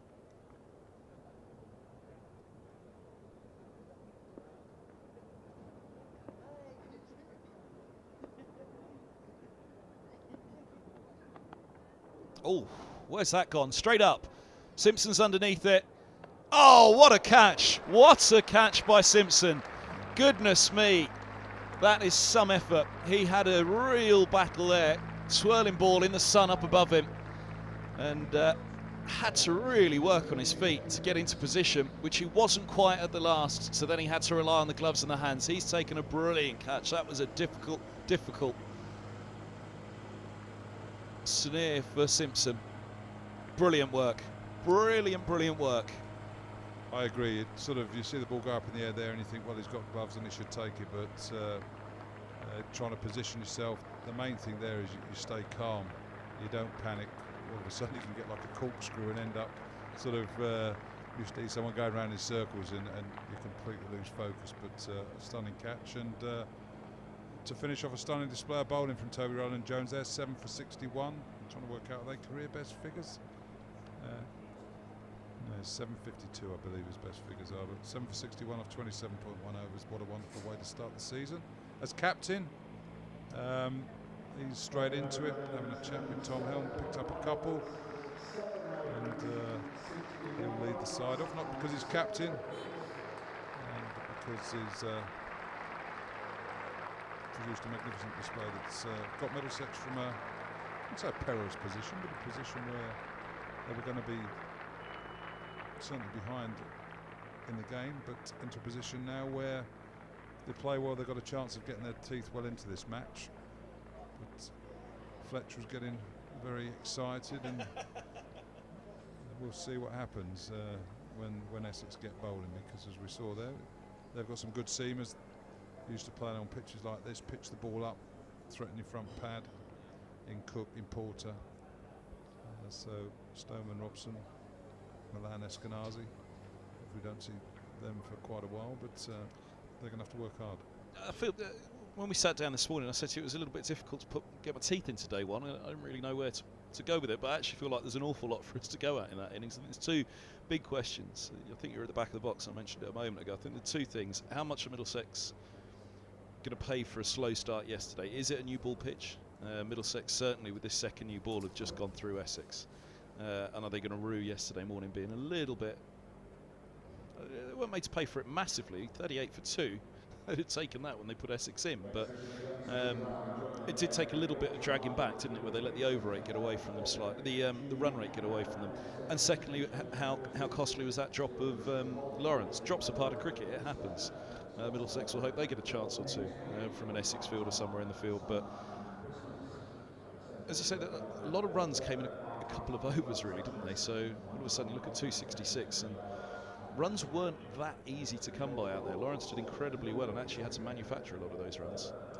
You look at the scorecard and say Lawrence 105, Middlesex 160, 280 of the 266 runs have been scored by 3 batters. So it's a question of shows really when you get in, you've got to make it count and go on. And Lawrence's innings obviously stands out hugely. Magnificent display by him, and a display that's got Essex into this match. It's now up to Middlesex to work hard and to command the sort of respect that the Lawrence should have, really. There's no better person to ask this question actually. I know exactly what I'd be thinking right now, but you're the person to tell that. If you're an Essex bowler, what would you be saying to yourself right now? I know what I'd be thinking, but if you were coming out to bowl now and you just looked at how Middlesex have bowled on that pitch, where they've got their awards, where things went well and where things didn't go well, as a bowling unit, Essex now, what would you be saying to yourself? Oh, we're in the game. We're in the game. I mean, all right, we'd love to still be batting, and we'd love probably still be batting at tea time with 350 on the board, but Middlesex have got to... I don't think Middlesex are going to come out and score freely. That's what I was going to say. That was where I was going to go. Middlesex are going to have to bat 90 overs, probably near 100 overs to get close to Essex. So that's 600 balls, 550, 600 balls. A lot can happen in 500 balls. You don't have to get many right to suddenly put the opposition under pressure. Yeah, that's exactly where I was going to go with it. I was just thinking, you know, if I'm Essex right now, I'm saying to myself, do not let runs leak easily. Make them work for every single run on this, because it shouldn't be a pitch that you score easily on. And actually, Lawrence, again, had to manufacture a lot of shots there, doesn't he? There were a couple of loose overs that we talked about, but overall, it's really hard to find runs on that pitch. As hard as it was for Middlesex indeed to find wickets up until the second new ball. So I'd be saying to Essex, whatever you do not let them get off to a quick start. Do not, keep those runs tight and the wickets will come. Well, yeah, but be patient, be disciplined, and things will happen. You'd think they don't need to search for it, do they? Something will happen somewhere along the line. So, as I said, it's not a huge score, and it's a score that Middlesex are happy to bowl Essex out for. Having, I'm trying to think, almost like it was 200 for 3, would it? Yeah, they were 162 for 3 overnight, weren't they? Yeah. And then they'd made it 199 for 4 when Lawrence fell. Yeah, so to get the last 7 wickets for 67 runs is a real bonus for Middlesex. But and again, 16 of those runs came off 1 over, and indeed, there's a couple of other overs in there that we could mention. The Mercer one, a couple of edges through the cordon. But Essex, like I say, they're used to playing this style of cricket. Chelmsford's not been a high-scoring ground. Pitches there have nibbled off of bowlers, some assistance. They've got a bowling attack that is disciplined, that bowls a lot of balls that challenge the stumps. Harmer will like the look of this guy as well. Yeah, I mean, Harmer's a fine bowler. I mean, to be fair to Luke Holman, I know he only bowled 6 overs, but he bowled 6 good overs. He bowled really well, didn't he? Yeah. There wasn't spinning past the edge or anything like that, but he pitched the ball. It was actually that Holman spell did strike me. A couple of spells that we had together last year, where you needed a bowler just to get through some economical overs, and that's exactly what he did this morning. Where last year, as a young leg spinner, has every right, he's still learning his trade out in the middle, isn't he? But he was just a little bit too expensive last year at times, wasn't he? But this morning, he bought them some really crucial overs at that point. And Higgins, they racked up, I think, 4 maidens on the bounce between them. Yeah, and I mean, talking about one of the greatest bowlers Middlesex have had, and one of the greatest bowlers in county cricket, John Embry, but John Embry just should try to bowl maidens, especially at this time of the year. I mean, he bowled first innings, 15 overs, 1 for 42. That's a fantastic job around your seamers who are sort of hopefully creating more of the chances, and that's the sort of role that you want your Luke Holmans to bowl. But equally, by bowling for 15 overs, 1 for 40 or something like that, you're pitching a lot of balls in the right area, and you get a rhythm, you get a feel for it, and all of a sudden you get on surfaces that are giving you a little bit more assistance. You're in the game, so it's all good skill development. And Ian Salisbury's come in the winter. I remember asking you that last year as well. Who does Holman turn to when he needs a little bit of advice, when he needs a little bit of help? Who's guiding him at the moment? Who's giving him some steers? Well, he's got Ian Salisbury now, which will certainly help him. It will, and again, we were saying yesterday, I think, I mean, Ian Salisbury had a fantastic career, winning trophies, winning championships with Sussex and with Surrey, but he didn't find it easy. He had periods where he would accept that he wasn't bowled in as well, and maybe felt a bit of liability sometime because the ball wasn't coming to you. So to come through that and to go through that and to relate that to a young spinner trying to find his way is exactly what you want. I mean, to go and I mean, while Shane Warne, bless him, obviously no longer with us, but maybe not something Shane Warne can relate to, because he just went out there and performed like he did, as it didn't really have. I mean, again, it's all relative, isn't it? Your difficult times, but Salisbury would have had some difficult times. And, he's been quite tough on it as well. Not in a sort of aggressive way, but equally set the standards. Looking at how you bowled in your training sessions. Again, most of the training sessions now are videoed. They're using some sort of Hawkeye system there, so you can look at the bowler and say, well, this is how you bowl at the end of a 35-minute bowl, 40-minute bowl under the market at Merchant Taylor School. So the data that you're collecting now, you can look at that and be more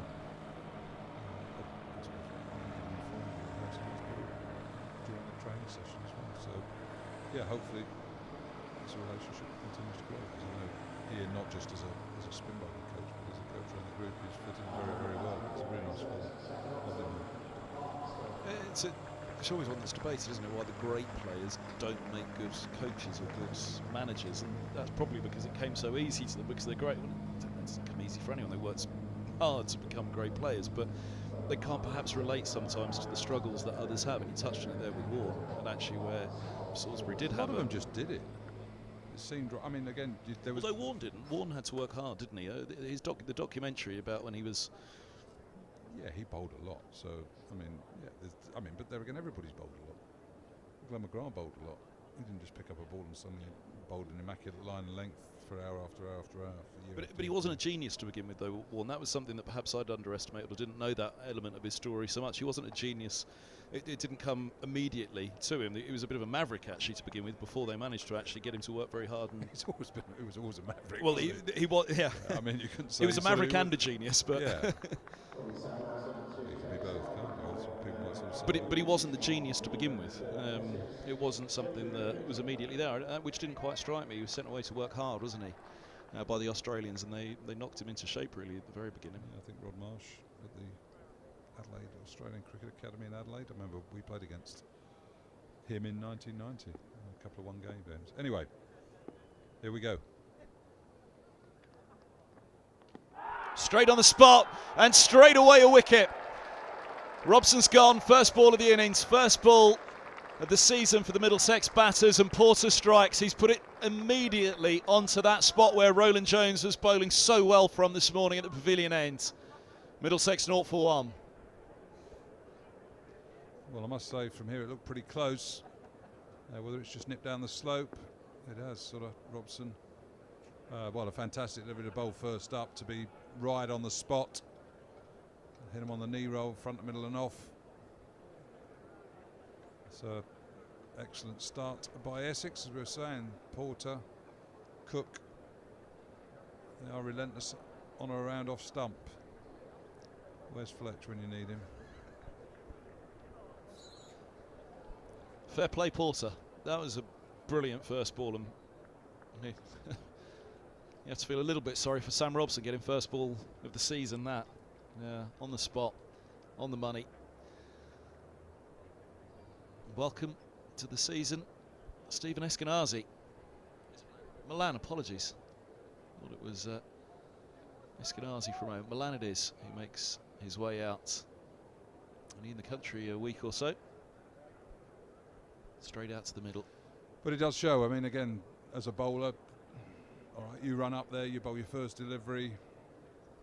You're still searching, hoping to get on a decent length, and you do it and you get the reward. A batsman feeling his way, uncertain to how his, I mean, just wants to watch a couple go quietly pass off stump, get adapted to the situation, but boom, shows the importance of hitting a good line and length first up. I'm sure this will be close too. It's a little too straight on that one from Porter as it started, and down the slope it slides. 0 for 1 Middlesex. There was a little bit of a murmur overnight that Essex were feeling that it was a good toss to lose yesterday. Like I say, you just have to wonder whether Middlesex... oh, no ball called on that. Middlesex are off the mark. 2 for 1.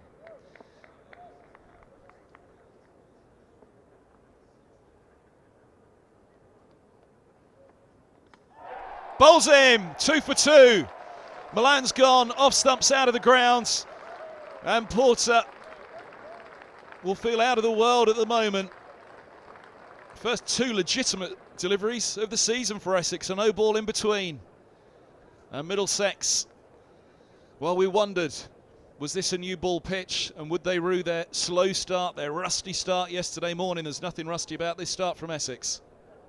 Yep, again, right on the money. Nipping down the slope, or coming down with the angle, and through Peter Milan's defensive poke and onto his off stump. So yes, a brilliant start by Porter there, and Essex, I think it sort of clipped his pal on the way through, didn't it? I mean, it might have survived an LBW decision just outside the line, but it sneaked through, and full reward for being on the money first up. It's a bit early to say whether it's a new ball pitch or not. I think it's just the fact that he's bowled 2 balls on an immaculate line and length, and they've been too much for a batsman, for 2 batsmen just trying to find their way into the season. So all of a sudden 266 is looking a decent score. 9 wickets in the day. So Not 36, 40 overs, not even that yet. It's amazing again how sort of views would change in a dressing room. All right, they've had the morning. Middlesex have had a really good morning. 7 wickets for just over 100 runs. Got themselves back into the game. 2 batsmen run off ahead of the Toby Rowland-Jones, walking off, leading the side off, having taken 7 wickets. Dressing rooms alive, happy. 2 people in the corners, though they're the ones that the openers have got to go out there and bat. Sort of thinking, right, get the serious heads on. And any joy, any elation in that Middlesex dressing room has now been sort of punctured, hasn't it, by the first 3 balls of this innings. It's not a hat-trick if he gets one this ball, is it?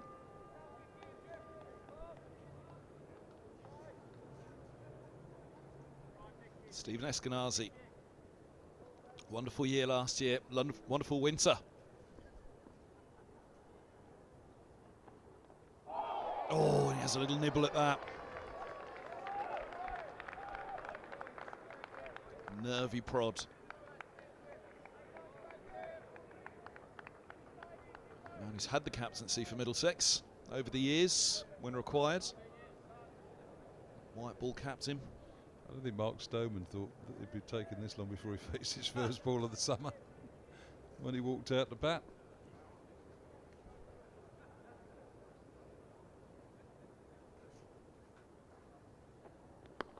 Good ball, well played. It's the line and length that accounted for Robson and for Milan. Eskenazi solidly in behind that one.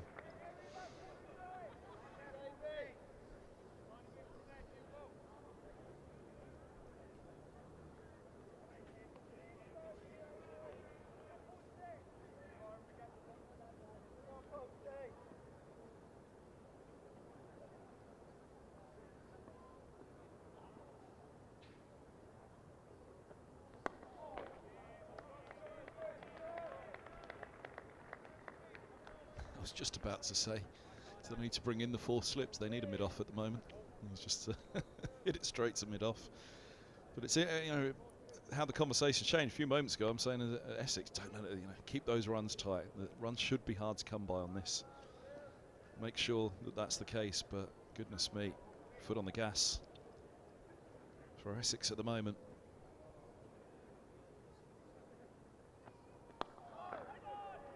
Solid again from Eskenazi. More than a solid first over from Porter. 2 wickets. No ball, which makes 7 for the over for him. But what a start. Poor Sam Robson, first ball of the season. Peter Milan, first legitimate ball of the season. And now over to Stoneman and Eskenazi. And Stoneman's face his first ball coming up. Yeah, well, a fantastic first over there by Porter.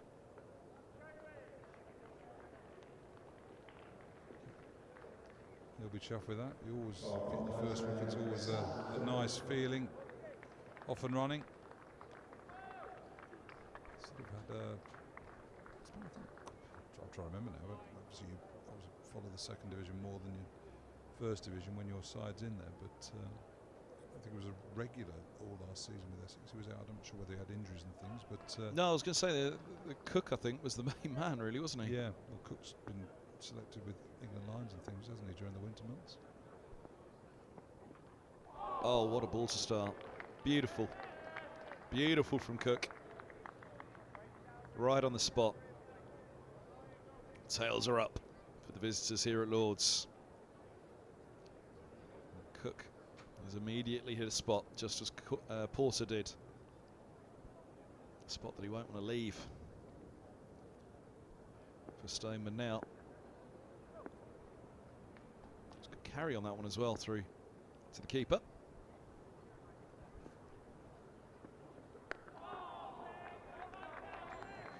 But it's sort of, again, for an Essex side, walk out on the field, as we're saying, the chat amongst the bowlers, be patient, be disciplined, something's going to happen.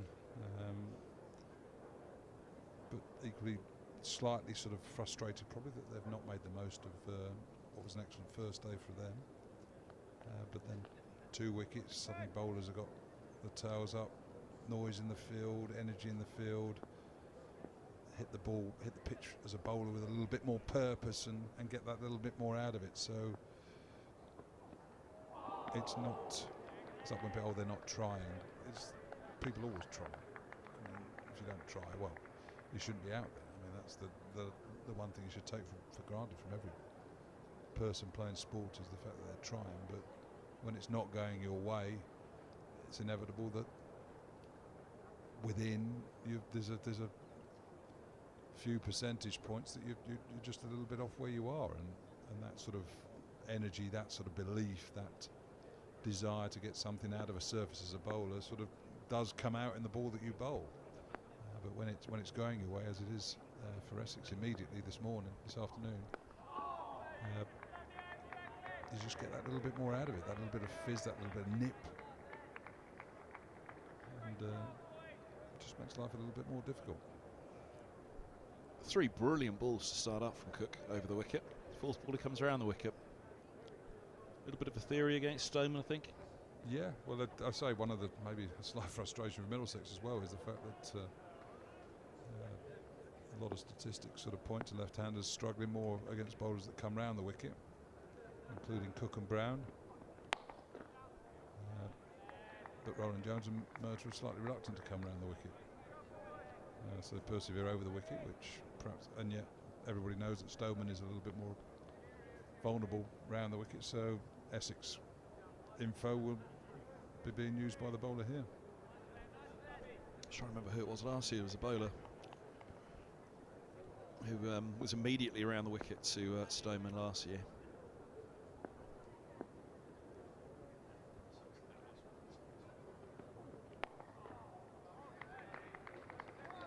And it's not a question, I mean, people sort of my generation, oh well, everything is sort of stats data driven, but if Mark Stoneman, Alistair Cook and Brown are more vulnerable from bowling round the wicket, then why don't you do it? Stephen Finn actually was a great one, wasn't he, for around the wicket to a left-hander?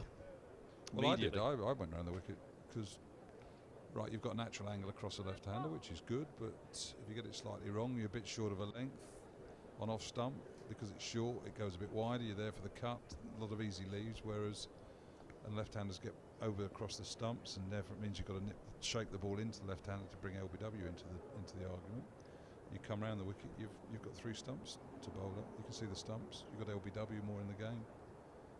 And I say just the natural angle sometimes means that you certainly make the left-hander play more, because they feel the ball's always coming in, because you tend to be wider of the crease round the wicket as a right arm seamer than you will be over the wicket.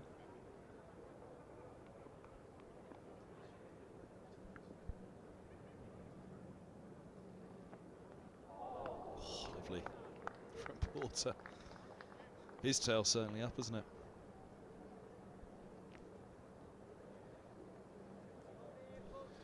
Of course, at the pavilion end, we sat there one day, didn't we, when was it Michael Carberry got out to either Finn or Roland Jones, who was right arm over to the left-hander from the pavilion end. I remember you saying to me at that point, Kevin James is in the box as well, former Middlesex all-rounder. That must have been a good ball to get him LBW from right arm over to the left-hander around the wicket at over the wicket, sorry, from the pavilion end at Lords.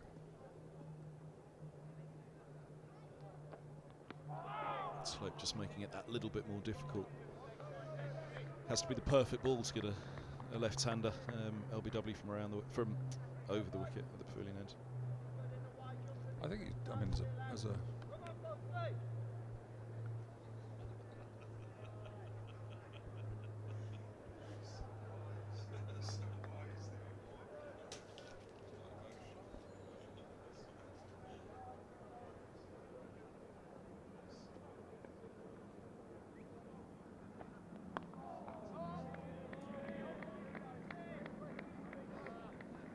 But I also think, as we're talking about bowlers, if you can move the ball against the slope,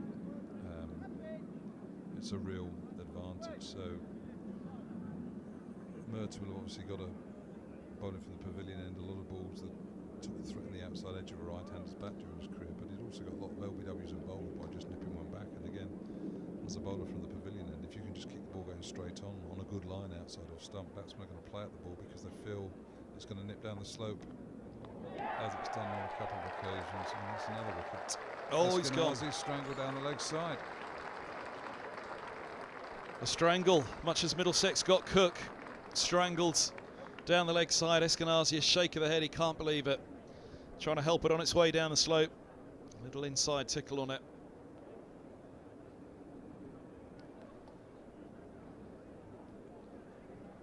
So misfortune there for Eskenazi, but equally it's an edge. You drive loosely outside of stump and you edge it. No one says you're unlucky there, but third Middlesex batsman dismissed for naught. So dreadful start for Middlesex here, 2 for 3. Having fought hard for 3 hours this morning to get back into this game. Essex have just grabbed the initiative back in 3 overs. Not a run off the bat yet. 2 was a no ball from Porter's second ball of the innings. Max Holden, who has been an opener for the majority of his young career, really. Loan at Northamptonshire, England under-19 captain. Well, it's an opener's job at the moment.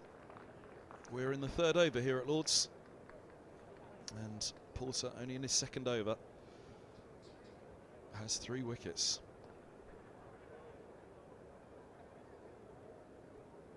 Well, he's opening again, Holden, isn't he? Good man to learn from.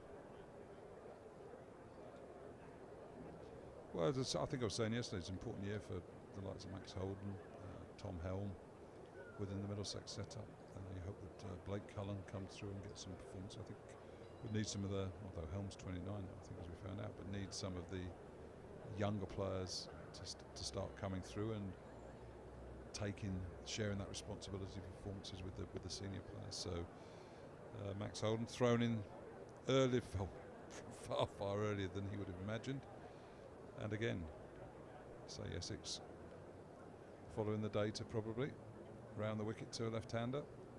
Porter's got 3 wickets bowling over the wicket, straight round the wicket to a left-hander. Straight on the spot again. They have been relentless. There's barely been a ball wasted so far from Porter or Cook. Every single one has asked a question.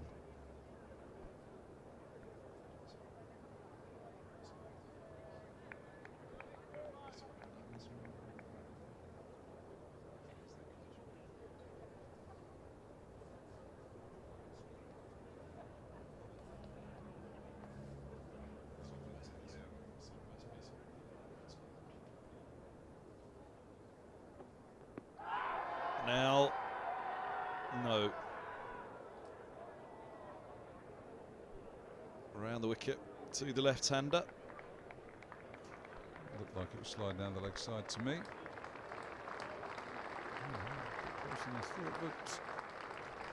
Trapped on the back foot as well, maybe height as well. Yeah, a couple of things, a bit of height maybe. And maybe benefit of the doubt at 2 for 3.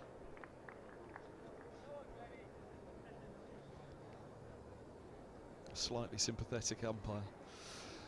Because of that reason, 2 for 3. Robson naught, Stoneman not out naught. Milan naught, Eskenazi naught, Holden 2 balls naught.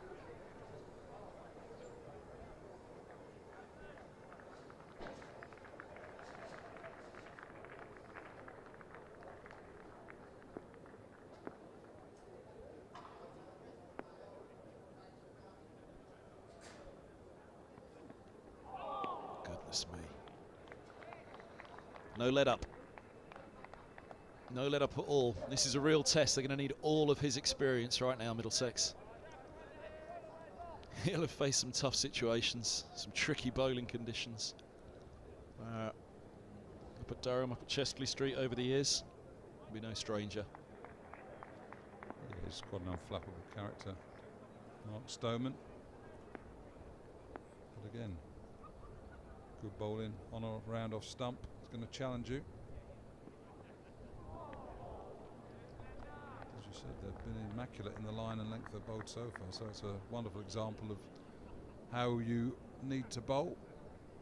And Just highlights why Essex have been a successful side when you've got two bowlers like this constantly asking questions of the forward defensive, and obviously some good players like Wesley and Lawrence showing the required discipline when they've got a bat in hand.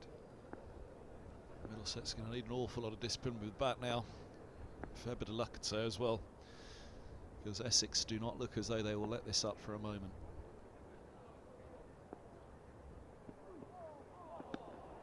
It's played inside the line of that one, Stoneman.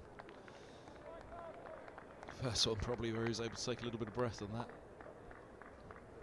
Sounds a little bit easier. But again, equally, we're just seeing here about Cook running in at slopes, pushing the ball down to the right-hander, but it's just getting to hold its line, isn't it? So it's nipping up the slope maybe slightly. Batsmen find it very difficult. I suppose the real beauty now is to get one to nip back that the batsman's looking to leave, and clatters into the top of off stump. No ball called on that last one as well. Edge gone. Middlesex are 4 for 4. Stoneman goes for a 10th ball duck. He's been trying to hang in there. Essex have been hanging on that off stump, and for Middlesex there's little escape at the moment.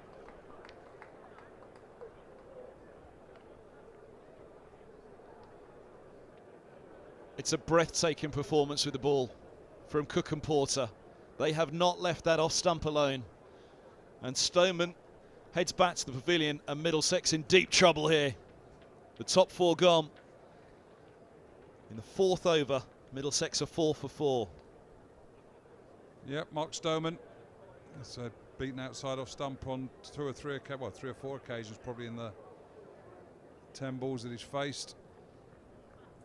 Just relentless searching by the bowler has been rewarded with an edge to first slip, a good catch. It's sensational. It's stunning, this from Essex. They have been there's not been we said Middlesex didn't put a foot wrong this morning. They didn't. Essex haven't put a ball wrong so far. Every single ball has been on the spot. It has. It's been relentless. And I say, some days you can bowl this and you might have not even picked up a wicket, so you've beaten the bat, or somehow an inside edge is sort of preventing the LBWs that we saw with Robson, and the bowl somehow sort of doesn't sneak through Milan's guard, but other days it can go as it's going now.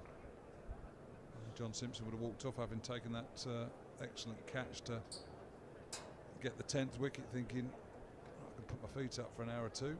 He's out there after 20 minutes with the side in real strife. Not a run off the bat yet. I was about to say, 20 minutes ago he had the widest smile on his face you could imagine, having taken that catch, because it was a tough one. No smiles at the moment. Stern stuff. It's a stern test that Essex are providing. Their opening pair have been irresistible so far.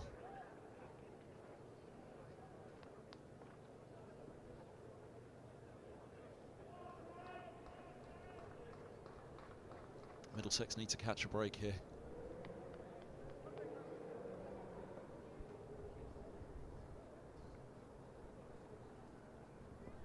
On the spot again, right behind it, well played.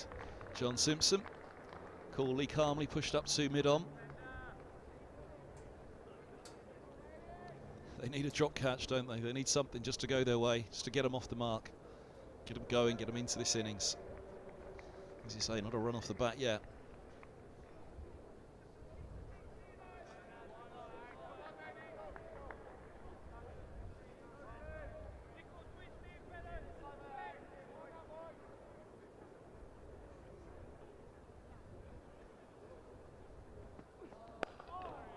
Solid again from Simpson in behind that one.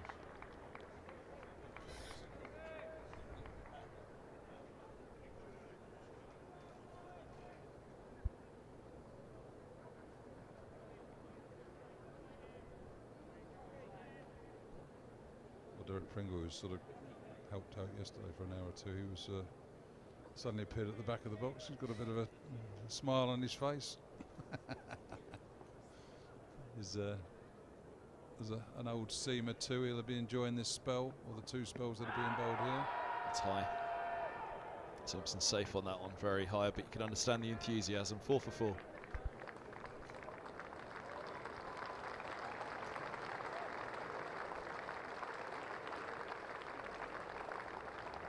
So what's the conversation there between the two batsmen? It's doing a bit. Should we play a bit of baseball?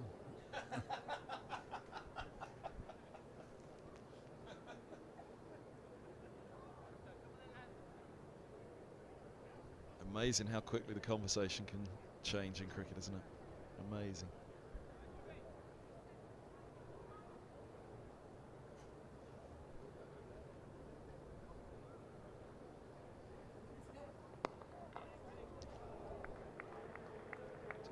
Just look at the Middlesex, they're just desperate to get a run off the bat, aren't they? A couple of drives, gone straight to fielders. Squirt one there, run away, gather a 2.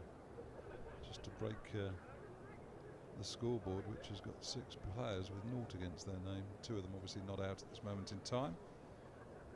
But it's a pretty humbling start to the season with the bat for Middlesex at the moment. High again.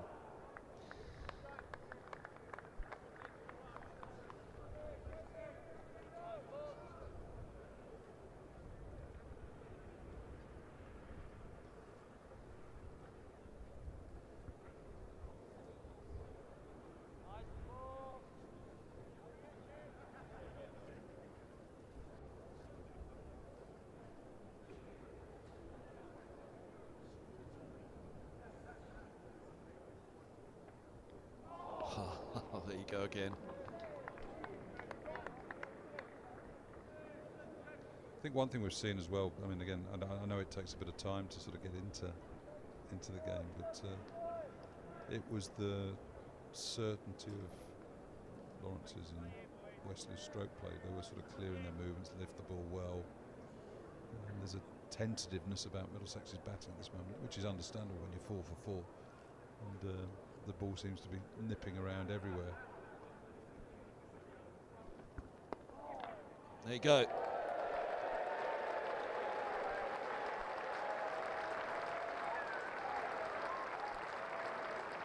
Some ironic applause from the crowd. Always remember that when we got bowled out for 46 in Trinidad. They're playing for England in the West Indies. Was it 46 or 44? We lost, obviously, and went to Barbados, and Atherton and Stewart opened, and I mean, it was probably 16,000 people in there, 7,000 or 8,000 English people, and when England got 47, there was a standing ovation from all the English supporters who travelled across. Use of the feet again from Simpson.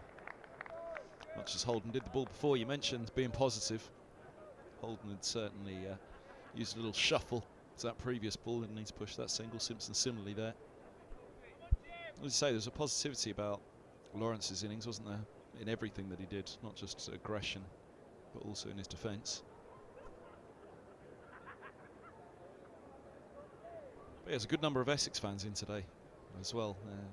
It's not too far a trip on a bank holiday.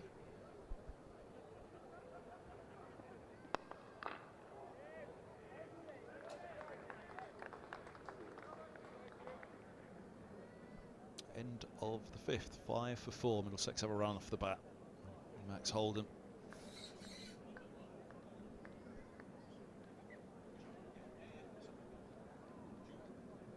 As Mr. Pringle's here, and Essex are doing rather well, I'll let him come and eulogise over what's taking place rather than me slate through slightly gritted teeth. I can remain sat on the fence. Derek, over to you. Thanks, Gus. Never a fairer person, Angus Fraser. I'm sure he's not saying anything through gritted teeth. How's your Good Friday? Well, getting better.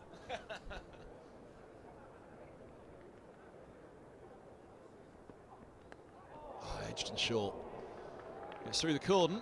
Middlesex might even get a boundary. Rossington giving chase, and it's not going to make it. I think they did get fingertips to it along the floor there. But Middlesex have a couple. In fact, they have 3.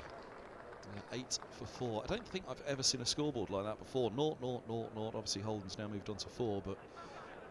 Was it Alistair Cook that slip there? I think it got was. a fingertip thing. I saw him this morning, he just finished nets, and I said, the sun's out, Alistair. I said, although Essex obviously could do with batting a long time, I said, it'd be a better day than to field in the slips, though, when the sun's out.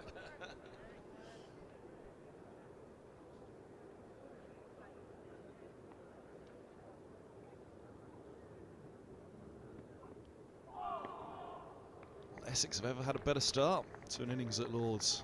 Extraordinary, yeah. I mean, we used to call, you know, the 2 ducks a pair, 3 a treble, 4 Audi sign, and then 5 the Olympic rings. And that was always the one you didn't want, the Olympic rings. But that was usually, you know, when you talk to individuals, not the team. But yeah, binary. Although Simpson has now got to 4, hasn't he? So the binary stopped.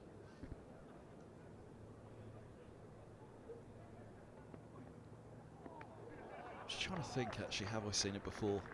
I mean, they were 4 for 4, weren't they, with the 2 no balls? But there is it does seem to ring a bell, Middlesex being 0 for 3 or 0 for 4 in my time doing this job. It's a hark back to when it was now.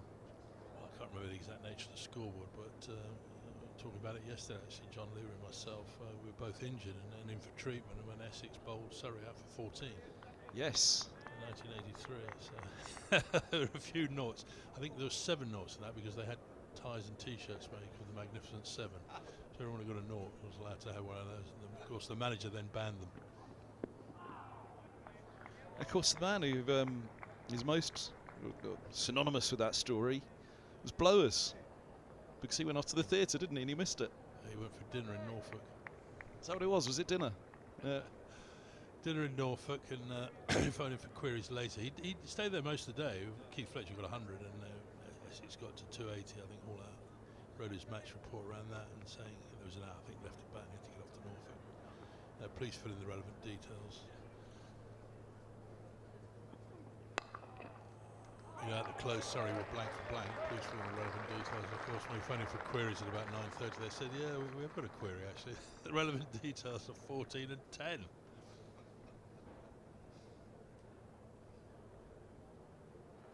Yeah, extraordinary story. I mean, we've all done it. Okay, just help us out. I've got to nip off half an hour early here. Well, enlightened sports editors as well. I think they had a good laugh about them sacking. Well, yeah.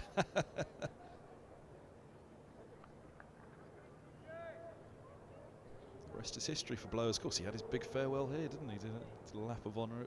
Was it here or the Oval that he did the lap of honour? I think it was here, wasn't it?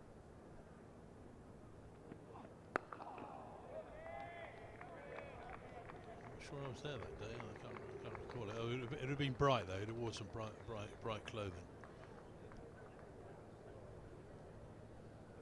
But, you know, Middlesex in trouble, and not a better man than Mr. Simpson to get you out of it. I mean, he is the red Adair, isn't he? He rescues Middlesex time and again when I look at the scorecards over a season.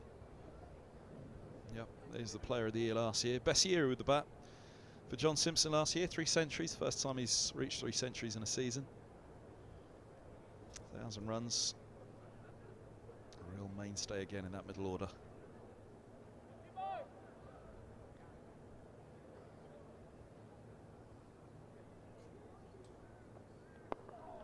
Well kept out by Holden, solidly in behind that. I remember Mike Gatting saying when Middlesex won the title in 2016, Simpson, that was his other great year with the bat, was the title winning year.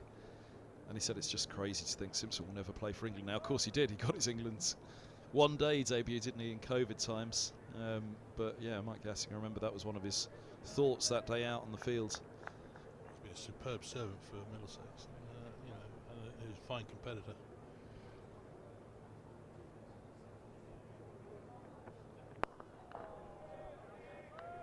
Rarely have needed one of his heroic efforts more so than now. I think Essex just benefiting, these two, from just, you know, that pitching it just that extra 5 foot further up than Middlesex did. I mean, you know, Toby Rowland-Jones bowled extremely well today and got Middlesex back into it. But him and Tom Helmer hit the pitch bowlers, and you can still get your length right bowling like that, but it's the tendency is to sometimes perhaps to drag it down a little bit short.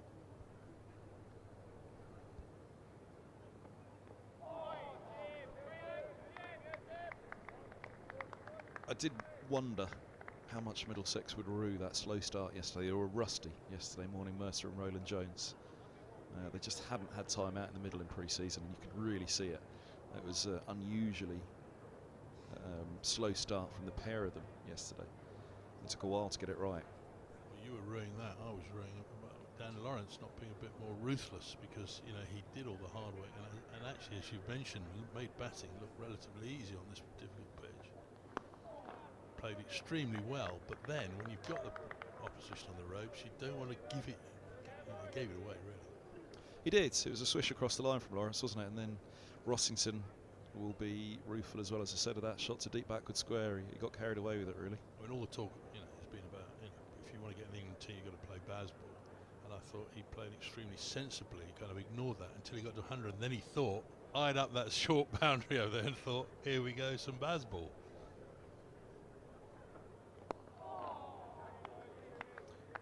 Solid defence again from Holden, who was an opener, an England under-19 captain, as we were saying. Big year for him. This is a year where Middlesex really need him to kick on. The way he's playing, which is like, very watchful, keen to get on the front foot. I mean, I cannot understand why on a seaming pitch Essex haven't got a short legging. Because the bat pad has got to be an option here. Yeah, we never saw it from Middlesex either. Particularly the hat-trick ball for Roland Jones earlier, I was surprised. Yeah, when Toby was on that hat-trick, he had a mid-on. I thought, yeah, what kind of field is that? Yeah, I was surprised by that. 8 for 4 at the end of the over.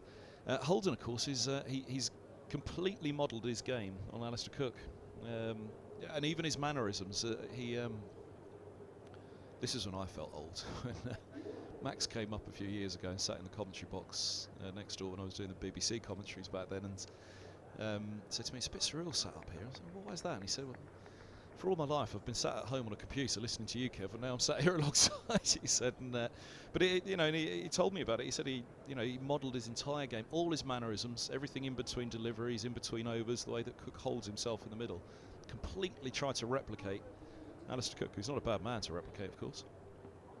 I think the thing about Cook, Keith Fletcher mentioned to me years ago when he first came to Essex, he said, he's obviously very talented, but he said the thing that separated him from every other under 19-year-old he ever came across, that was a good player, was his mental attitude. So that's the thing that he wants to emulate if he wants to be like Alistair Cook, because that's the thing that sets him apart. He just knew what he wanted at the age of 19, and almost nobody knows that. And he knew how he was going to get it.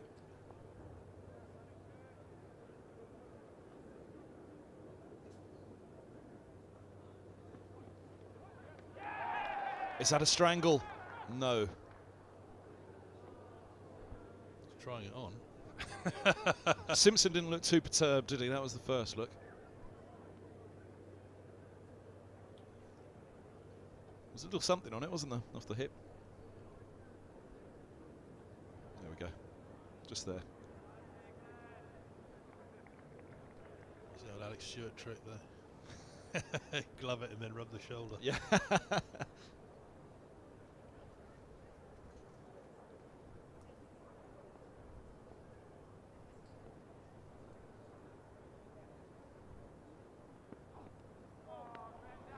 Get through this opening spell. There's a little bit more breath in the air now, isn't there, for Middlesex? It was suffocating a few overs ago, but it's just.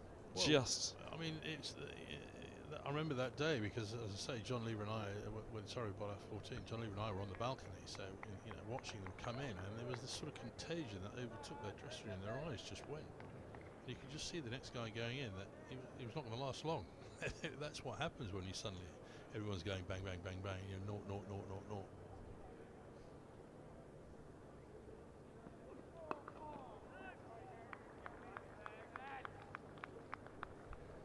As I said, if you were back at the box, it just felt as though Middlesex in that moment, they just needed to catch a break. Can someone please drop a catch? Can somebody just go Middlesex's way at that point? It was suffocating, claustrophobic. It was. I mean, they're not out of it. They're far from out of it. They're still deep in the mire, but you just feel that you can sit a little bit more safely for a moment. Not for too long, though, because these two, they're only in from the 4th overs. well, also they're kind of guys, two bowlers that don't give you many freebies. I mean, that's what you want to change your bowling. Lovely from Simpson. Goodness me, that'll feel better. First boundary of the innings. A beautiful way to do it down the ground as well. Classic Simpson, strong bottom hand. Well, you don't mind batsmen driving you for 4 because that is the full length you want to be probing. And that's what's held Essex in good stead so far. What you don't want to be is cut for 4, which of course Middlesex allowed too many balls to be cut for 4 yesterday in their early spells. So shouldn't be too disheartened by that, and it was a lovely shot from John Simpson.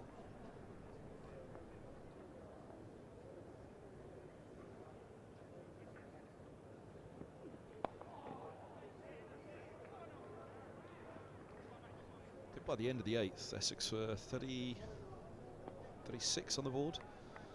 Gus was chuntering about the scoring rate at that point. They were certainly 47 for 2 after 11. Remember that figure as well, where he said they've got to get this scoring rate down.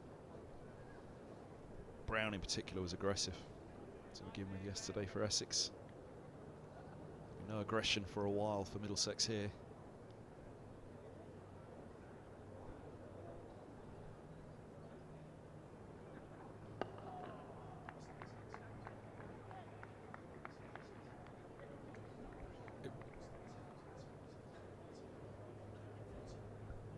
$14 all out was the Surrey Essex score, wasn't it? 15 for 4 Middlesex. They've got past that one. Well, unless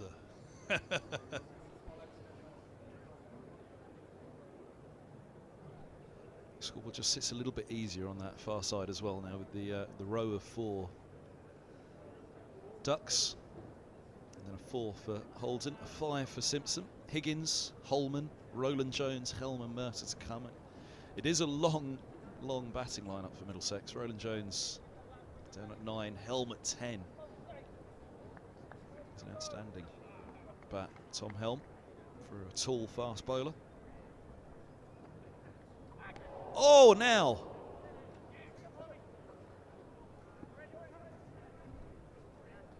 Leg bias? No. Yeah, it's whether it carried or not.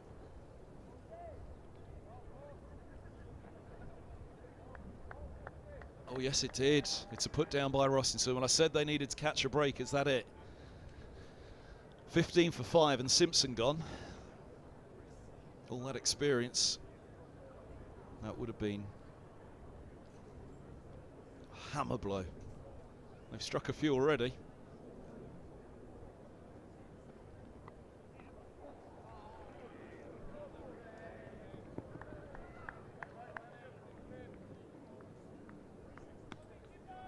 Quite catch it on the screen on the way through that he'd edged it. I thought that's surely hit something, otherwise that's gone some off the surface. But yeah, clear edge. Well, it was looked at low edge and whether it was carried, but it carried easily. Yeah, it did, yeah. And I just wonder, the combination of the angle perhaps around the wicket and the fact that it went down the slope rather sharply, just wrong-footed Rossington. But he is quite a chunky keeper, so perhaps not the most agile. Yeah, I'm not sure it would have carried to Cook at slip, but we'll have a look again after this.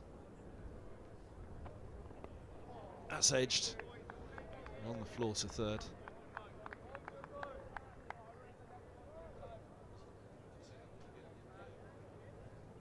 Let's have a look one more time with that edge.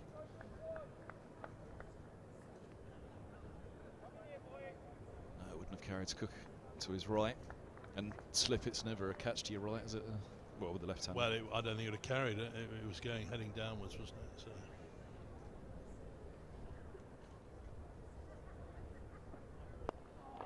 Certainly the keeper's catch, one that he'll be disappointed that he didn't take Rossington. Lawrence made Middlesex play for a bad put down.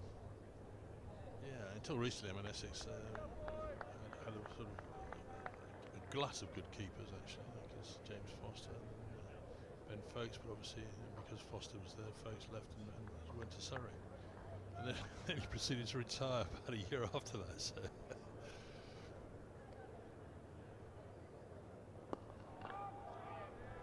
course, Rossington left Middlesex because Simpson was an immovable glovesman here at Lord's.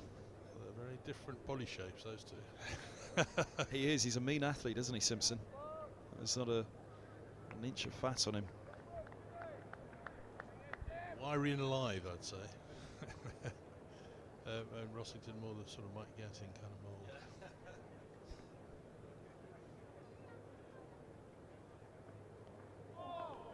Good again from Porter. Very good. 18 for 4. It's too good at the moment for Middlesex. Simpson survives. He's on 6. He has the strike. Holden has 6. Derek Pringle alongside myself. Kevin Hand in the commentary box. It's Essex's game so far. Middlesex's morning, but only really in dragging them back and keeping them in sight. 350 would have been, which would have been the score on Essex's mind overnight for sure. Could they get to 350? 162 for 3 they were resuming this morning. Middlesex toiled hard, kept them honest until that second new ball, and the second new ball really made the difference.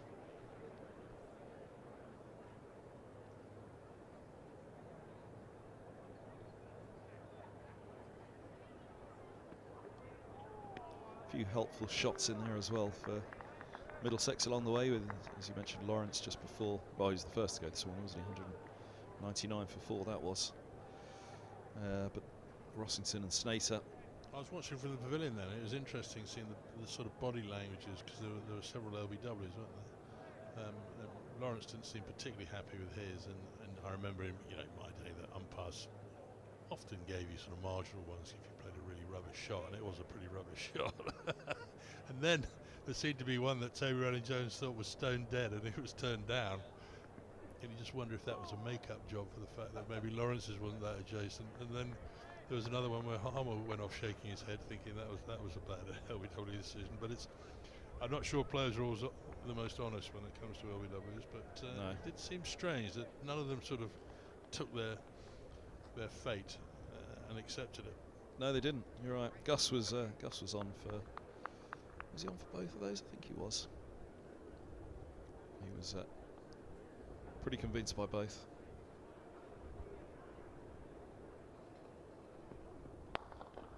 That's lovely. Good stop. Good stop at mid-off. You'd have felt, Simpson, that was 4 out of the middle of the bat.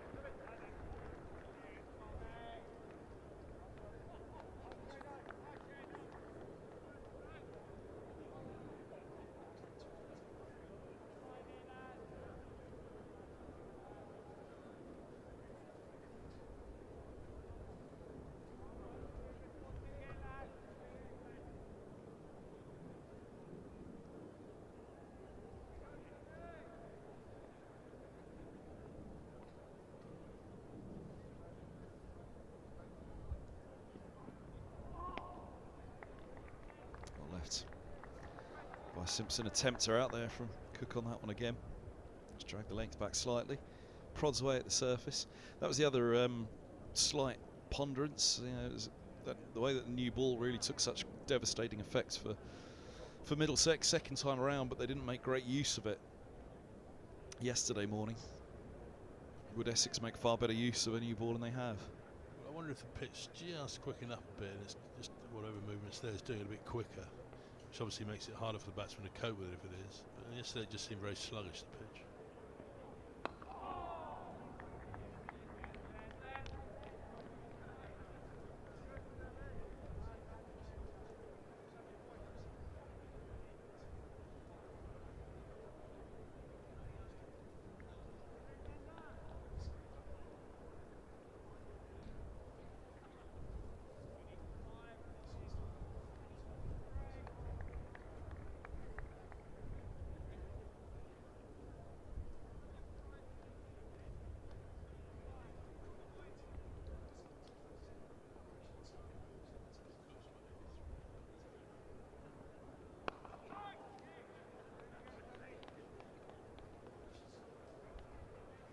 And 10th, 20 for 4.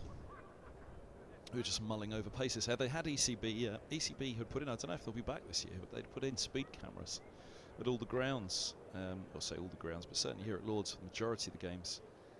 Last year there were speed guns on the on the county games, which were great fun to see actually, because you'd always pondered it over the years, the county paces. Shaheen Shah Afridi under the speed gun, he was certainly bowling within himself because he was low 80s throughout his spells for Middlesex. But yeah, these two a fraction quicker than the Middlesex, or three of the Middlesex four. Helm obviously pushes it up into the 80s.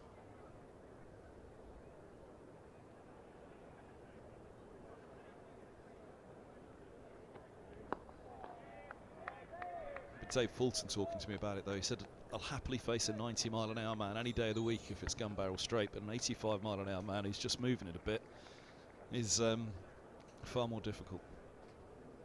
I think he's absolutely right. I mean, you just look at someone like Richard Hadley. No one liked facing him very much. And he was accurate, got movement. He was about 84, 85 miles an hour with he slipped himself for a bouncer, but he hardly ever bowled it. He didn't need to.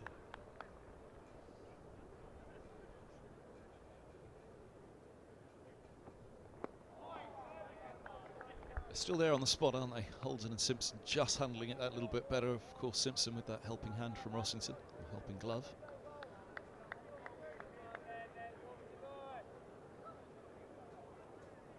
So I think it's the kind of situation and the conditions where the old adage comes through.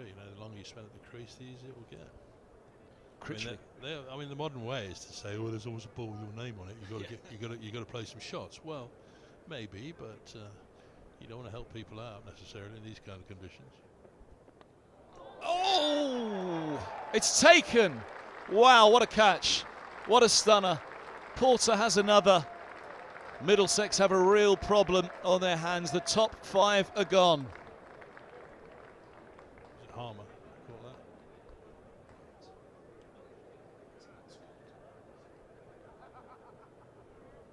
that? Lawrence taking a scream. I didn't think he did at first. Let's have a look. Brilliant. It is Harmer. Harmer caught it. He's got bucket hands, by the way. Yeah. Well, the scoreboard went with Lawrence, didn't they? Well, Lawrence dived across, and kind of, I suppose they thought the diving man caught it, but actually Harmer was brilliant because he wasn't put off by it, and that's easily done. You can easily be put off when someone's flinging themselves in front of you, and he just kept his eye on it and took the catch easy as you like. Well, I did at first, actually, so I called it such a stunning catch. It was actually an easy one for Harmer, but for being put off by Lawrence. But I thought at first it was third who'd got across and taken it, but it carried through to second.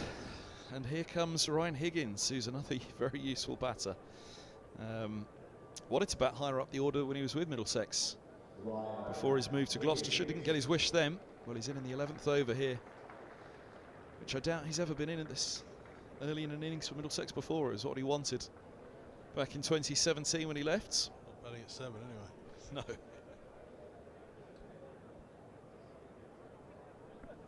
Oh, Holden doesn't get a helping hand from the slip cordon.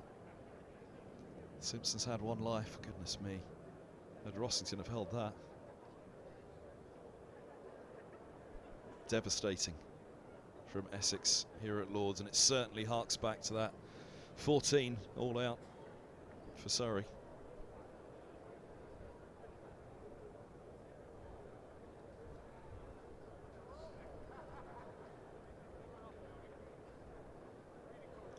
Yeah, the one amazing thing about that Surrey thing as well is that Sylvester Clark has obviously been bowling and was having a hot bath, as bowlers used to do that to kind of ease their aches and pains. And they kept saying to him, you need to get your pads on, and he kept thinking it was a Mickey take, until they had to physically lift him out of the bath and show him the scoreboard before he'd go and put his whites back on. Higgins off the mark first ball. You feel relieved at that as well. They stopped the rut of ducks, Middlesex at least. Yeah, you could well imagine, couldn't you? The wind up.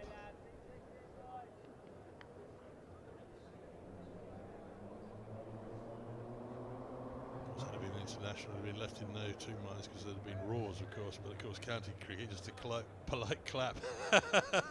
Yeah, it'd be interesting. Yeah, I wonder what the attendance was. Would you say it was 83, did you say? 1983, yeah.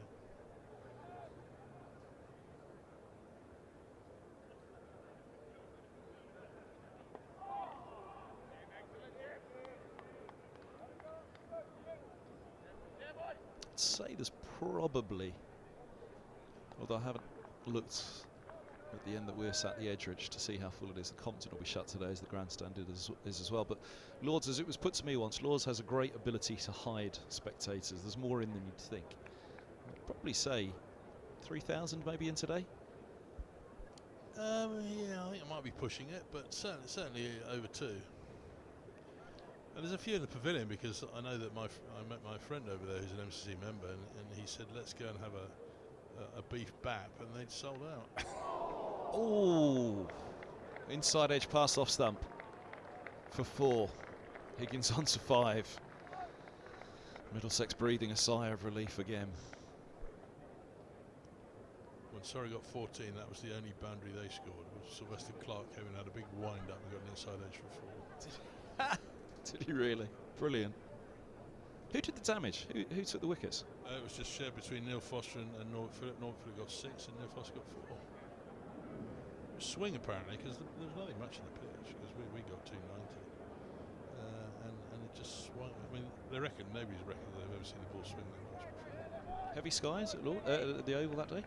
No, it was at Chelmsford, it was the last session of the day. I mean, you know, it's not as if it was the first thing or something or anything like that. New day. It was conditions that had been around all day, and it just one of those balls that just was weird.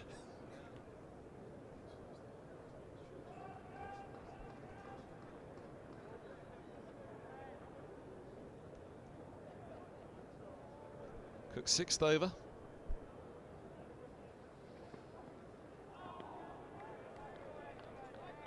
The slope it goes on its line. And there you go, just that little signal from Simpson, just nipped away up the slope as well, not just holding its line. Yeah, but you see that is not the right length. He's been bowling the right length. When it goes there, if Simpson had played that, he'd have missed it by a mile.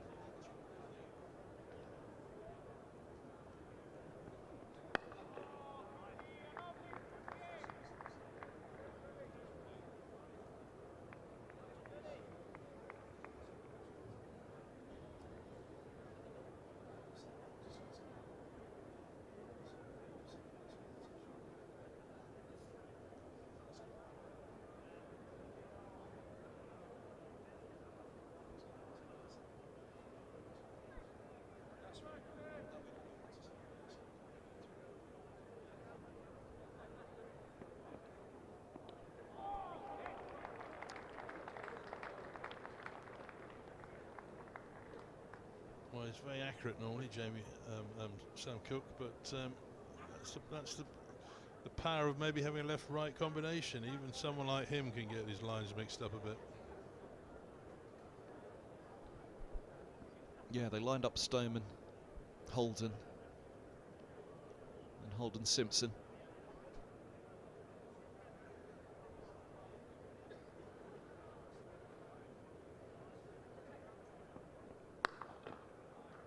So had gone through the previous 3 right-handers in a flash, of course. I mean, Simon hadn't faced a ball, had he, by the time Eskenazi was out in the middle.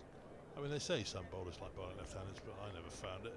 Most right-arm bowlers like bowling right-hand batsmen. I always found left-handers awkward to bowl that. And in my day, hardly anyone right-arm over went round the wicket to bowl left-handers. And now they do it automatically. I mean, he went round straight away to bowl to your open. Yeah, Gus was saying that about how the statistics now are just overwhelmingly. On a seaming pitch, I don't get it, because if the ball's seaming, LBW is likely to be a mode of dismissal, probably the most likely, given batsmen rarely get bowled if they're any good, and therefore you're almost cutting it out, I reckon, if you're going round the wicket to a left-hand batsman, if you're a right-arm bowler. Certainly here at Lords at the nursery end as well. They come around the wicket with the slope as well to a left-hander. Absolutely.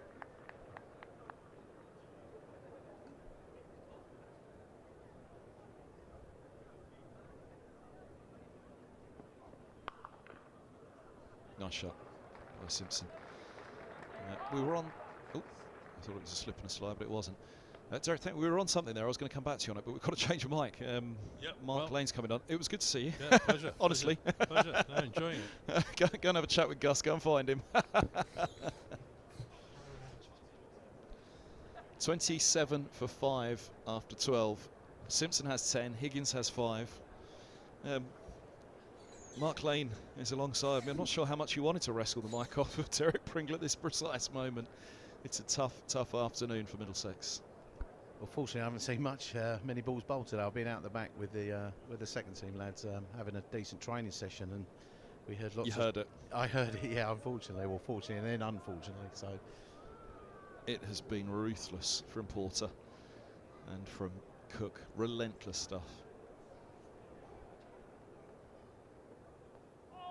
Irresistible. We've had Simpson put down by Rossington, his old mate. I don't know if they'd have ever played in the same side, Simpson and Rossington, in the T20 perhaps, but in the Championship I'm not sure that they'd have ever been teammates. Rossington, if he'd have played, it would have been displacing Simpson. yeah, I think Rosso might have played as a batter in the white ball stuff.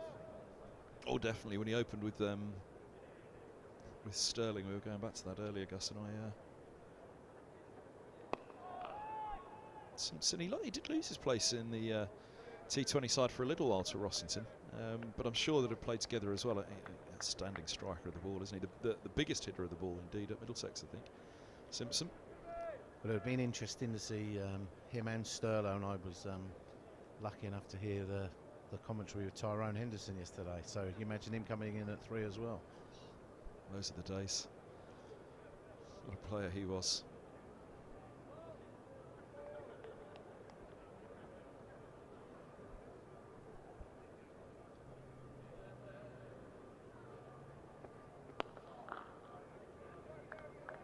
But yeah, this has been something else from Essex. As off colour as Middlesex were in the first, well, indeed, 11, 12, however many overs it was before they started to tighten it up and get it right yesterday. It was a loose start with the ball from them. Essex have been the complete opposite.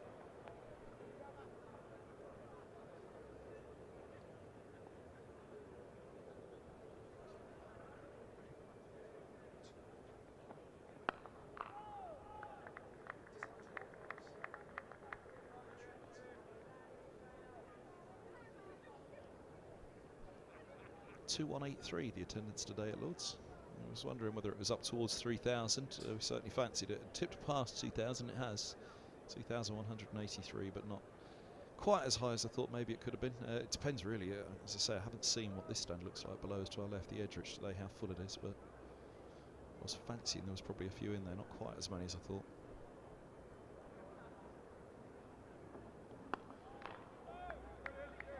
I think obviously with the attendance, the sun being out, you know, Easter weekend, I think all those sorts of things really help. But also I think to come to see a very good Essex side, and as much as Middlesex haven't quite got going in their first innings, I mean, Essex are a you know, established first division side who, you know, go close most years, and I think their ambitions will still be very high.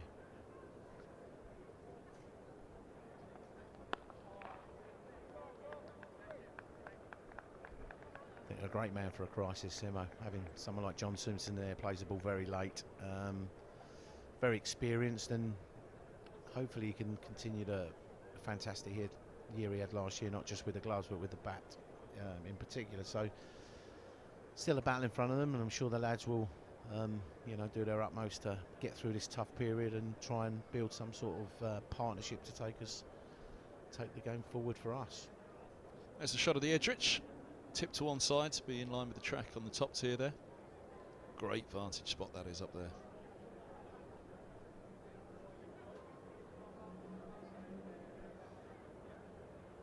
.27 for 5.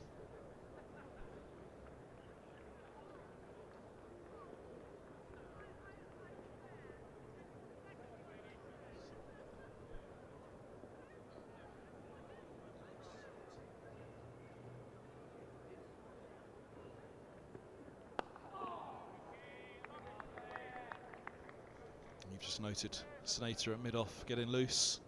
A close Porter and Cook are to the end.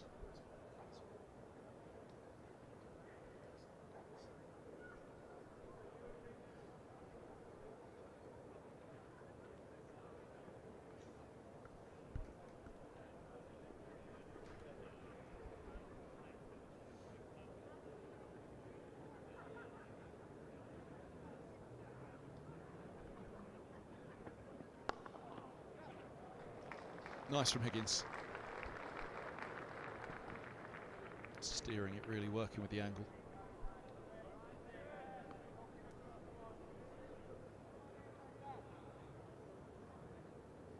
Yeah, this might well be Cook's last over. I think 7 in an early season shift is probably the right amount, maybe even possibly one too many. So be interesting to see which end Snater will come from, and the other big seamer in Ellison, yeah. You just see if Porter gets one more. 4 for 12 from 7. Could he get 5 for in the spell?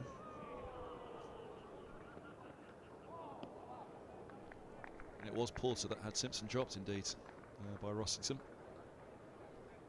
I'm sure they'll remind him of that a little bit later. So, yeah, be interesting to see whether Porter does have another one. But I think the skill now is the first and second change bowlers to back this up and make sure that the pressure stays on for long periods. We touched on the fact, you know, Lawrence has put down on 32, I think it was. Went on to make 100 with Middlesex. Be afforded that helping hand. And Simpson's got it. They'd just take a 50 from Simpson at this stage, wouldn't they? Absolutely. I think it's just trying to get through these tough periods and, you know, show some intent to score, but, you know, survive and get through that, get through this sort of tough period. But as I say, you've still got 3 high-quality bowlers still to come back into the attack, so they've made a decent dent, and it's for Ryan and Simo to sort of hold the fort as long as they can.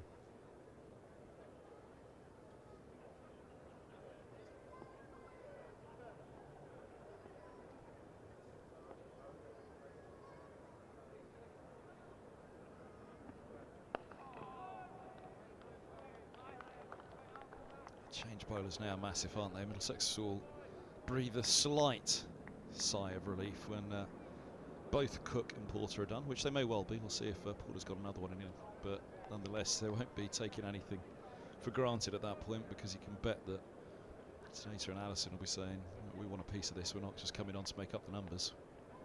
They want in amongst it as well. And Cook, as we were saying, has been the main man for Essex, more so than Porter. End of his 7th. Is that the end of his spell? 1 for 18 for Cook. He was the man that picked up Stoneman, caught by Sir Alistair.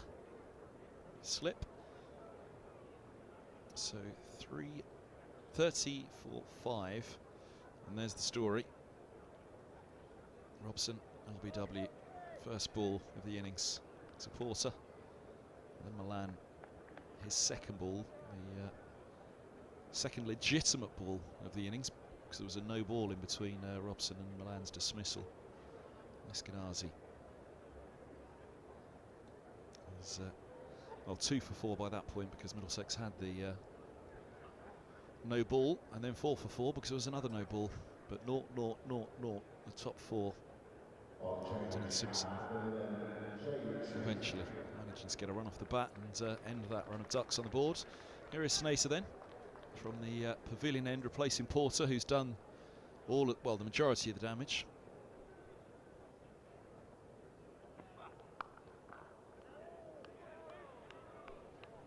Positivity from Higgins, punching to point. I think just going back to that scorecard, you see the mode of dismissals and where they've been sort of LBW caught behind, caught with slip, so how straight they must have bowled and attacked that that channel, that off-stump line. So, you know, they've got their rewards for that sort of persistency. They started where Middlesex finished the innings, on the off-stump, but a little too loose to begin, Middlesex. What they'd give to turn back time to yesterday morning and start the Essex innings where they finished it. And that again, those are the two big ponderables. How costly was the drop of Lawrence on 32? And right now, of course, it looks extremely costly. But how costly was the sluggish start that Middlesex had yesterday? And again, that looks massively costly now. Yeah, absolutely. And you know, you play Division 1 cricket, you're playing against the best players. You can't give them, certainly someone like Dan Lawrence, more than one opportunity. I don't think they needed a wake-up call, but it's certainly been one, hasn't it? That's a good shot by Higgins, just showing the full face of the bat. Not gone too hard at it. He'll pick up 3. He's into double figures. Yeah, I don't think that in any way, shape or form needed a wake-up call, but the one thing in the years in Division 2, after winning the title and relegated in 2017, the one thing that overwhelmingly came back about the difference between Division 1 and Division 2, you lose a session in... You lose a session to your opponent in Division 1, you're going to pay a heavy, heavy price. You know, you can lose the match in a session. In Division 2, you can perhaps make it up. Well, they're not going to win this session. They're going to lose it heavily, Middlesex. But how can they recover over the next day or so? Nice from Simpson. Very nice. Just over pitched from Sneijder. Simpson picks up 3. He's on to 13. And just going back to your point about winning and losing sessions, you know, as a team, we're trying to create big wins and only have small losses so that the gaps get wider. So, like you say, I mean, obviously 36 for 5 is a significant loss, but you're trying to, if you do lose, you just lose marginally, and then when you do have the positive impacts, you try and have a big positive win. So, but there's still work to be done, and you know.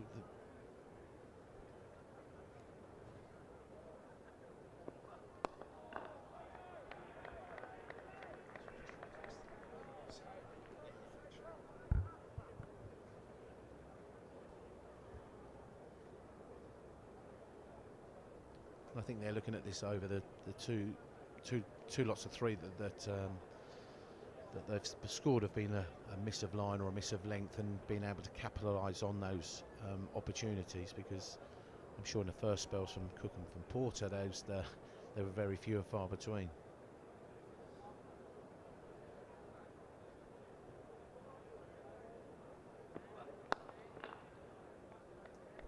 Just twisting in the hand there of Higgins. It strikes the inside.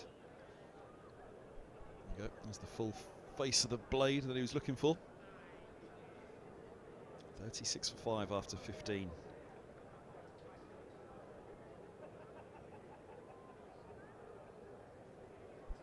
So the double change. Sneijder going for 6 off his first over there. Allison's on at the nursery end, replacing Cook. 1 for 18 from his 7. The 4 for Porter. Now, how did the change bowlers follow up? Actually, the change bowlers followed up very well for Middlesex yesterday, didn't they? Helm and Higgins started well. Helm was a tough one this morning when he came on as change with the new ball. Leaked a few, but came back with a wicket. Middlesex will hope that the change bowlers are off colour today. Give them a little bit of breathing room. How many overs left in the day? 49 overs left to be bowled. So we're just past the halfway point for today. 104 overs in the day, making up 8 from yesterday. Yeah, so still a lot of cricket to be played, and it's now trying to win this next sort of the rest of this session, and then going again in the last session after the tea break.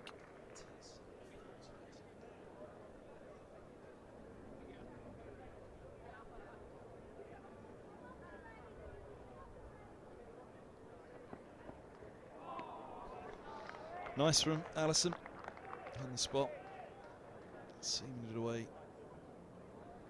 Yeah, tea is on the horizon now for Middlesex. That's pretty much all that'll be on their mind now. Survival, get to tea.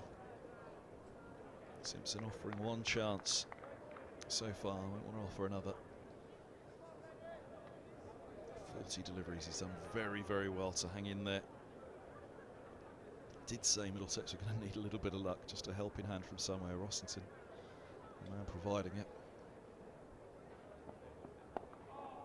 Lawrence needed that little bit of luck. All right, slightly different circumstances, but again, you go back to it, the 38 for 2 they were. Lawrence then being dropped on 32 himself, so I mean, much past 50 at 3-4 down. That actually would have been a pretty handy start for Middlesex. They would have bailed themselves out, but fought their way back into it from that slow start. Certainly the 2-2, as Gus said earlier, just before lunch yesterday, it was a little bit of an escape from Middlesex at that point. Oh, now. Catch it was the cry. It's leg buys. The umpire's going to tap his thigh. That would have been I mean, the cry of catch certainly went up. That would have been a harsh way for Simpson to go had that have been the way that he departed. We've seen 2 strangles already. Cook yesterday and Eskenazi today. I think that cry of catch it is a standard shout from the bowlers and even the surrounding fielders, but then they're always relieved when the umpire starts to tap the leg and say it's 2 leg buys.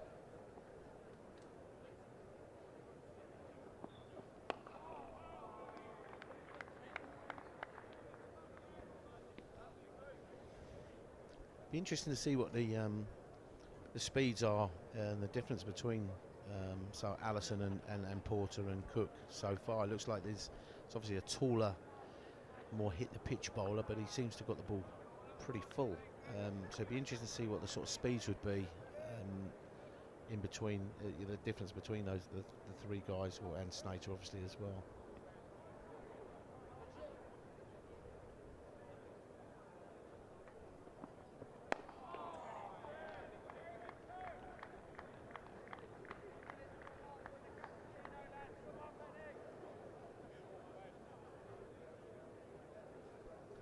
Yeah, nobody expressed pace for Essex, and again, that was kind of looked at yesterday slightly for Middlesex. I know there were 1 or 2 in the media centre yesterday that murmured about the pace of the Middlesex attack. It's not significantly quicker, Essex, far from it, but they put the ball on the right spot more often than not and have reaped the rewards for that. And then, of course, they're backed up with a brilliant finger spinner in Harmer. So.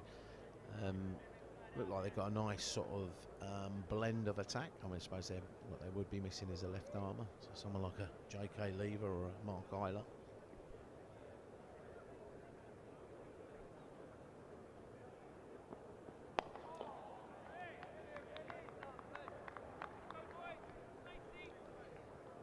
End of the 16th, end of Allison's first maiden for him.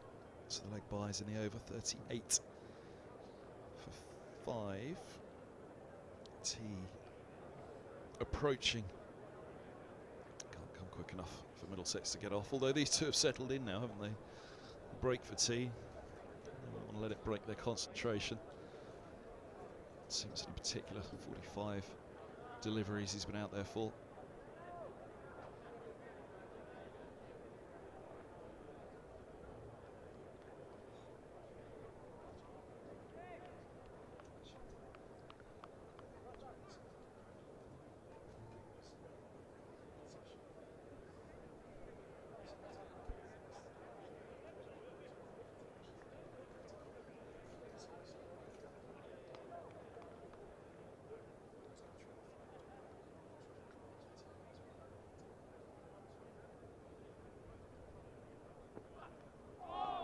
That's good from Snater.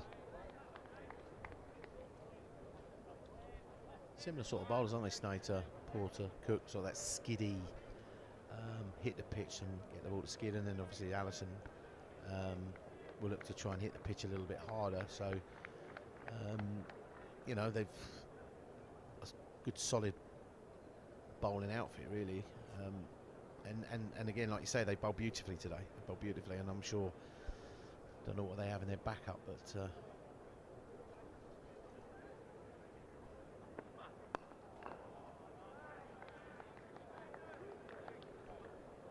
because it's a long old summer, so you'll need to sort of rotate your bowlers. There's inevitably going to be a few niggles and injuries and different surfaces, but the attack that Essex have put out today looks perfect for this sort of wicket. Hit the pitch and get the ball to nip around.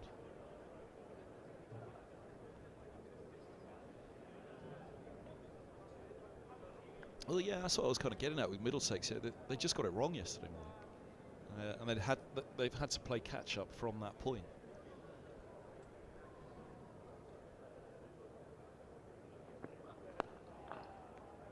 Essex aren't offering something dramatically different in terms of what ability they have or capability, but the difference has been the accuracy from the off. Yeah, it's about the execution. You've got to execute the plan that you've. It's okay having all these plans, and there's a lot of stuff goes into how you're going to bowl at each batter, but it's about actually executing that plan.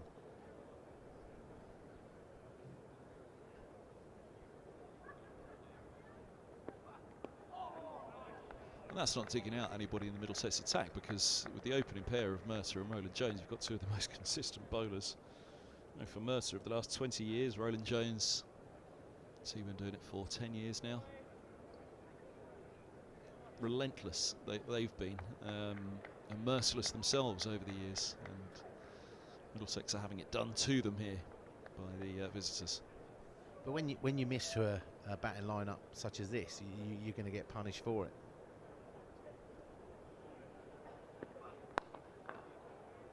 And they did. They escaped yesterday with well, one a strangle, Alistair Cook, and then Brown a rash shot at a ball that wasn't there for it against Mercer, and all of a sudden 38 for 2. Middlesex are 38 for 5. 38 for 2, recovered to 266 all out, which again came with a fight back, didn't it? They were 199 for 3. I mean, 38 for 2. It's 199 when the 4th wicket fell, Lawrence.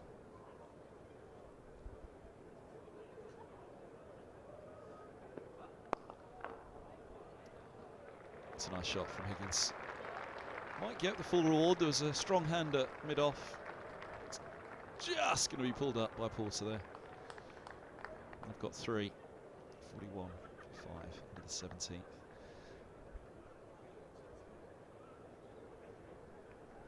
Yeah, as Gus pointed out, of that 266, pretty much 3 players accounted for all of it. Lawrence, Wesley and Critchley. 3 batters got them to 266. Middlesex, well, if 3 batters could get them to 200, they'd certainly take that right now.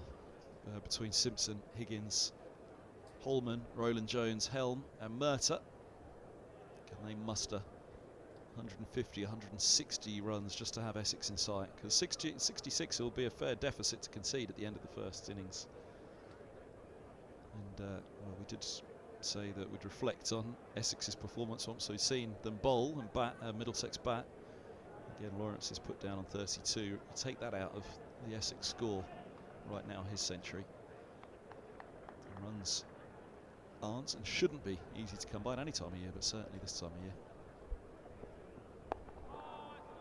And he had to play with a lot of aggression and positivity at times. No, that wasn't reflected in the scoring rate at all. If you looked at the scoring rate, you'd have said it was a composed, calm innings, but actually there was a lot of aggression. When he went for it, he really went for it, charging down the track. There were a fair few that skied and landed safe. Yeah, and I think if if we can get to 200, that 66 lead is due to be set fair for the next couple of days. So, we can't hope for rain or pray for rain to take more time out of the game. You can bet John Simpson out there right now, and Ryan Higgins thinking this game isn't lost yet. As you say, there'll be a winner, barring extraordinary flattening of the surface or some conditions that we haven't foreseen over the next few days. So Middlesex are going to have to stand up and be counted here.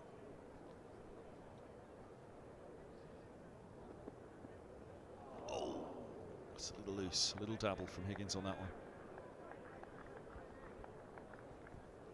You want a bloke like Ryan Higgins at the crease when there's a crisis.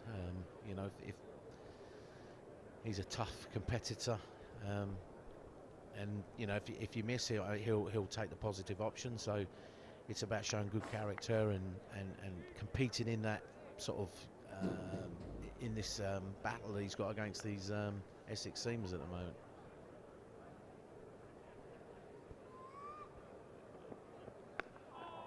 Yeah, when I first had a good look at Higgins, it was in a T20 down at Taunton, I think it was, and I asked Gus about him at that point. He said he looks a decent find. He said he's certainly a tenacious little so-and-so, to paraphrase. He used the first two words, Gus.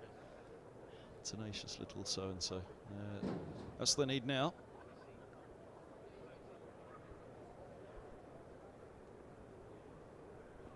Grit and fight of Simpson. Tenacity of Higgins.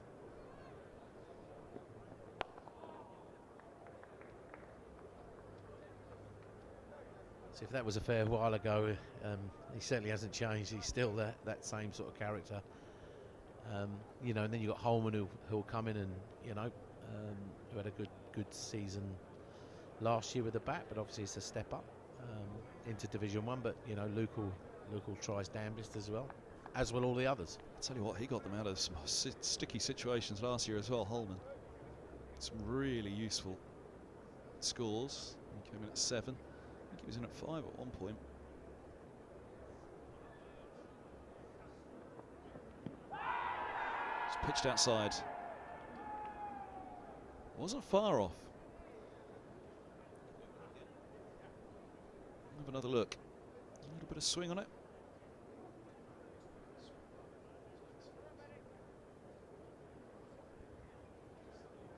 Pitched outside, but looks like there's just a little bit of shape on that one, didn't there? Yeah, I think on these sort of surfaces, and you know, there's going to be lots of hitting of the front pad, pitch a long way outside leg stump for Semo, so he won't face him. He'll know what's what and stick to the task in hand. Interesting move now. Keeper Rossington's come up to Snater. Yeah, it's a Simpson's ploy at times, isn't it?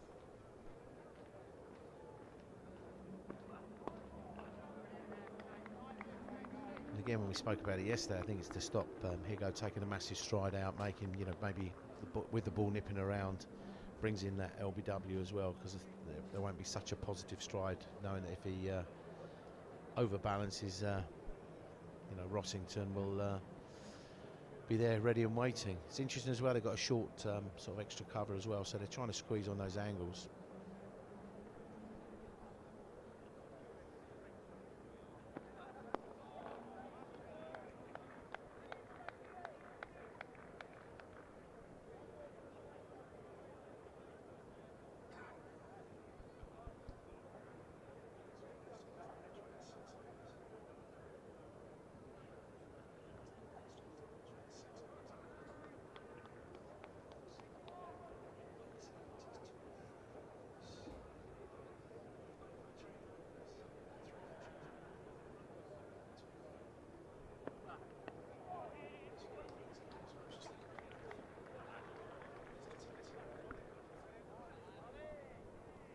Pick up just the 2. They thought about the 3rd.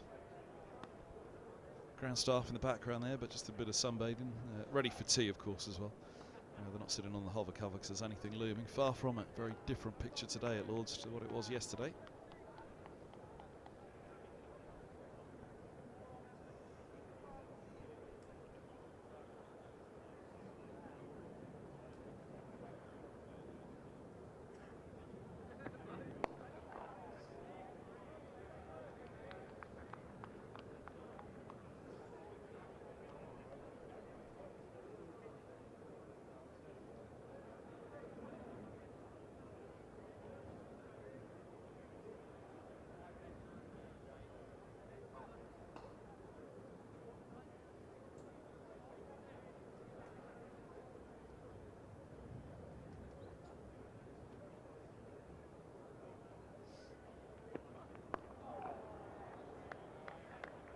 Solid from Higgins in defence again.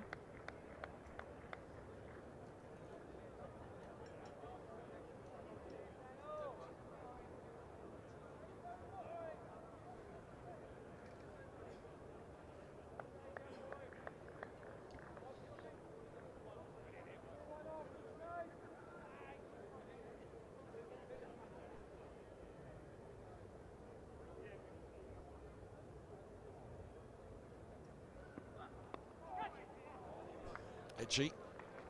Thick edge all along the floor. Pick up a couple more. Pick up 3. I think at this stage, just keeping that scoreboard moving. You know, left, right-handed batters make the bowler change their line or make some sort of adjustment rather than just settling into just bowling the right-hander. So any runs are grateful at this stage, but also the odd numbers make it that the bowlers will be bowling at a left-hander rather than a right-hander. Yeah, we touched on that as well. Left-handed, right-handed combination. They pretty much had three right-handers to go at.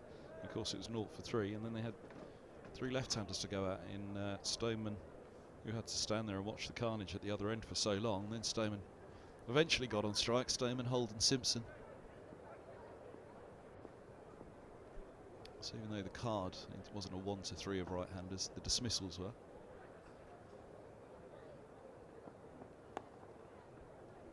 So it's the first time that Middlesex have had that opportunity just to break up that little hold that Essex had on them.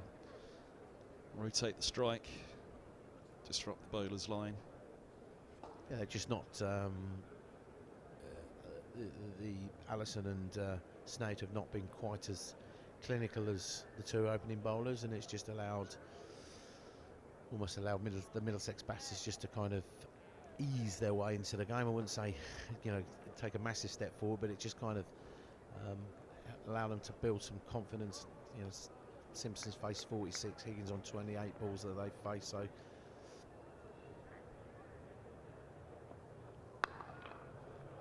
short, wide, and punched hard by Simpson. He hasn't quite timed it. See his eyes lit up to that one slightly. Pick up 3. Middlesex move to 50. 51 for 5. A gentle little applause for the 50 up for Middlesex. 31 the partnership. 20 for 5 when Holton fell. 91 minutes. It's happened in a flash.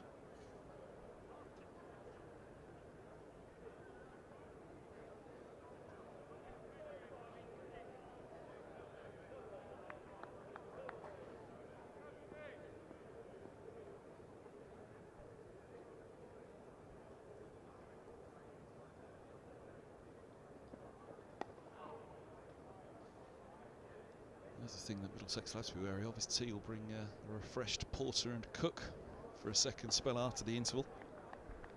yeah, I think just going on to that tea break, I think both teams will be happy to have that 20-minute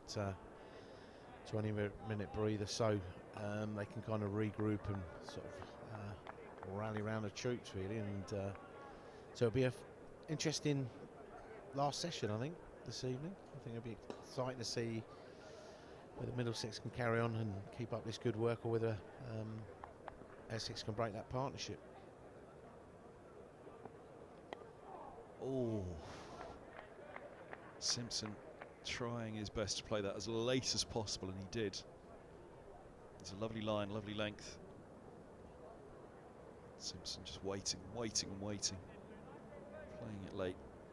Thick inside part of the bat brings him a single. Never looks face him, does he? Even here at the non-striker's end, just hand on his hip. It's very sort of calm under this sort of in this sort of situation, which is great.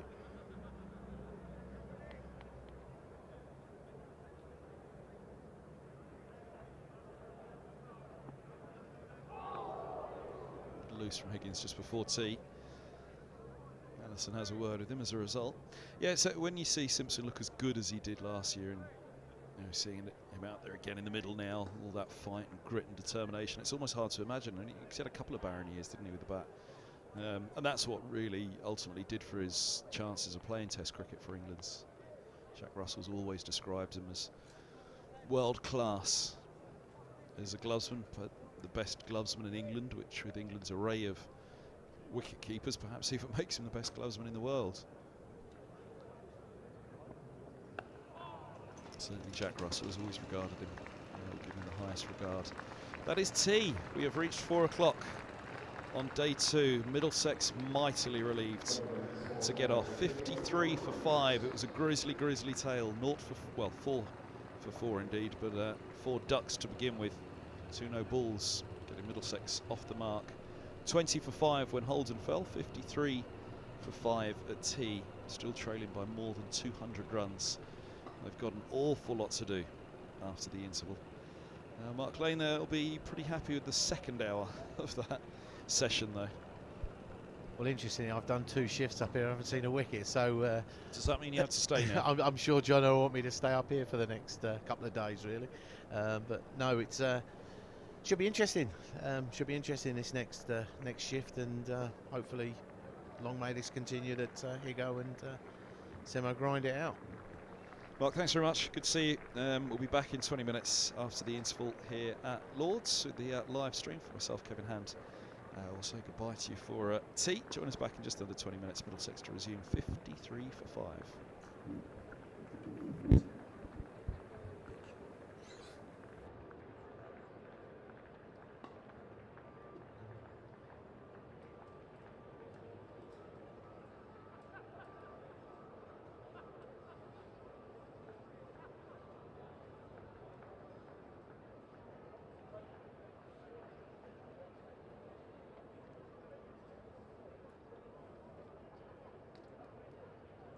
So my final 40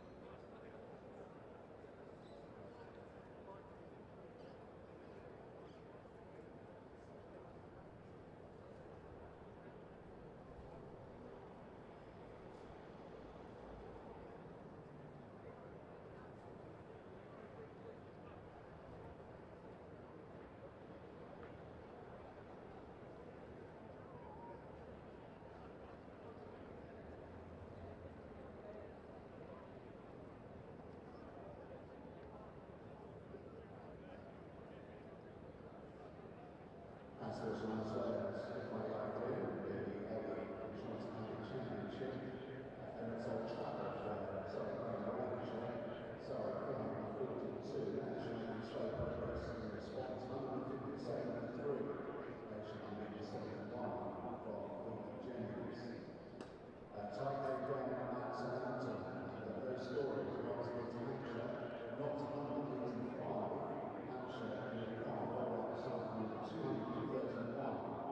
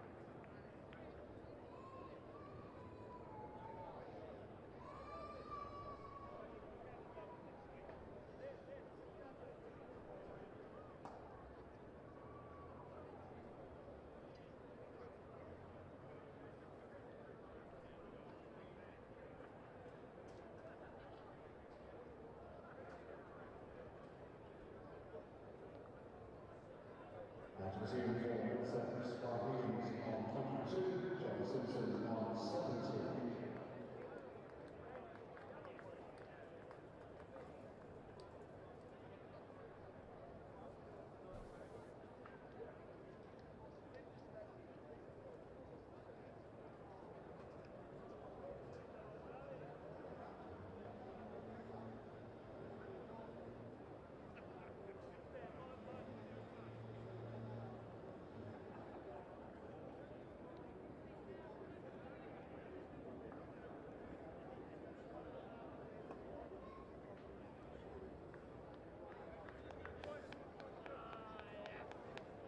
John Simpson to the face, and they'll be open over off the session from William for 6, Jamie Court.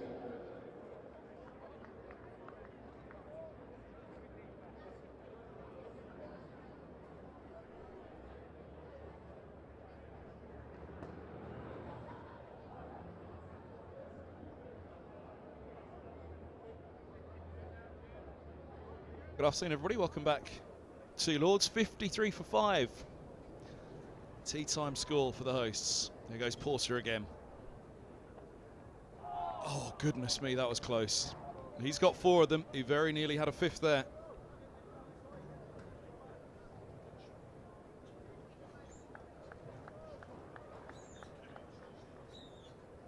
That's quite hard in mouth moment for Simpson. It was had to come back against the slope from around the wicket there, but the angle was there for Porter. Nearly had Simpson before tea, put down by Rossington. Middlesex just needed to catch a break at that point.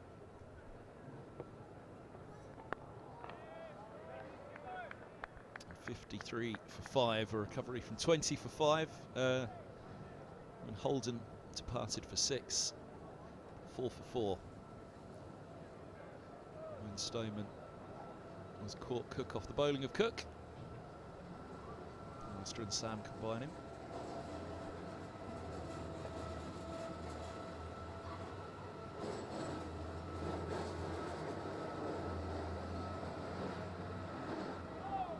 Good game from Porter. Looking to Simpson.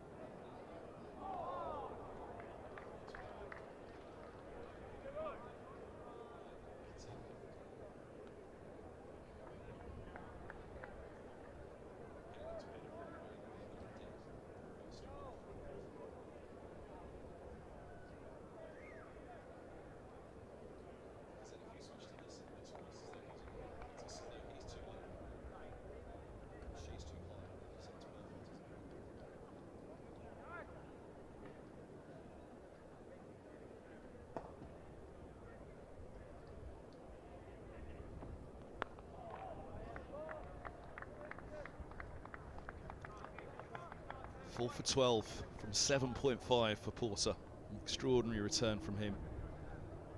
He struggled for a couple of years, was the chat coming into the game, where Cook had really been the one to grab everybody's attention, but Porter here found a spot to start this innings. Well, the perfect spot as he bowled Robson. Really left it.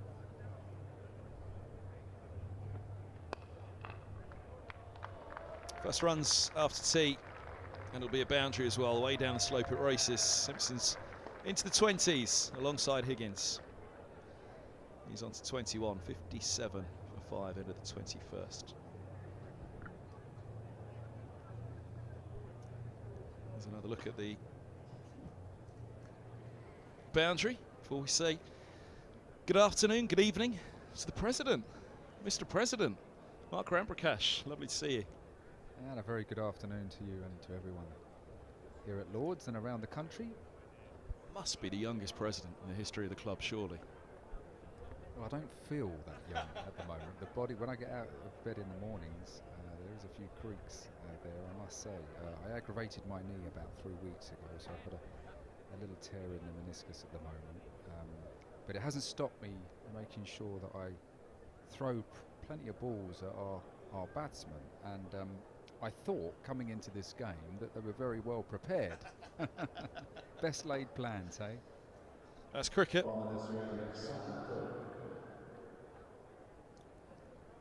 Cook from the nursery end. Again, straight on the spot. They were you watching at the time? Because I know the seconds out back. Were you out back or were you? Yeah, I was actually. I walked over as we took the last wicket of Essex, and I was actually doing a charity. It was an auction prize for some 8 14-year-olds for Chance to Shine, and we'd agreed that they could come and have an hour in the indoor school. So I was just with them for that hour.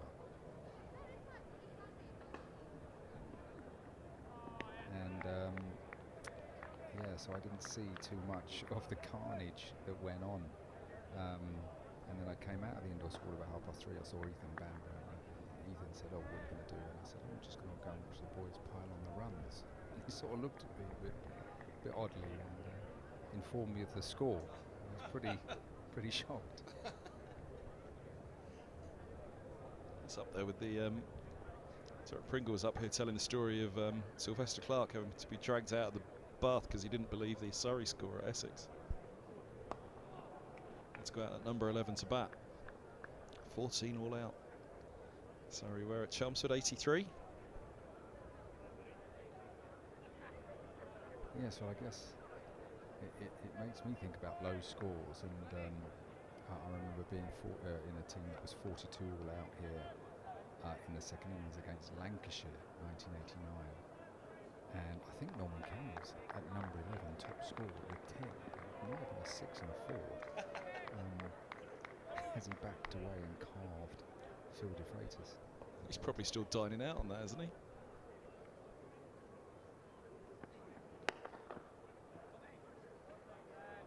Yeah, the one boundary, Derek Pringle was saying he and Lever were sat on were injured, sat on the balcony watching it.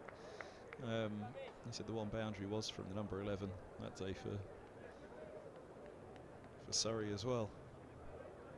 I remember Justin Langer's Somerset being 50 for 8 on the opening morning of a match here back in around 2006-07. Langer declared at that point. Really? Well, that must have been a hell of a bowling performance. One, to get Justin Langer out in the first place, but also to get the other wickets. But I mean, it's funny how things go, because since I've come out of the indoor school, the sun has been shining, the wicket looks good, and so far Simpson and Higgins have looked reasonably secure.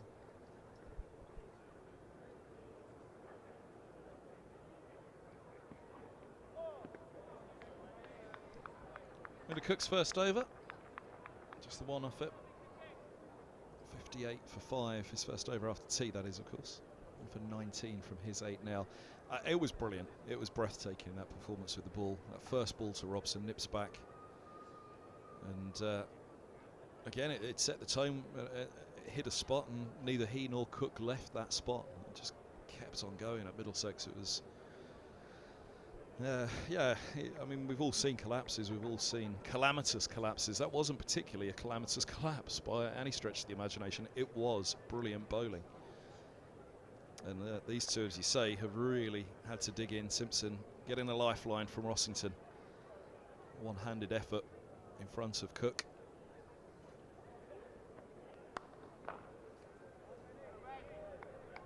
these two have batted extremely well. Other than that one chance, and poor Holden, Max Holden, gone for 6. He'd have been thinking as he edged that one to Harmer. Just carried, and Lawrence did his best to put Harmer off, diving in front of him. He'd have been thinking as well. Couldn't I have caught a bit of luck there, and that one be put down. As we mentioned yesterday, Lawrence was put down on 32. Went on to make 100. Can Simpson. Well, 50. 50 it'd almost do, wouldn't it, just to get something on the board. Get Middlesex in the game, that'll help. A bit of an open face from Higgins. He'll pick up 3. Extremely fast running. John Simpson back very quickly and comfortably. And yeah, it's just settled it down, which is extraordinary to see. Anybody that tuned in right now said 61 for 5, and that's me saying it's just settled it down slightly, but from what was 4 for 4, and those 4 runs were no balls. So we were all trying to scratch our head whether we'd seen a scorecard like it, and there it is on the screen at the moment actually. 0, 0, 0, 0, and then there was 2 not outs, Holden and Simpson, who were both naught as well. And Middlesex were 4 for 4 at that point. But yeah, from a top-down perspective like that, there were a few downstairs who were scrambling for old scorecards as well.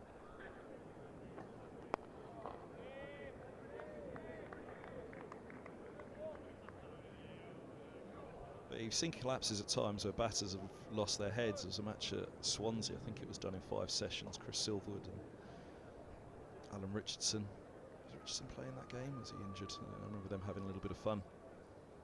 2005, 2006, around that time would have been, yeah, 2006 it would have been. Got docked points for that because it was done in 5 sessions, swinging around corners it was.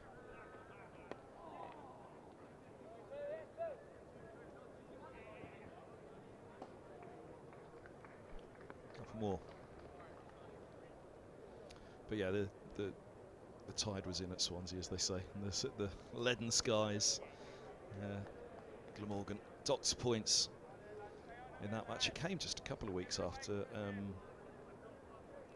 match at Taunton where Langer got a triple century. Billy Godleman, Ed Smith, Owie Shah got centuries in that match as well. And it was one of those matches at Taunton where pretty much 1,000 runs for 3 wickets over 4 days. It was a tough one to call that.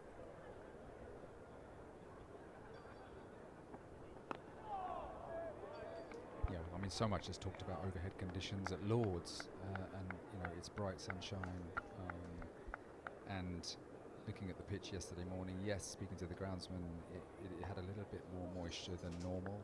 Now, whether the sun has sort of brought up a little bit of moisture to help a little bit of seam movement, perhaps, maybe it's slightly quicker today. Obviously, the Essex bowlers bowled an impeccable length with the new ball. But you know, it had an even covering of grass on, and the wicket looked a very good one for this early in the season.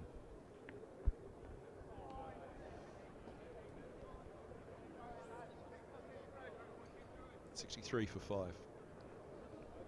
Yeah, it just skidded through really nicely. They put it on a great spot, and Mercer and Roland Jones, I think, were honest enough to say they were rusty yesterday morning. It took them a while to get into that spell, didn't it? And then it was a bit of catch-up. But again, ifs and buts, but you did just wonder at the end of the innings how much that drop of Lawrence was going to be worth, how costly it would be, and how costly the rusty start would be. But Essex's start couldn't have been more in contrast with the ball to Middlesex's. And of course, as I said before to you, that's not digging out Roland Jones and Mercer, because they're the 2 most relentless bowlers going on the circuit, aren't they? Over the years, incredible consistency and accuracy, the pair of them. Just wasn't to be in this match, so fight back's on at the moment though.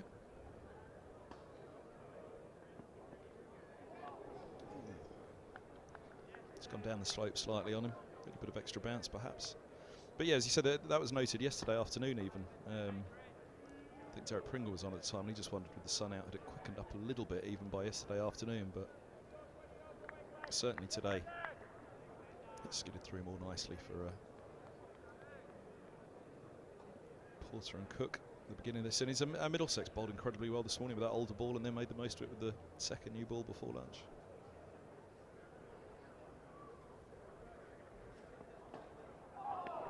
Very good again from Cook.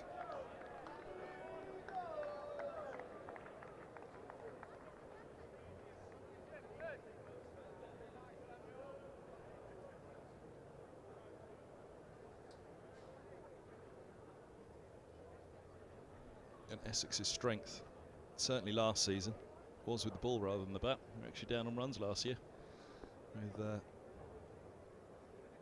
Lawrence, Westley, that middle order struggling a little.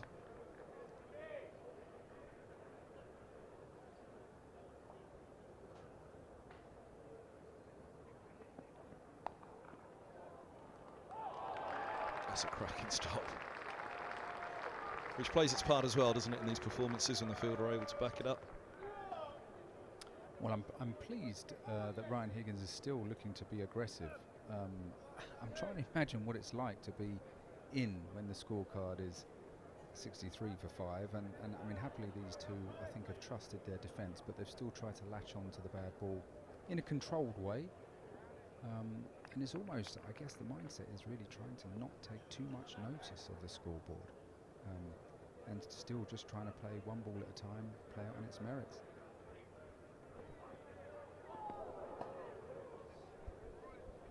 It's just gone again down the slope on him. But I think he's right to go after that.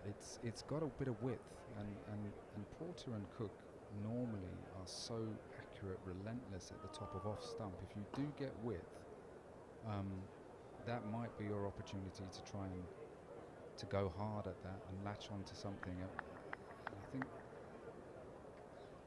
all I could ask is that the player commits to the shot. I think, you know, you don't want to go half-heartedly at something like that. Ryan Higgins trying to square cut the previous two deliveries. Commit fully 100% to the shot. That's nicely timed. Big old boundary out to the grandstand. They'll pick up 3. Or will they? No, 2 on this one.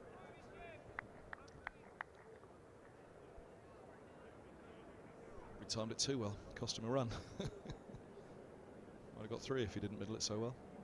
But yeah, big old boundary up the slope to the grandstand for this one. The pitch down on the lower end of the square.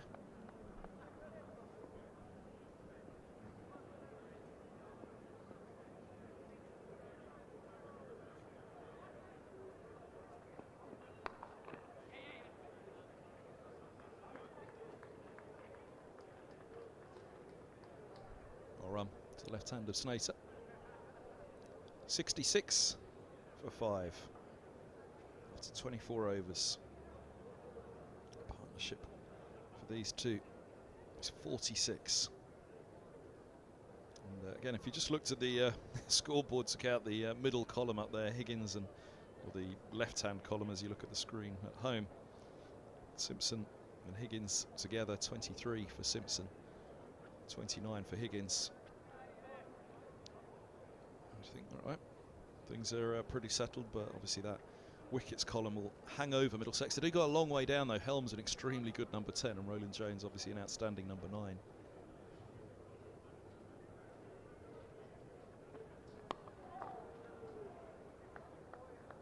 Holman was quite the batter last season as well, wasn't he? He managed to chip in with some really crucial runs.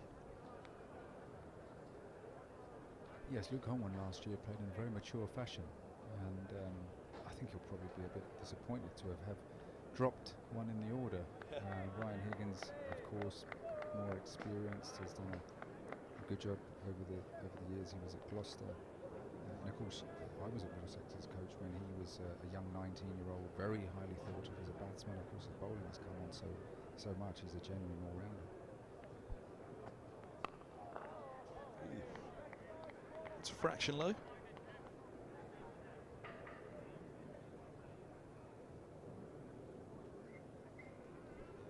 Let's talk about the 11 that are generally operating somewhere else around the circuit that Middlesex produced. Higgins was always the one that got away. He left at the end of 2017.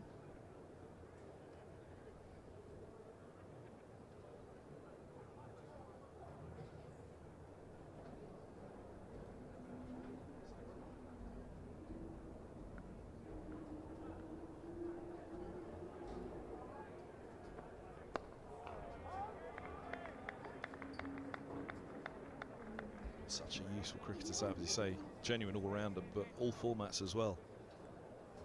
He'd quite happily, without question, put him in to any 3 of the formats As a Middlesex player, he's one of the first in the team sheet, really, isn't he? Yeah, and he's very competitive. And I think in an 11 which is full of nice guys, if you like, you want to see a little bit of fire, and he often can provide that. The old coach, Stuart Law, actually, he touched on that a lot. He's like, I just need a little bit more aggression in the side from somewhere. Yeah, and it's a tricky thing as a coach, I think, to players have got to be authentic, they've got to be genuine. But I think you can ask that when they step over the white line, it's almost like they take on a character. And sometimes, body language is important in sport. We know, of course, no one is saying that you have to sledge the opposition and be a lot of vocals, but you've got to let them know you're in the fight.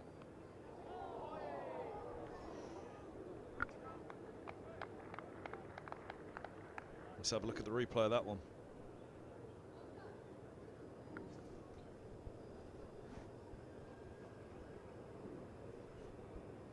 Just short. As Cook rolls to his right. We saw a few of those in the Essex innings. There were a good number, actually, that didn't carry.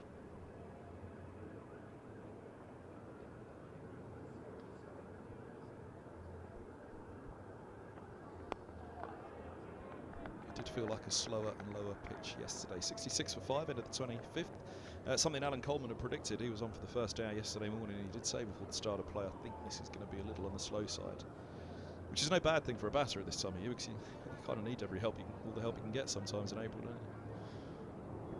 Well, I think it's something that you would expect. First game of the season, April the 6th. It is going to be slow. There's plenty of moisture around. And this is one of the challenges at Middlesex, because we practice for 4 months from first week in November in the indoor school, which is very quick and bouncy, there's a little irony in there that we have 4 months in those conditions, and then happily the marquee at Merchant Taylors has worked out extremely well. We had 3 weeks of very good practice there on grass pitches, and age-old things of batting early season. You've got to be secure around your front foot play, play the ball late, get well forward if you can, a reasonable stride, and let the ball come to you, play it late, and sort of be patient with your driving. And I think that's where I was really pleased, and that's why I felt that the preparation of the players was really good, and in practice they'd all been doing that very well. They looked secure around the top of off, which of course is something that every county dressing room will have mentioned. Can you win the battle around the top of off?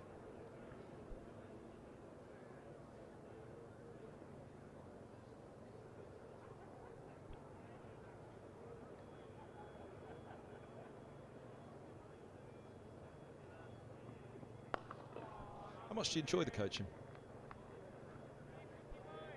Well, I wasn't sure when I finished my playing career in 2012. I wasn't sure what I was going to do, I must say, and I didn't want to drop into coaching for the wrong reasons. I had done the level 4 coaching course back in 2006, so I was qualified to coach at professional level, if you like. And what happened was I got a phone call to go and do a week's coaching with England under-17s with Ian Brunchweiler and Mobo back then. And on that course, Hasib Hamid was 16. Young Tom Moores. It was a talented group, and I really enjoyed it, I must say. Oh, that one gets through. Yeah, well, that was a little bit fuller to Simpson, and John thinking that was full enough to drive. He went hard at it, seemingly moved up the slope. It looked a very good delivery. But yeah, I found the coaching that first week. I realised very quickly that I was an old codger and my career was over, and it was about these young guys in front of me. And I have to say, I found it really rewarding, and it's a sort of privilege really to sort of build relationships and try and help guide these young fellows along. And I was very lucky. Some doors opened just at the right time. Graham Thorpe asked me to go and help out with England Lions, and then he took on a role with the full England side, which meant a space opened up with England Lions after Christmas. We went to Australia for a month on a one-day trip, and I was asked to do the batting coach role, and that's kind of how it developed. And I absolutely loved it. It kept me in touch with the professional game. And Peter Moore's asked me to do the first team, so I did that for 5.5 years, well, initially with Peter Moore's and then with Trevor Bayliss and Paul Farbrace. And you're working with the best players in the country. You've got a front row seat of international cricket, and I really enjoyed it. Of course, people said to me, "Well, what on earth do you tell Alistair Cook? He's already got about 10,000 test runs." And I say, "Well, I don't tell him anything, but I can try and ask him good questions. Ask him about his preparation. What does he need? What are the challenges the opposition are going to provide? How does he want to train?" And that's what it's about. At the international level, it's much more about managing the individual, where they're at in their headspace, how they're feeling going into the game. But you've got to build a relationship initially for that, and you try and encourage and support, but on occasions challenge. Really, I haven't found it too much different at county level, and now that I'm working at Harrow School with boys sort of between 15 and 18, it's still similar principles really, because I've always felt that if you can ask the right questions and get the player thinking, that they sort of come to their own decision about what they need to do. You're there to provide a range of options, but if they can choose what they want to do, it's so much more powerful because the player understands it.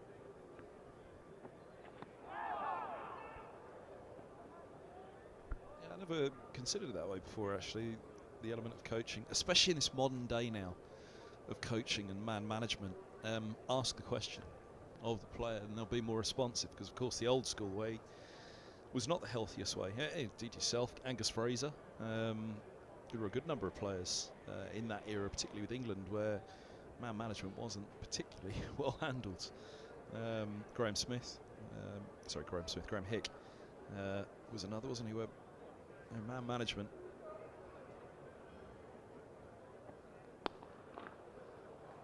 It's nice from Simpson, strong bottom hand from him, as we're so accustomed to seeing now. Pick up a couple, but and I know that was something that I've heard from Middlesex players over the last couple of years, that gentler approach to coaching and management is something that the modern day player just responds to better, and indeed, say the modern day player, any player would have responded better to, but coaching's evolved to that now, hasn't it? Management's evolved to that at last, because it was probably a little bit slow in doing so. Well, hopefully, yes. I mean, I think initially, I spoke about building a relationship, and I think initially you have to build a relationship with the player in front of you. So I remember with Moeen Ali, unfortunately I had to talk a lot about Liverpool Football Club because he was a massive Liverpool fan. But it was a way in to initiating discussion. With Alistair Cook, we chatted about farming because which I knew nothing about, by the way. I was about to say, there's a lot of bedtime reading for you around this shop. So, but at least it showed I had an interest, and it got conversations going. And you build a bit of trust. They get to know you a little bit, but importantly, they get to know you care, and you're invested, and you're there to support them, and you're in their corner. That's really important, I think, whatever level, because confidence, of course, is so important. And with the international job, of course, we didn't really see them outside of tours or test matches, so the confidence was huge, in and around the international matches.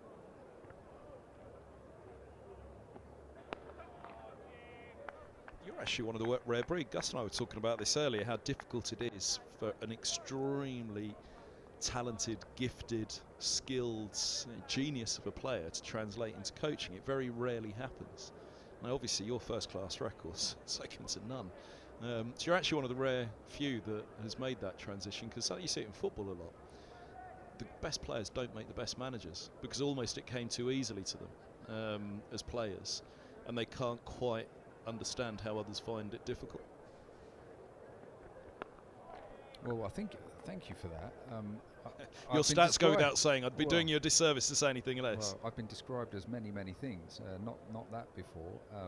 But I suppose if you look at the international cricket, I had so many ups and downs, a lot of tough times, a lot of soul searching, anxiety, lack of confidence, lack of self-belief. And so I think as coaches are hugely influenced by their own experiences. And so within that, one thing I never forget is what a difficult game this is. And I think having empathy with the people in front of you and knowing that actually, hey, they're trying so hard. And there are tough times, tough days. That's really important, and it's something that I always try to retain, is that sense of empathy.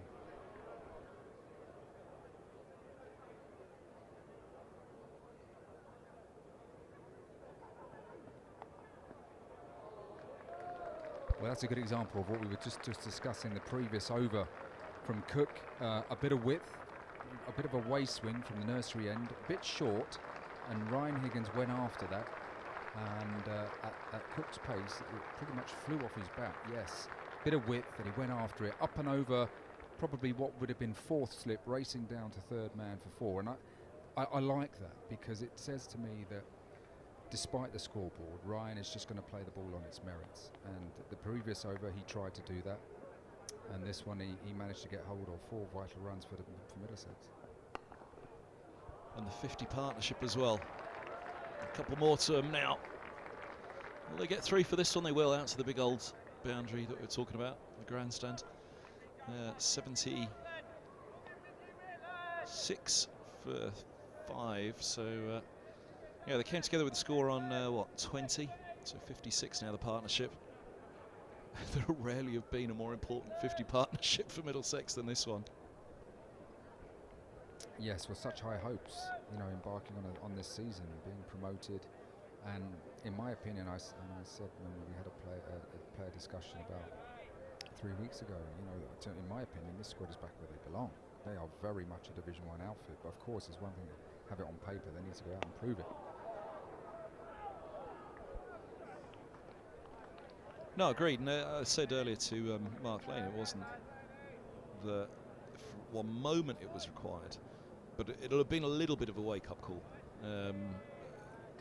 It's Division 1, and that's the big difference that everybody says between Division 1 and Division 2. That if you're off it for a session, you will be made to pay. And they weren't off it with the bat. All right, 4 for 4. You weren't exactly on it, but it's Essex were relentless. They were right on top.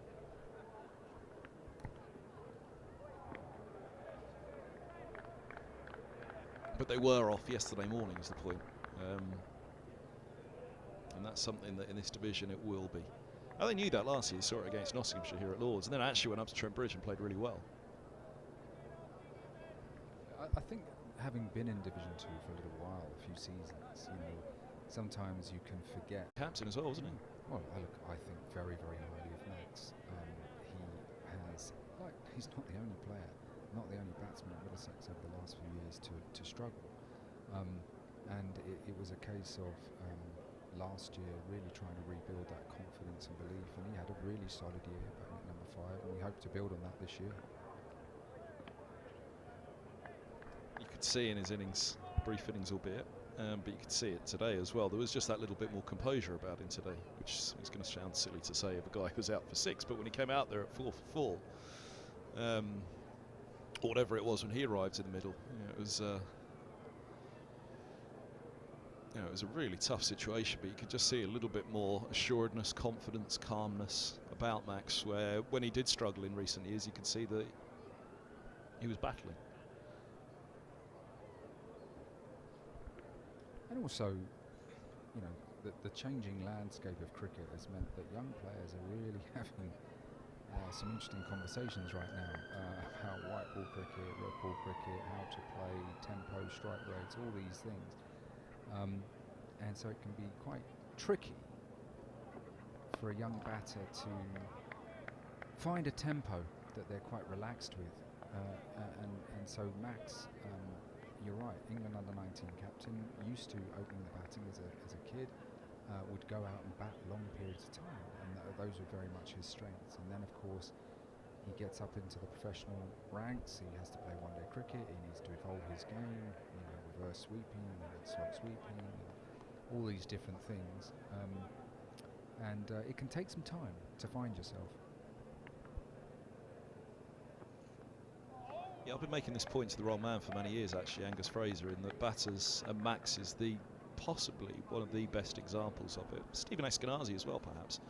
But that adaptability between first class and T20 is such a vastly different skill set, isn't it? And of course it's in every young batter's mind now that they want to play T20. This remains the pinnacle, this is the best, this is the one where you really want to excel, but everybody of course wants to play T20 as well.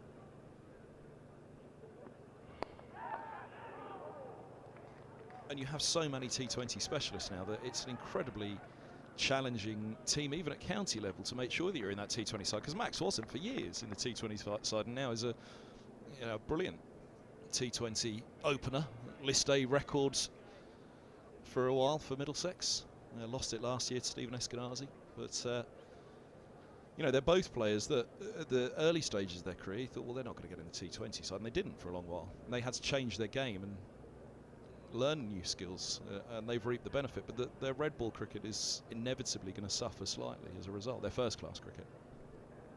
I think it depends on the individual, some players don't necessarily change their game too much. I think it's probably the middle order players. The top order players who are playing in April with the ball moving around, and bowlers like Porter and Cook, they really need to be tight in their defence, and sort of show really good composure. Of course, the other way is that you go in and play a few shots, which some do. But in Stoneman and Robson, we've probably got two guys, vastly experienced, a lot of first-class runs under their belt, and who currently aren't in T20, so they don't necessarily have that complication of changing tempo, and it is a massive change of tempo, and that they can go along, and once they get in that rhythm of four-day cricket, they can pretty much take over and remain in that little bubble, if you like, as top-order players.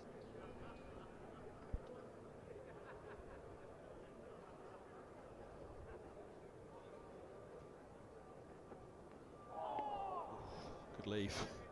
Only two types, of course.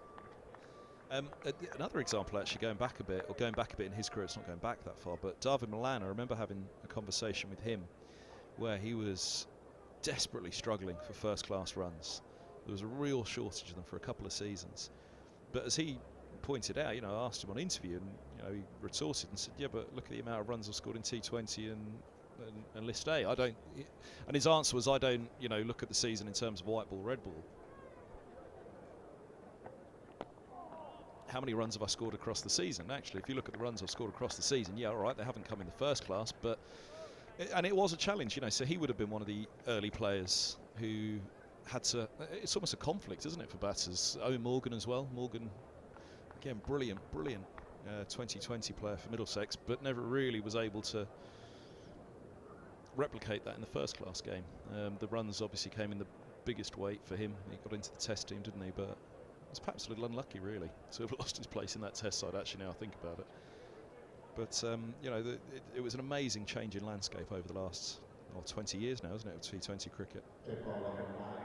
And there are different types of players. Jason Roy, for example, he's gone down the white ball road and playing pretty much just white ball cricket, almost. But you can think of other players like Owais Shah, perhaps, who still had an excellent first-class record for Middlesex, but then combined explosive batting in T20 cricket. There are plenty of others who can do both. I think it depends on the individual and how well that they can retain what they do really well in red ball cricket, and then when on a Friday night or whenever it is they go and play a T20, that they know their game and what they have to do in that type of cricket.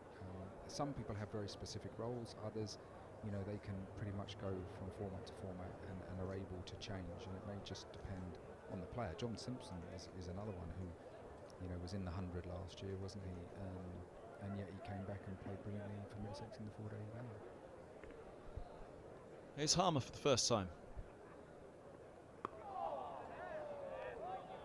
Again, he was one that wasn't initially in the T20 side, was he? Rossington had the gloves. It was the which is crazy to think now, isn't it, when you think of how powerful a batter Simpson is.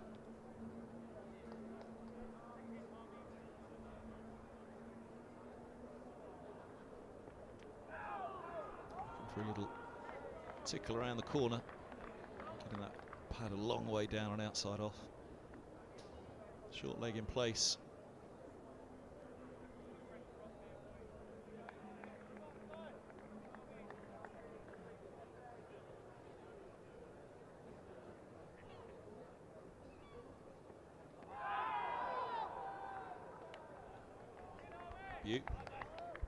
Terrific delivery from Harmer, angling the ball in. So he's bowling from the nursery end, round the wicket to the left-handed Simpson, and that pitch is on. He had to play, pitched on and around off stump and turned and beat him.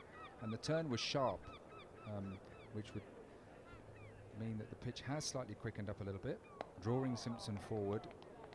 And tactically, quite a tricky thing here, because of course the slope is in to the left-handed John Simpson, and Harmer is looking to turn the ball up the slope. Now that really creates a tough thing for the batsman on what line to play. Yeah, it's the right end for him, all right, isn't it?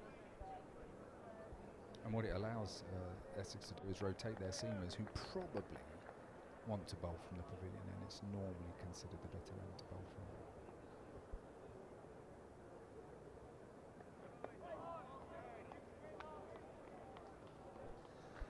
30 overs done. 78 for 5. The presidency, before you go, because you've got to go in a minute, but the presidency, it's just begun. As I say, it can't have been many as young as you to have had the presidency in the Middlesex. So I want to tell us about the job, the role, how you see it. Well, I was very surprised when Mike Selvey, he took me out on the balcony at Durham last year and sort of, spoke about it and would I be interested, and I was absolutely delighted, absolutely. As I said at the AGM this week, that there was Middlesex under-11 going through the ranks, and I've got a very close association with the club. I've lived in Harrow all my life, played here, coached here, so absolutely delighted to come in and do the role. In terms of the role, I think it's fascinating for me to learn a little bit more about the organisation, how it's run, the challenges that it faces, and you mentioned about the changing landscape of cricket. Lots is happening, and that's a terrific pull shot. Ryan Higgins launching into that pull shot from Snater, a bit of a loose delivery halfway down, not much pace on it, and he's pulled it for 4 down towards the tavern. 82 for 5 now, Middlesex. Good signs there as Higgins moves to 42. So yeah, in terms of the role, I'm looking forward to attending board meetings and learning more about the organisation, but also mingling with members and supporters. The odd drink in the committee the committee room, maybe even a lunch in the committee dining room with Gat, as if there's any left up there. But yeah, I'm absolutely delighted and feel very, very proud, and hopefully it's going to be a very enjoyable 2 years.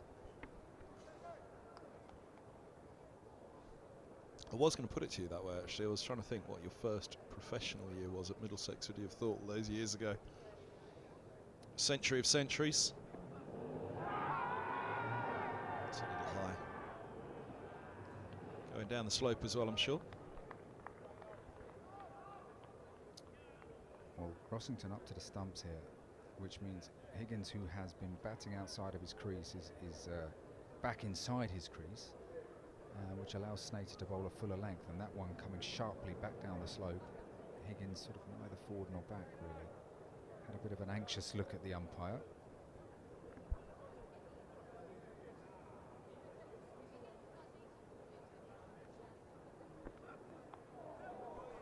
Bounce on that one. Yeah, I was going to say first professional game.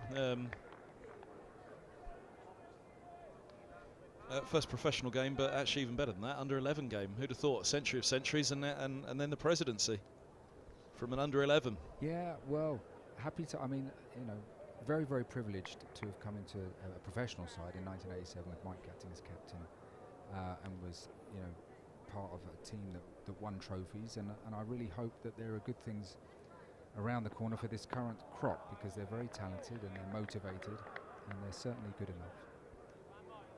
Thanks very much for having me on this afternoon. I'm going Thanks to for pop coming off up. and continue to watch elsewhere, but enjoy the afternoon. A wonderful wicketless spell for you as well. Actually, good signs. Good man. Thank you very much. The President, Mark Ramprakash.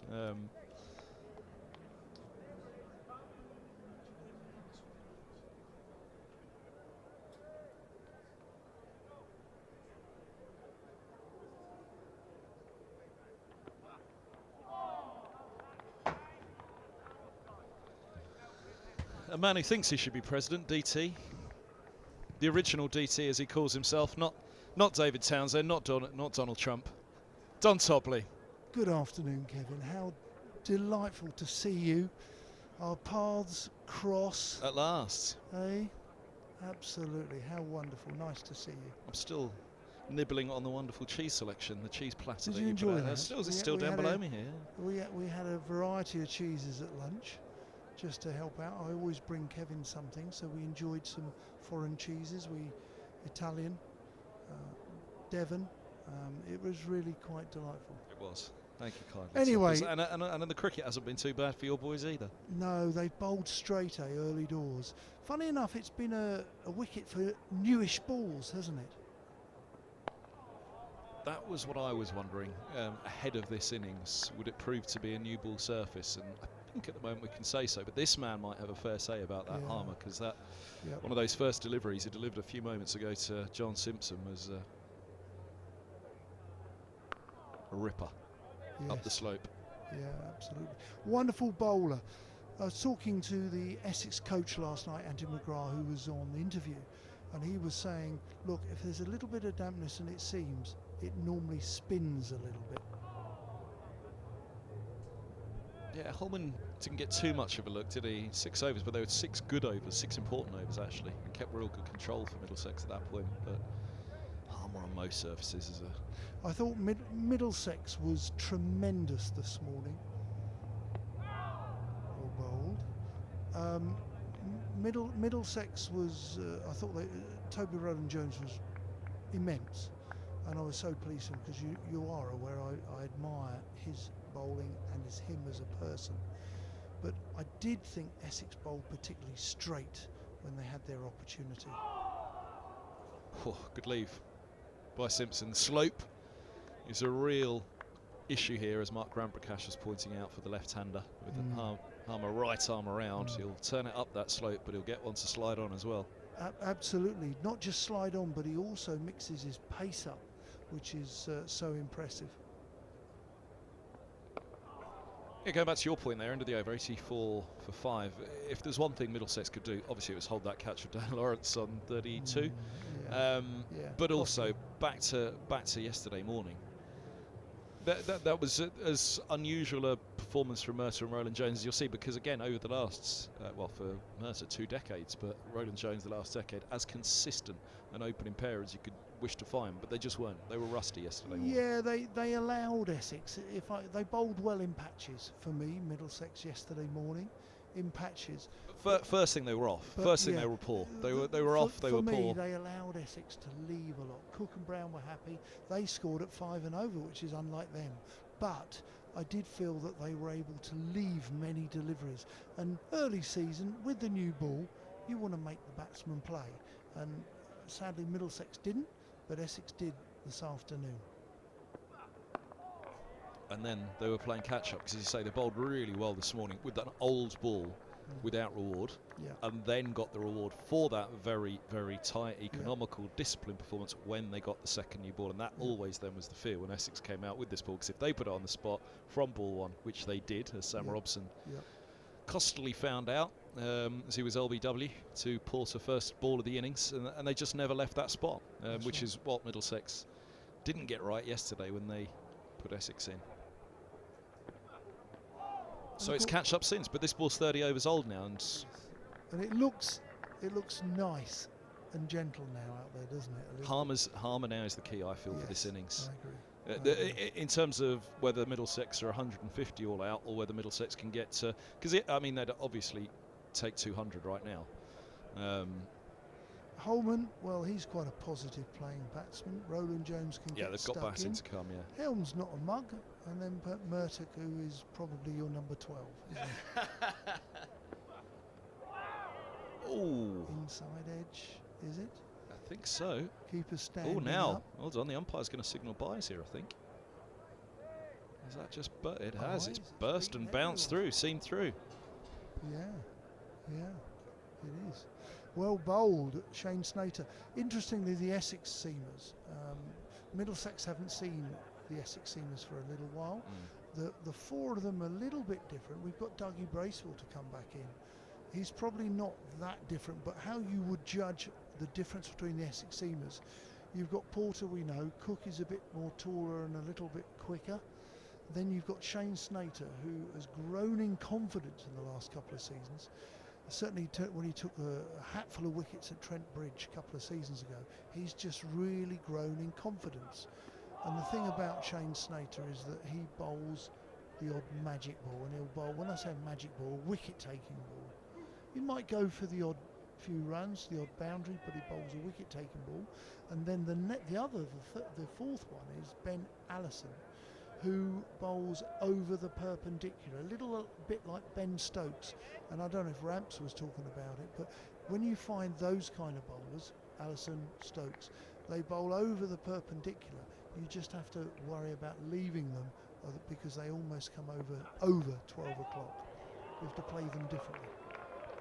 There's a little edgy from Simpson.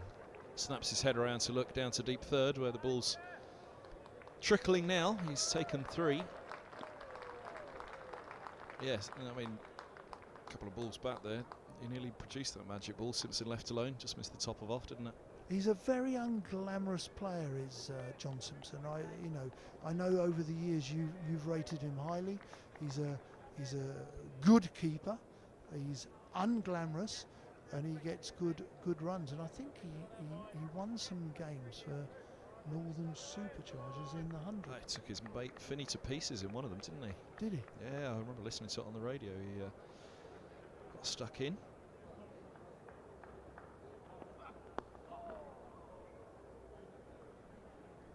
Might be going back a couple of years now for Simpson. Trying to remember that was the first year. But anyway, I mean, look, he's been a tremendous player for Middlesex. He won the game against Oval Invincibles up at Headingley.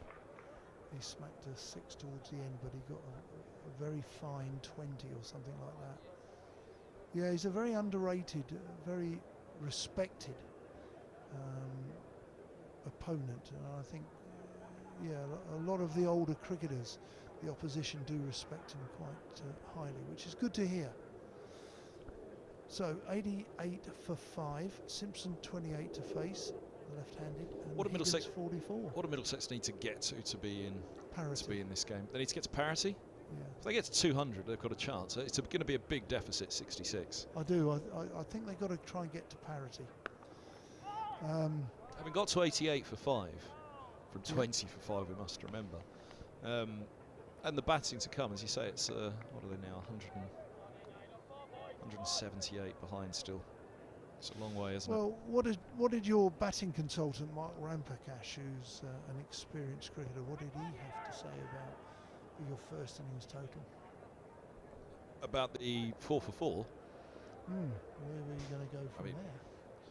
Phenomenal bowling performance, wasn't it? He actually didn't see it. He was away doing some work with some kids at that point. I mean, not forgetting you had one strangulation down the leg side. Eskenazi, yeah. Which Cook was a strangle. Cook the same. Yep. The only one I want to see again is, and I'm not admonishing him at all, but the Peter Milan dismissal. Bowled? Yeah, I don't know how he got bowled through the gate. Was it there was a through little the gate, middle edge? I just thought, and I'm being really with my coaching hat here. I thought that was quite listen, it was a good ball, but it was probably a disappointing dismissal to get bowled through the gate. Yeah, any top order batter hates getting bowled, don't they? That's the catch by Harmer, very good. Buckets Harmer, he really has got enormous hands.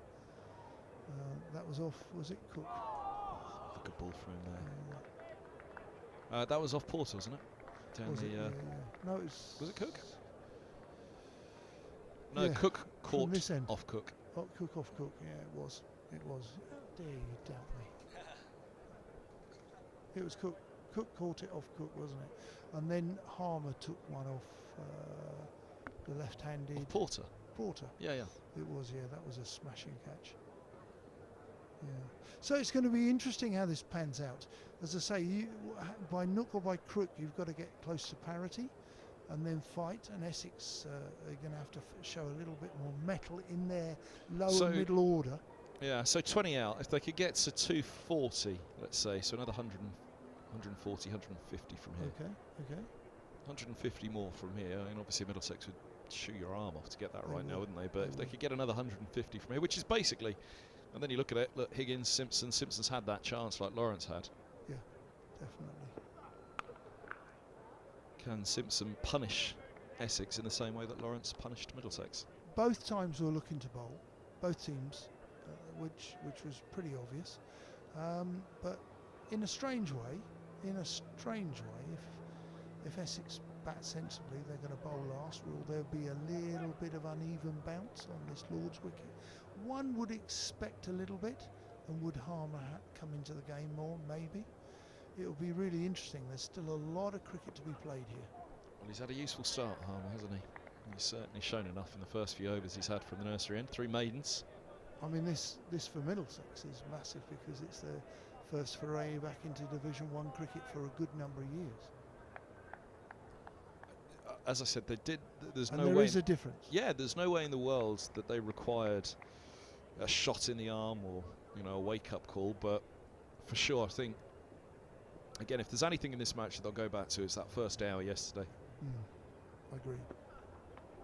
Because they'll have fancied having them 38 for 2 as they did, but equally 50 for 4. It was 199 on the board by the time the 4th wicket fell when Lawrence departed. Yeah, and that was loose from Lawrence. Yeah, and it, you know, you could have had him. What was he on? 107. No, oh, when he 32. Yeah. 32. Yeah. Significant. Nice to see the keeper standing up this early in the season. Nice shot. Played into the leg side. That's 48. Yeah, nice shot that. Calmly timing it into the leg side. A little too straight there from Snater. As you do at Lord's. You know, you've got to get used to the slopes here, and he's just bowled a little too straight there at Higgins. 48 not out. Simpson 28, score 92 for 5. Porter's got 4 wickets, Cook 1. Trying to work out who my interview is going to be with tonight. Snater bowls, gets well, I suppose he plays it with soft hands indeed.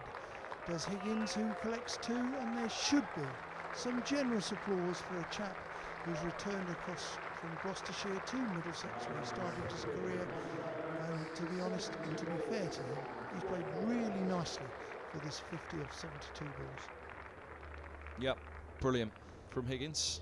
Chanceless to 50. He's the only player to make it to 50 chanceless in the match. No, Critchley may not have offered a chance, did he? I don't think he did. He's only the 3rd player in the match to make it to 50, I should add, but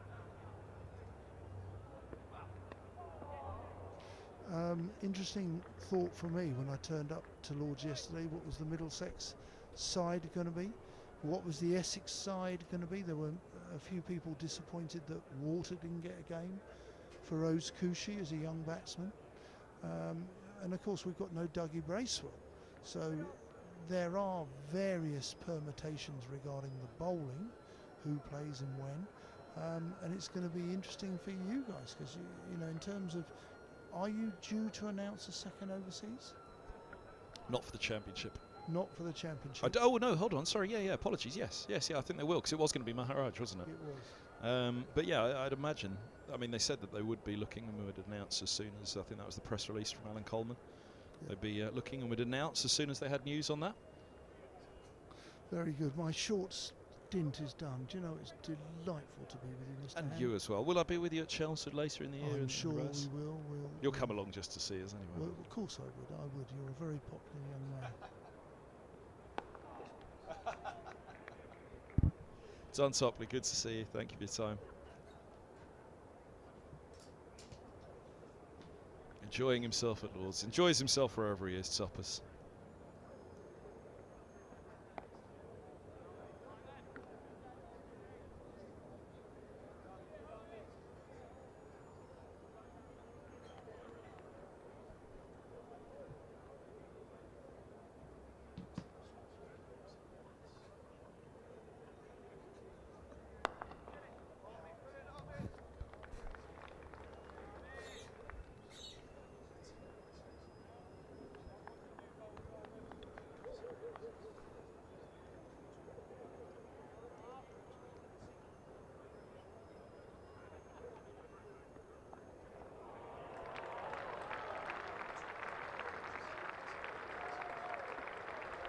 Nice shot from Higgins.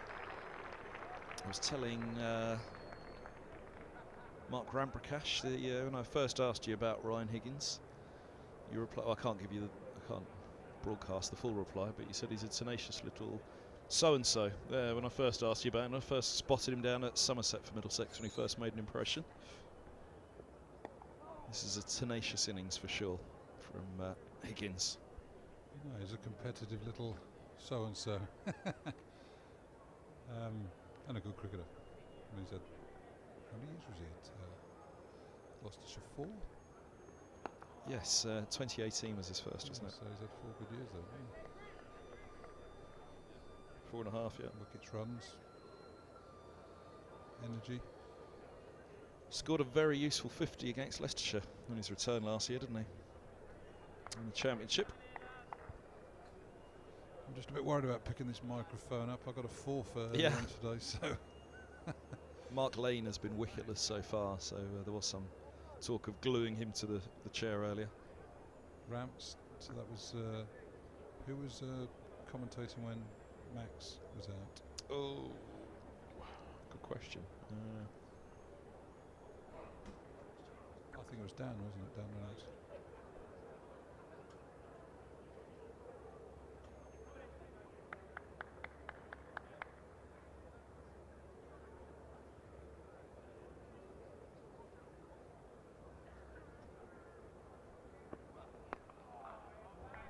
Got 4 for 4. What would you have given for 99 for 5? It's a recovery. It's not complete yet. There's still 167 behind. It's a long way back still in the game, but boy oh boy. What's the follow on? Is it 200? No. 150, 200? Yeah, 150 in you sure? First class, isn't it? 200 in tests, isn't it? Unless it's changed, but it was certainly 200 tests and 150 in the Championship. There was questions of that at tea, would they enforce if they had the opportunity? Yeah, I was going to say 4 for 4. You're worried about the follow on. But that was the 100 up. Good pull shot there from John Simpson. But actually, with it set fair, you know, Middlesex's top order, you almost fancy having been 4 for 4. They'd come out and do a darn sight better, so the follow-on would have been quite dangerous for Essex as well. I'd like your optimism, but They beat Northamptonshire following on, didn't they? 2 years back. I mean, all right, it's a different side, Essex to Northamptonshire. Doesn't happen very often, but I say if you're following on, you're in a bit of strife, aren't you? You'd rather not be following on if you can avoid it. For sure. It's not a cunning ploy.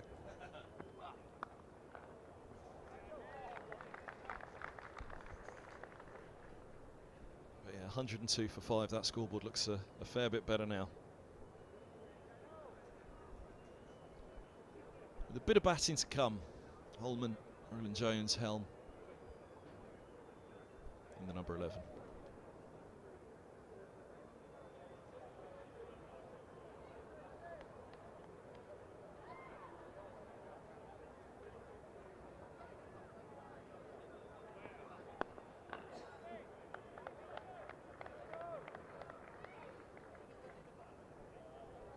First class average of 31 for Ryan Higgins. He's a better bat than that, I'd say. Yeah, I think, I suppose we look at his Gloucestershire average, I think that'll be higher than that. 214 wickets at 24. I'll have a look at his Gloucester one.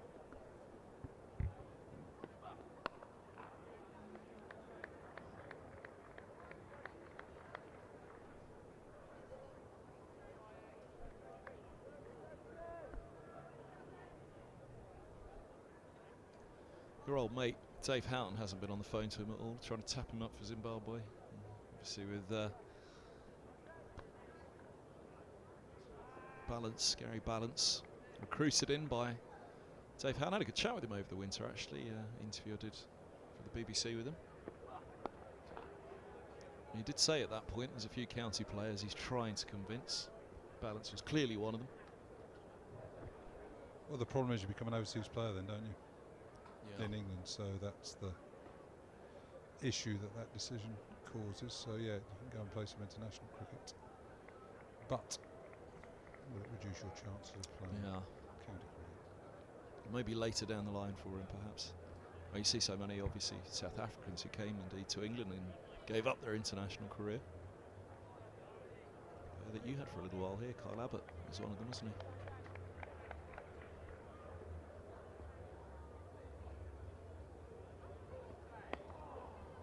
Simpson's played Harmer well so far. Really good first over from Harmer. Some alarm bells were ringing now with the balls he turned up the slope. Ramprakash was on the commentary with me at that point, Mark Ramprakash. I'm just looking at Ryan's record. So he scored 2,619 runs, an average of 32.33. So a little bit better than his overall average, but not as higher than. I guess the workload you get through with the ball. Even you're a better batter than your average, but when you get through the workload you do with the ball, and he did do at Gloucestershire. It's asking a lot to have a considerably higher average than that as well, isn't it? Well, he batted 6 and 7, didn't he? Well, he's coming at 7 here for us, isn't he? But he was batting 7 for Gloucestershire. So again, there are going to be times when you batting with a tail, you've got to take a few risks and probably give your wicket away looking for quick runs for like a 50, 60, 70 could be a really good innings in some batting with a tail. Suddenly put another 100 runs on for the last 3 wickets. But you're the one that gets out looking for quick runs, a bit like Critchley today. A bit like John Simpson as well. It's 3 centuries last year. It was the first time he scored 3 centuries in a season. But then equally you balance that against the fact that he is coming in 6 or 7 and is perhaps batting a lot with the tail.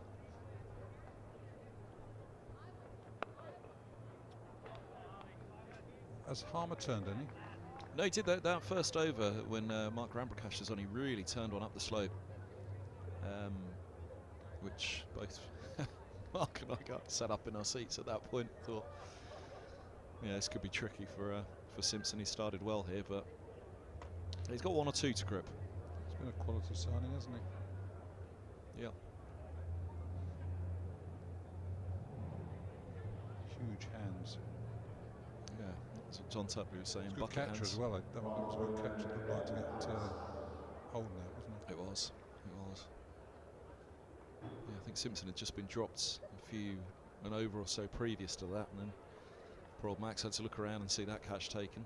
It was made all the better because Lawrence had dived across in front of him, and at first I thought it was Lawrence that had taken the catch, and indeed it went up on the scoreboard as Lawrence, but then on the replay we saw actually it got through and it was Harmer who took it behind Lawrence.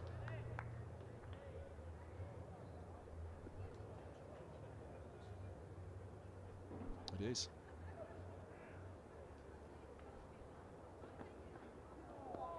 Good start.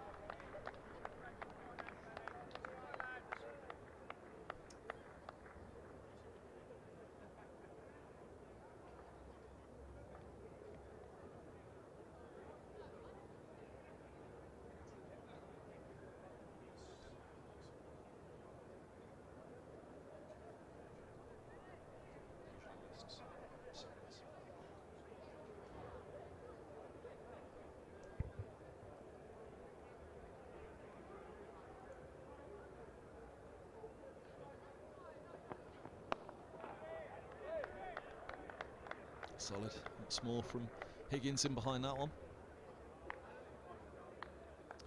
Yeah, Middlesex had to toil hard with that ball, 50 overs old, and they came out this morning through to the second new ball and they got that reward. This ball now approaching its 40th over. So let's hope it's a good evening session, a reasonable start tomorrow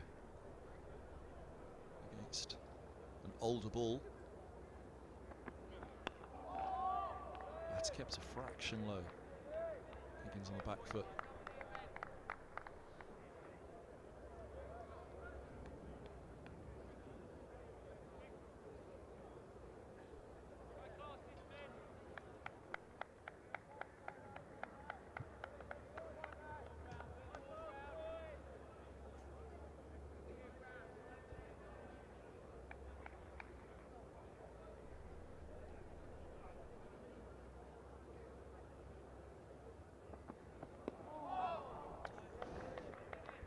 Going up slightly by that one. Kept that bat face open. His left shoulder, his front shoulder opened up to the onside.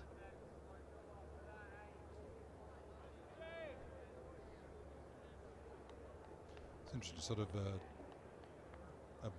Well, after I finished commentating here, I went to the other side of the round and went to the committee room for 20 minutes just to see who was in there. Gatt was in there, and Mike Selby was in there, former president. So you were sat with the current president commentating when I was chatting with the former one.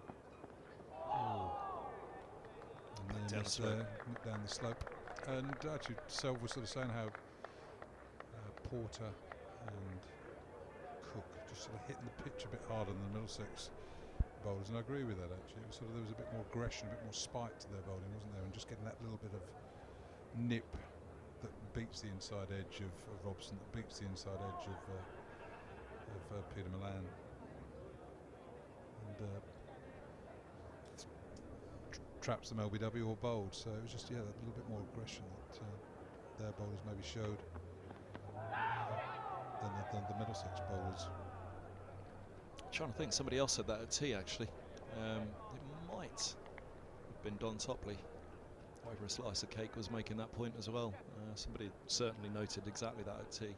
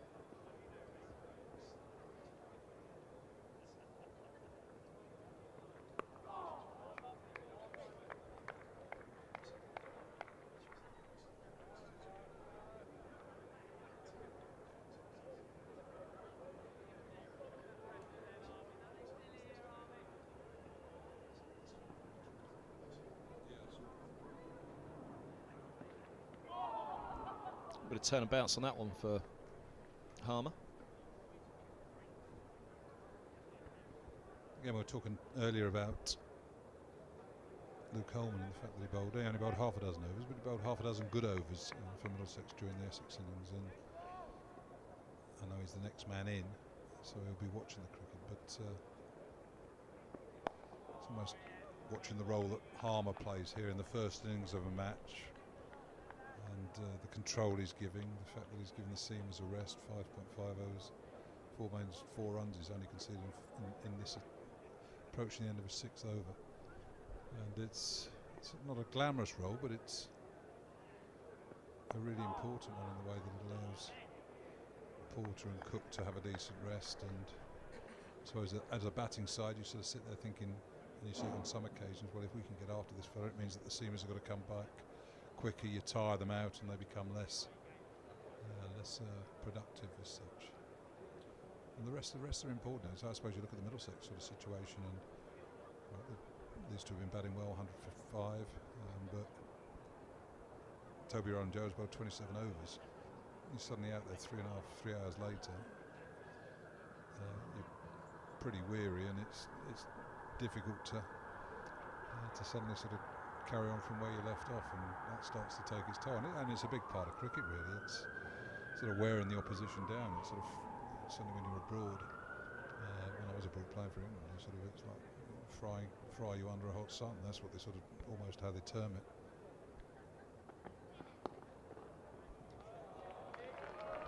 Yeah, lovely from Higgins again. Again, he's been chanceless, really, and he's possibly been the most fluent batter in the match so far. Lawrence, obviously, with a brilliant 100, take nothing away from him whatsoever. But there was a lot of risk and aggression in that century as well, wasn't there, to manufacture runs. Higgins, I'd say it's been effortless, because it's been an extraordinary tough battle for him out there, and it's been chanceless as well to this stage.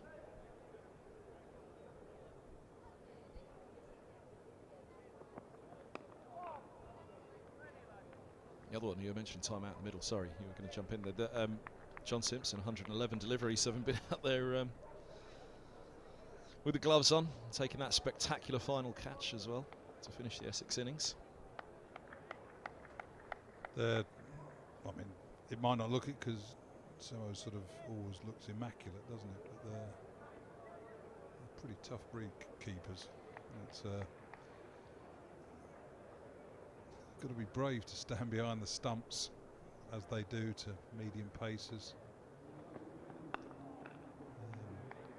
Getting blows on the fingers, blows on the hands, people throwing the ball in wild at you, doing a lot of dirty work, sort of picking the ball up on the half volley in the footholes and things like that. It's the best obviously make that look tidy, and Simo is one of the best, but they're a pretty strong, determined little breed, because they're getting their hands dirty. They're doing a manual job every day, really.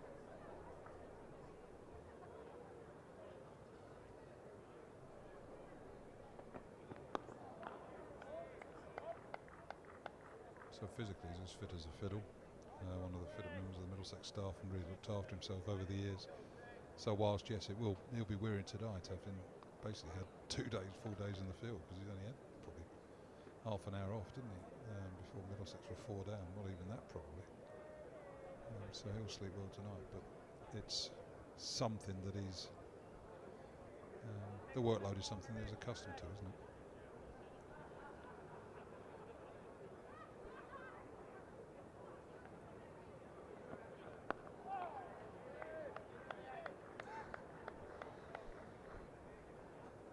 The competitive nature of Higgins. Watch that ball all the way up the track into the stump, see where it was going to deflect, what it was going to do.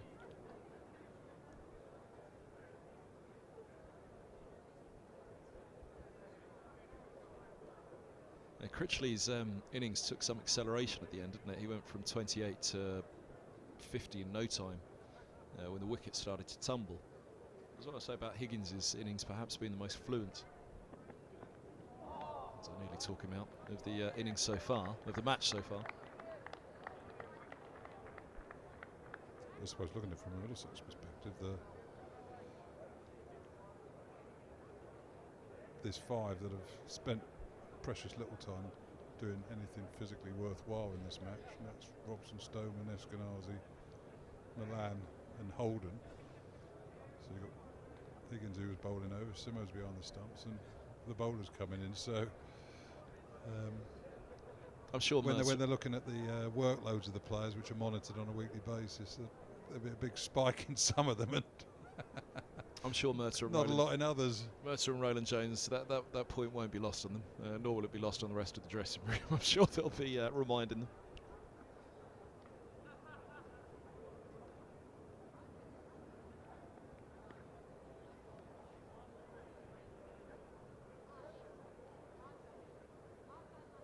So a little period here. Essex not conceding many runs, are they? Armour bowling a quality bowler, bowling an excellent spell from this end. Well run. They got change of ends, which is what you want to do. Keep rotating the strike, but so it's important someone like Simo doesn't get frustrated and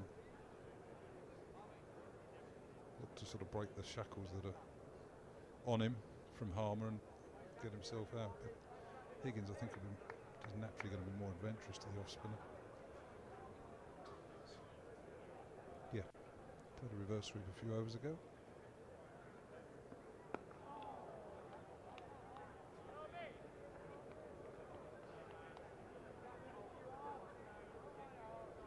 It's actually been a really good day to watch, hasn't it, today? Mentioned a little bit of a gentle and quieter nature about yesterday. These last 23 overs, 22 points. 1 overs, 2 overs are we going to get in? Probably get most of him, to be honest. Yeah. Although once the sun goes behind the stand at the far end, shadows might be quite dark. He's done well there, hasn't he? 4 more.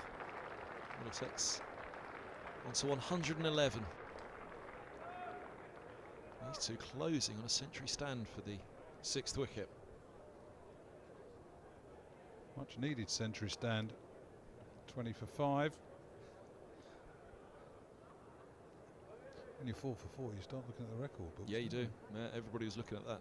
14 all out for Surrey at Essex. For which Pringle and Lever were sat on the balcony. He was telling me that they were both injured for that one. Well, I always remember there's a famous story about that game. Yes. With Henry Blofeld, wasn't it? Yep.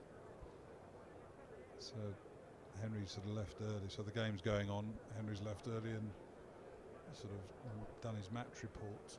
And the dismissal for 14 was at the end of the day, in the last hour of the day's play. And Henry sort of left the ground and said, and by close, Surrey had reached blank for blank.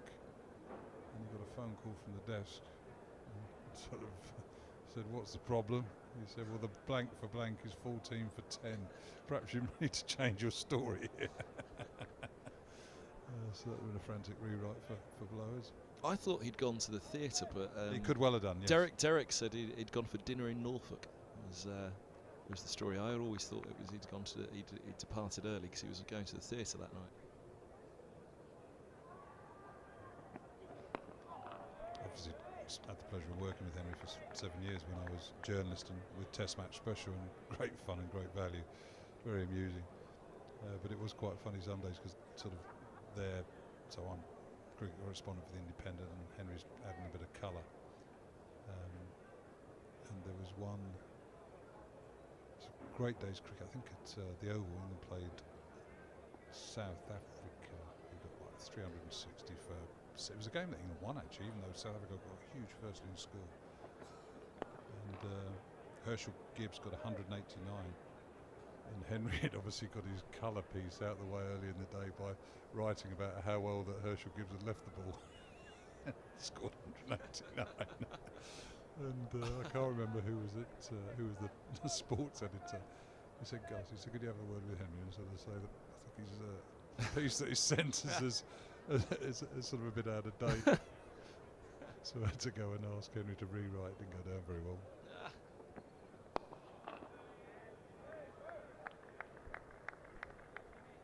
Who was your favourite to summarise for on TMS? Who do you enjoy commentator? Working alongside, there's obviously listening and then there's working alongside as well, isn't there? They're all, I mean, Henry was great fun. Although, I suppose that it's changed now. There was almost like quite strict rules, weren't there, when you speak as a summariser and when you don't speak, and you almost let the commentator commentate and then you fill the gaps in.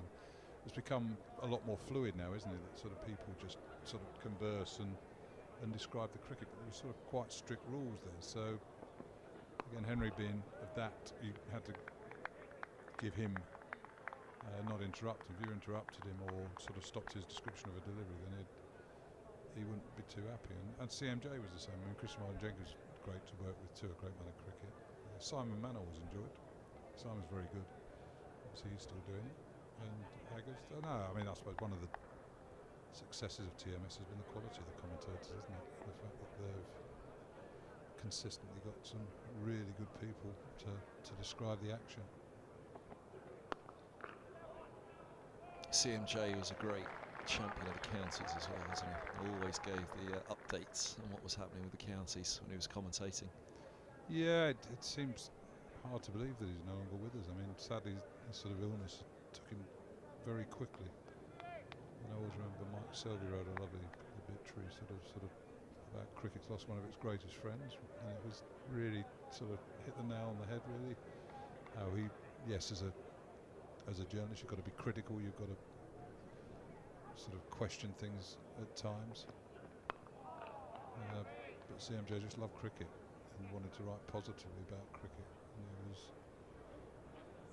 an amazing sort of figure, really. The way he was like a mad professor, wasn't he? I mean, you'd have thought. And always late as well. Yeah, always late, always paper hanging out of his bags, and just totally disorganised. And yet he's had probably 3 of the biggest jobs in cricket journalism. He was correspondent for the Times, correspondent for the Telegraph, and correspondent for the BBC, and exceptionally good at each of them.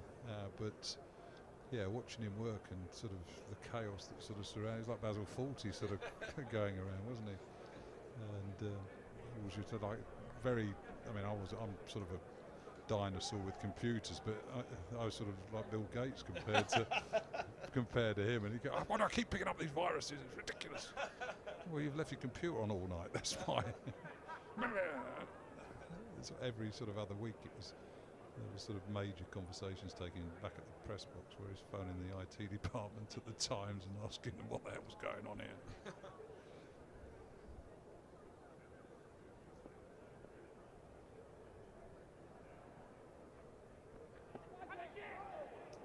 Little inside tickle on that, up the pads, over the short leg. Excitement from Essex in the field.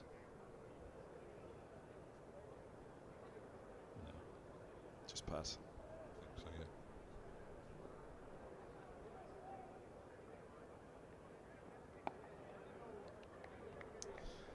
Yeah, TMS has missed him, and county cricket has missed him on TMS. He's a great champion for the county game, and could have done with him the last 10 years, I think. And county cricket has constantly had its detractors. Well, I suppose the affection for him was revealed at the. I'm trying to think now, the service that took place at St Paul's Cathedral. It was packed, hundreds of people there, to sort of remembrance service for him. It was brilliant. I mean, that said it all, really. I mean, that's how highly regarded he was thought of by everybody we went to that. And it was very sort of moving and sort of humbling experience, really.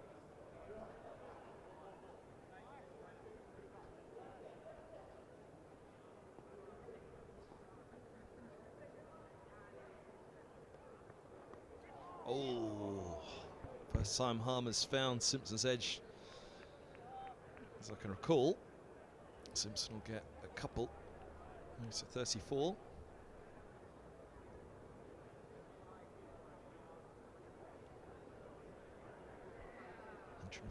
$114 for 5. It's a fair recovery, but still 152 behind. So just about to nudge past that follow-on.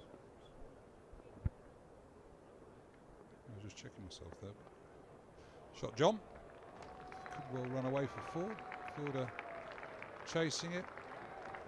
Right in the corner there. Flipped it back. Unusually wristy effort from Simpson. He's usually such strong, firm hands, isn't he? Rolled the wrists on that one.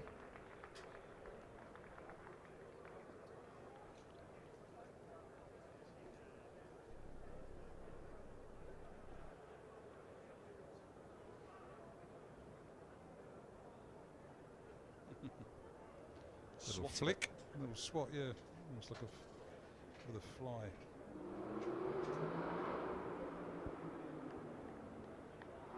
Swatter. Couple of almighty revs going down St John's Wood Road on the effects mic. I can hear in my ear.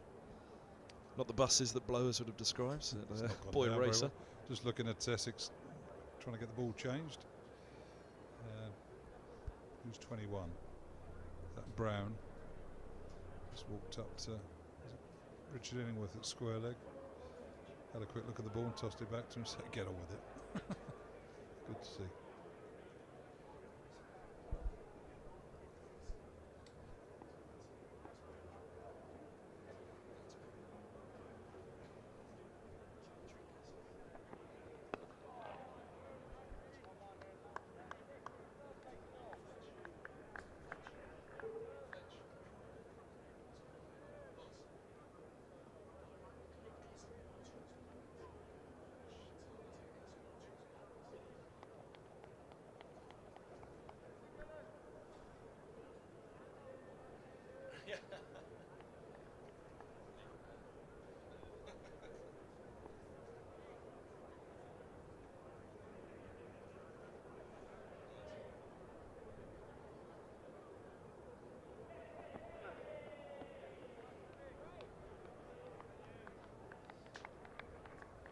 20 overs to go today. Just looking at the end of the last over and on the little, looking at the screen in front of us, so under Allison there, he's got his last over, and it was not 1, 2, 3. Has there ever been over? It's got 1, 2, 3, 4, 5, 6. Sort of each ball. The amount of cricket, the history of cricket, it's almost. Well, 5's the one, isn't it? Yeah. 5's the one. All run 5. Overthrows.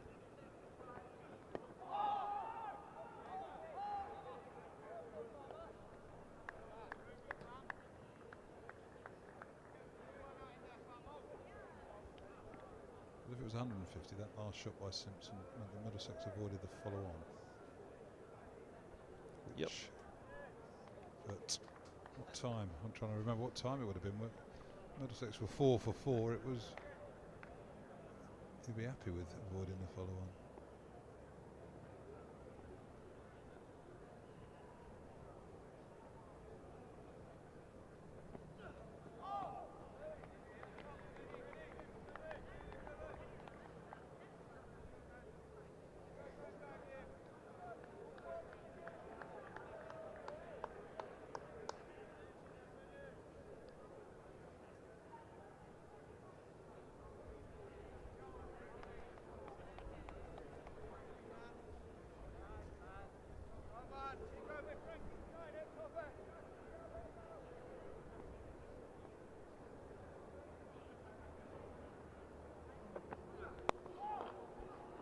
That's another good one from Simpson.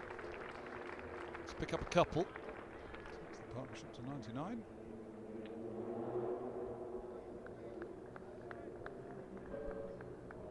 If they find that one more run, you'd imagine it'll get a fair old ovation. Although it seems as though the crowd have thinned out a little bit here. Maybe A few people have followed the sun. I mean, there's been quite a few people down to our left here. We can't see from the position we're in the Edrich stand. yeah, it's,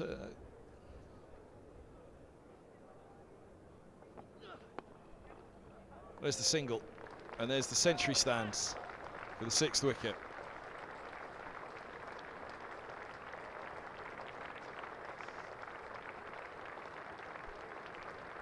Prolonged applause from the crowd that are still here.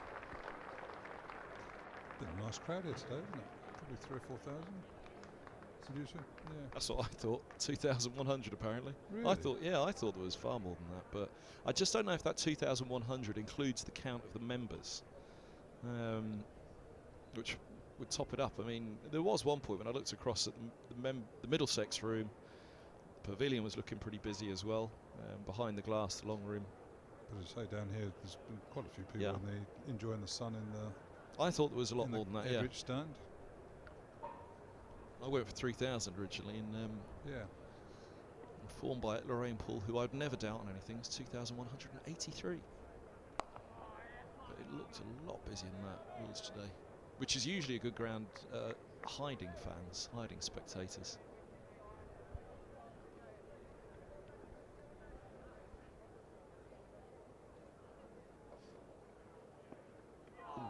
That one's go through. Yeah, you kind of look around sometimes and think, oh, there's not that many in, and then all of a sudden, well, it's actually 1,500 here. Whereas today, it felt like there were an awful lot more than 2,100 here.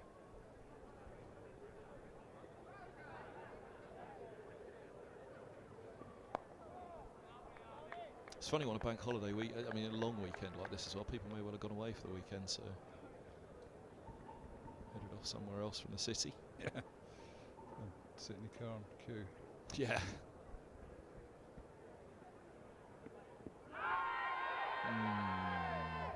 Didn't look right. Big appeal from Essex, didn't look right. Just sliding down. Might have straightened. Probably had to straighten more than it did. Yeah. It's got a lot to do against the slope from there, isn't it? Not a million miles away though. Decent shout.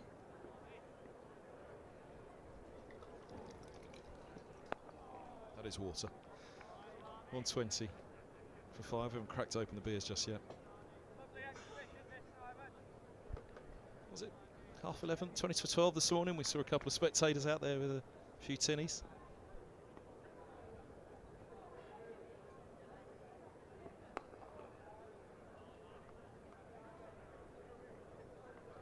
I know it's a bank holiday, blimey. Not ticking them out. 20 to 12. 20 to 9. I mean, 20 to 10. Well, it's like when you go to airports, sort of time becomes irrelevant, doesn't it? Almost. And I remember I was taken to Bordeaux by the MCC in Majestic, sort of the wine suppliers, and got invited on a jolly there, and we met up at Heathrow, sort of 6:30. An early morning flight, get over there and obviously visit some vineyards and stuff like that. It's a really nice treat. And sort of there, an hour and a half to kill before your flight's taken off. And 7 o'clock in the morning, we fancied a pint of lager because pubs are open. All the pubs are open all night. And it was like having a pint of lager. I thought, no, you can't do that at 7 o'clock. And it was worrying me how nice it tasted. Not that it's a regular occurrence, I promise. But don't worry, Denise isn't listening. There's something about airports, isn't there? Time's irrelevant.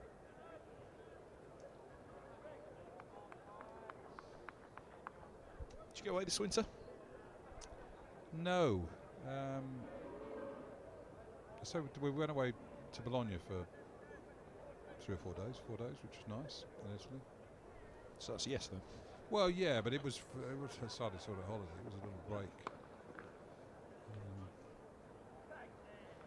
with my son and his wife and my wife, which was nice. Italy's fantastic. I mean, we were in Bologna, which, what would it compare to as a British city? I mean, in its size and sort of place in the pecking order, you're probably looking like a Northampton or Leicester, aren't you, or something like that. And then you walk around Bologna and think, well, there's a bit more going on here than and then you just drive an hour down the road to Ferrara, and there's unbelievable. You've got a Parma, and it's everywhere you go there is just gorgeous, isn't it? The history, the sort of buildings and things like that. So we love Italy, we do. But contemplated going abroad, a bit further afield, but it's just so expensive. I mean, like Sam Robson got married and they invited us to the wedding, we thought about that, but you go to Australia and you're looking at 10,000 quid a holiday that's even just going for a couple of weeks, really. And you think, blimey, it puts you off. We can't afford to do it. Cost of living crisis at the moment.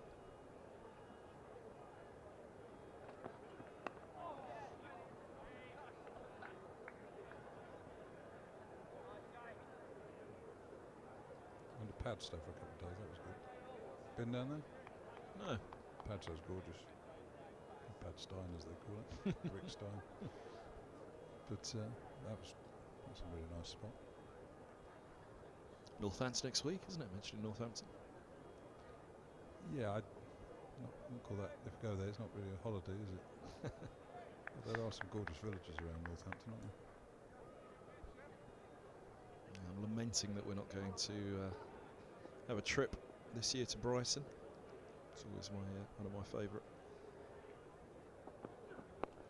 4-day trips. Just that stroll along the seafront into Hove each day. Walk from Brighton into Hove and up along the houses and in. They've got a couple now, but it's I mean, again, I suppose living in the cricket world that you do, and sort of like there are huge sort of little areas of the country that you don't see, like Wiltshire and Dorset, because you never go down there.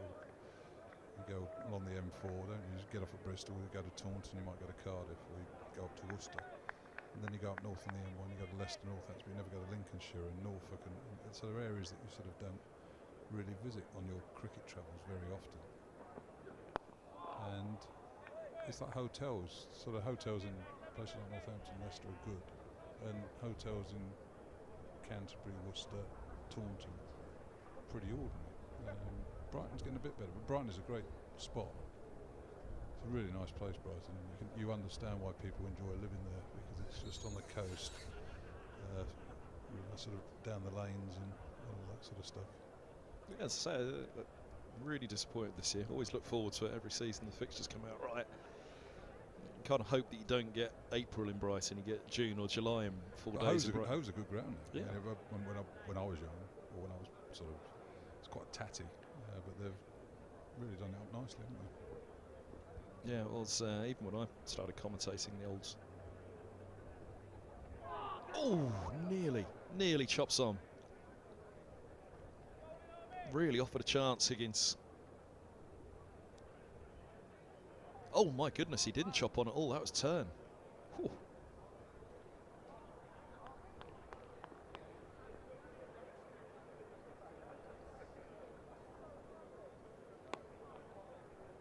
Stride in on that one. Pushes away the single. 1-2-2 for 5. Yeah, they're down at the sea end. They used to have a big old, it's almost ramshackle, wasn't it, in the end? The building down there was demolished for a new stand and media centre. Quite a nice facility. Is it Spen Karma? He was the gentleman who left Sussex a lot of money, but only to spend on the facilities, wasn't it? It wasn't to blow on players' wages and things like that. It was only on improving the facilities at Hove, and they've done it nicely. Even the sort of the old pavilion side, isn't it? Where, well, it used to be where the players changed, but now it's just where the members sit, isn't it? But it's been done up nicely.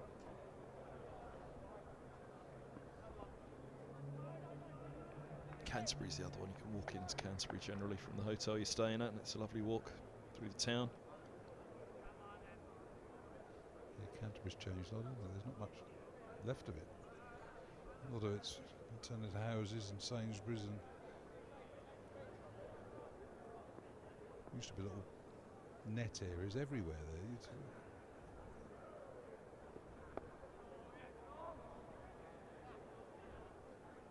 There's no 4 days for Middlesex and Canterbury either this year. Are they Division? No, they are Division 1, but I don't think. We were talking about it yesterday. I went to spend a bit of time in the Middlesex room and chatting with a couple of members, and it's, we don't play Hampshire and Lancashire at Lords, and we don't travel to Canterbury and Taunton. So we play Forsyth twice, and is that right? 6 sides once. Yep. I'm trying to think.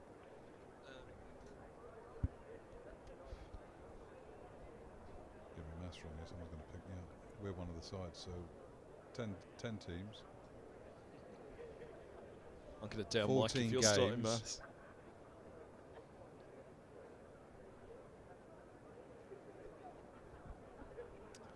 Do you want the fixtures? April, Middlesex. Off to Northamptonshire, home to Nottinghamshire, home to Kent. These are just championship fixtures. Away to Surrey, home to Somerset. And the next championship fixture into June. And Middlesex away to Hampshire, June 25th. July, home to Northamptonshire, home to Surrey, and away to Warwickshire. Here's Cook. First bowler filling in for him.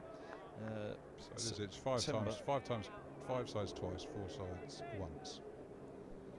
Then Essex away, start of September. Lancashire away, second week of September.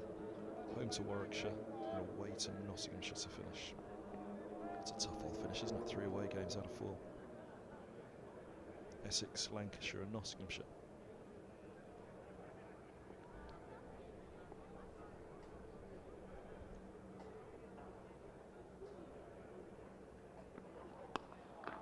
Great place to go and win the title, isn't it, Trowbridge? Purely for your benefit, purely for your benefit. What's your name, Fletcher?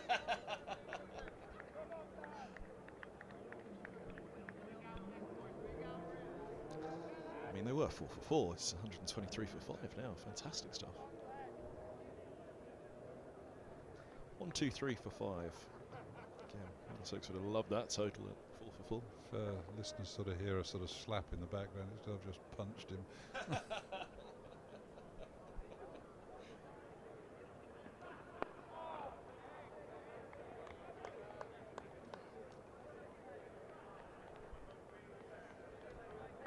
It's bizarre though, isn't it? You know, I mean, us sat up here, you've got no control at all of what takes place down there, but you think you have, don't you, by stupid little actions or things you do, moving from a seat, things you say.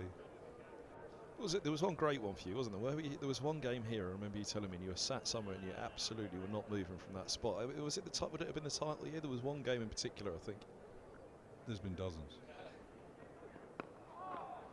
Actually, we were talking to the gentleman yesterday, and he was reminded us of the time we beat Yorkshire, and Chris Rogers got 240 in the second innings. One of the greatest innings I've ever seen. I mean, it was stunning. And I was in one of the boxes in the. I used to go and sit in the grandstand, sort of go along there, finding a box that was open, and just going and sitting in there and watching on my own nervously, so I'm not sort of transmitting my nerves to anybody else. And equally, I think when we won the county championship, I was in one of the I know I was in. He's done well there, Simpson. He's a little late on it, but quick in the end to recover. Guides it well for a single. He sort of flit around and spent some time in the mound stand. Found a box that was there that was open, so just go and sit in there quietly and watch it stew on your own. And then when we won it, I was actually in the tavern stand, sort of NO maybe, PQ boxes along there. Best left alone. Then I'm okay now, relaxed. People won't nail you quite as hard.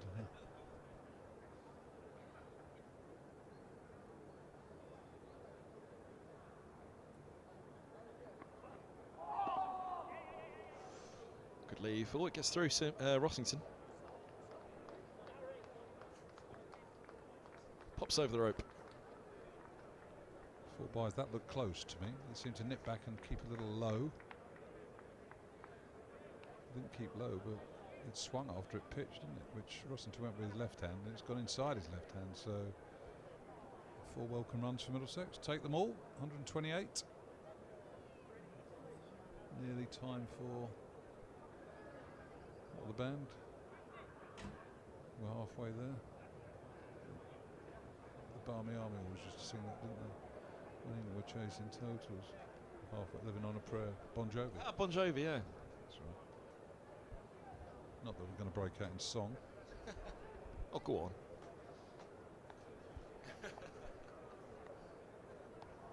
Warm my vocal cords up.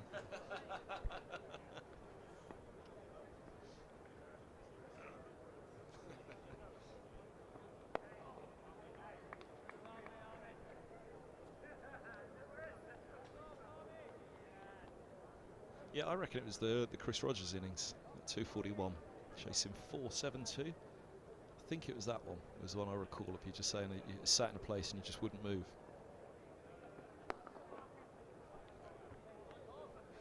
Some performer, wasn't he, Chris Rogers? Yeah, led from the front, didn't he? Played some magnificent innings. I mean, that. I just remember him crunching the ball then. I mean, again, sort of unglamorous looking little player, wasn't he? Sort of gnarly. But hit the ball hard. Sort of crunched it through the cup, wouldn't he? I mean, he hit the ball through backward point like a tracer bullet. I just remember that being a shot that he scored dozens and dozens of runs playing against shots. How's he got it there? Time, but it's not going to reach the boundary. We're going to come back for a third.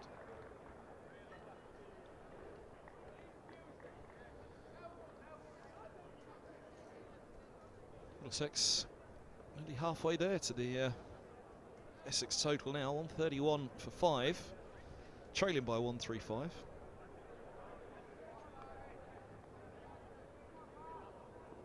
As saying earlier, things were desperate. If they could at least get to 200, they'll give themselves some sort of chance to stay in the game. That was just desperate. No, I agree, and I mean, to say we've actually seen wickets come in clusters in this match, haven't we? So let's say you lose one, you could lose 2 or 3, but I think if Middlesex were to get to 200, then certainly from 4 to 4 you'd be chuffed to bits with that. Obviously the closer you get to Essex total, the more nervous you made that third innings, and it is a sort of an innings, difficult innings to do, because you can sort of mess a good situation up quite quickly. Bad in third. So do you strive ahead, be positive, be aggressive, try and take the game to the opposition, but just try and cement your position. I asked Toppers where do Middlesex need to get to be in the game at least, and he was quite adamant. Parity. Yeah, they've got to get to parity to be in this one. Just looking at a couple of balls that are spun, so Harman's going to come into the game more as it goes on, and he's going to be a handful because he's a magnificent performer. So yeah, Middlesex do need to, if they can, double this score. And that means there's another 50 overs of hard work to do. Yeah, which an important 14 overs, 45 minutes or so this evening. If bad light doesn't come in and affect matters. Well, that's the thing now to stumps. Come out and do it again in the morning for another hour, and then the second new ball. So there's a lot of hard work still to do, but again, from 4 for 4, 20 for 5, 131 for 5. It's a really, really strong fight back from Higgins and Simpson.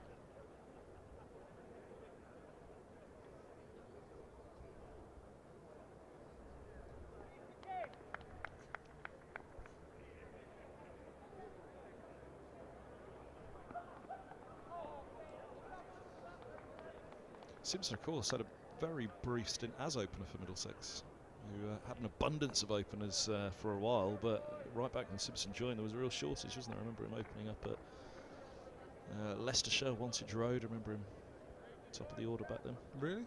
Yeah. Yeah, right when he arrived. No, I don't think you're right, actually. Now you mention it, you're probably right. Yeah, there was a real shortage of openers at that point. I'm trying to think who he would have opened with. Dan Housego, Adam London were kind of three. Occasional breaking in. Well, Sam would have still been around. Maybe there was. Was it Scott just before Newman. Sam? Scott Newman.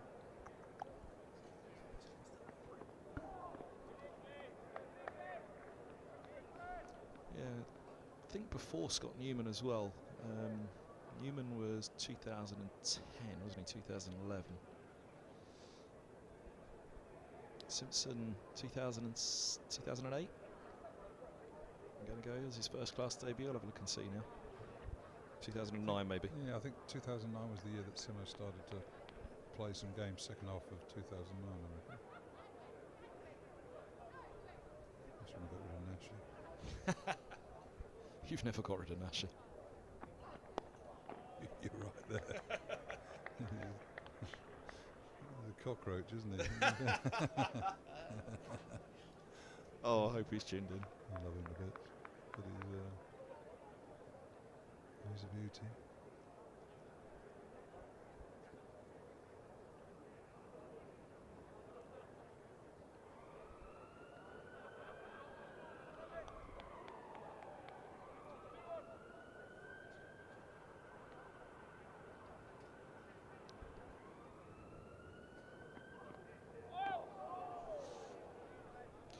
First class debut 2009, September at Northampton, 2nd of September. Compton, London, Housego, there we go. So there was a point there where he got 87 on debut, first innings, top scored. Not bad. But I remember he went up and opens, maybe with Compton then, by the end of the season. I said Compton to him, might have got with England, mightn't he? Ah, yeah. Yeah.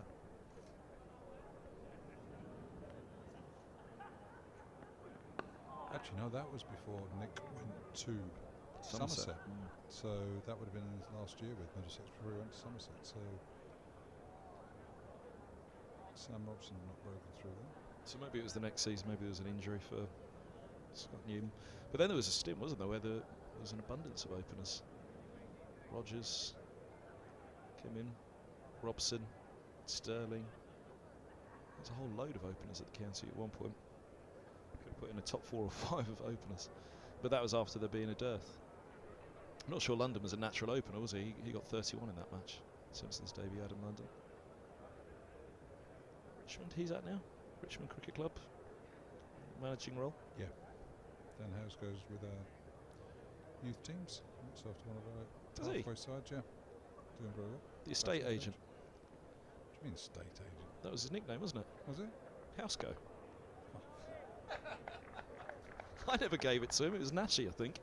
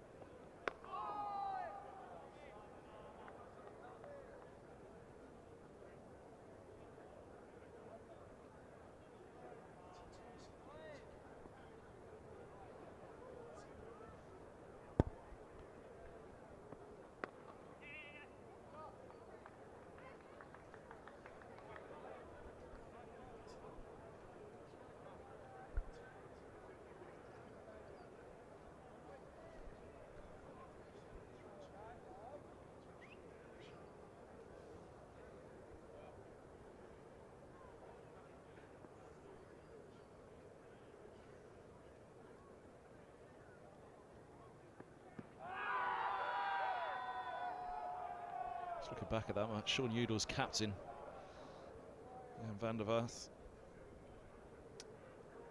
It'll tell us on the scorecard. Sean Udall absent, hurt. Yeah, the ambulance came onto the field to collect him. Got hit on the head near a bouncer.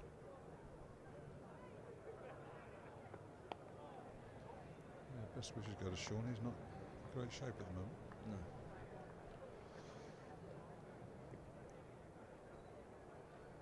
Yeah, he went off. Ambulance came on and took him away. Came onto the field of play, and it was a great worry. The match actually went on, didn't it? And all of a sudden, the commentary box door opened a few hours later, and Sean Udall came in and sat down and did some commentary. So, are you sure you're all right? You're up for it? He said, what else am I going to do? A couple more here for Simpson. Is that Simpson going to come out for third, which will give him his half century? He is. Well played, John Simpson. 50 runs. Much needed innings again from John Simpson, last year's player of the year. He's got 1,000 runs in first class cricket for the county. And, thankfully for Middlesex, continuing that fine run form this afternoon. He and Ryan Higgins have played beautifully here. Played with the same sort of discipline and positivity, but in a sort of defensive positive road, which you can't be, of course, as Wesley and Lawrence did during the Essex innings. So 50 runs, 150 balls, shows he's had to watch himself. A couple of fours, he's normally far more fluent than that, isn't he? He's quite a strong destructive player, so again showing how he's adapted and is prepared to adapt his cricket to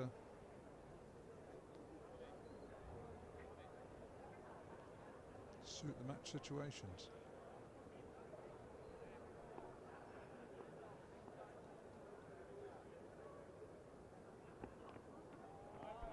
He was a little late on a hook shot a few moments ago, wasn't he? You just noted the leg gully going into position. He adapted and swiveled and managed to steer that ball down to long leg on a bouncer from around the wicket from Cook. Leg gully's in now. You know, the umpires have got cameras on them this year. Because? I think it's all the Hawkeye stuff. They've actually.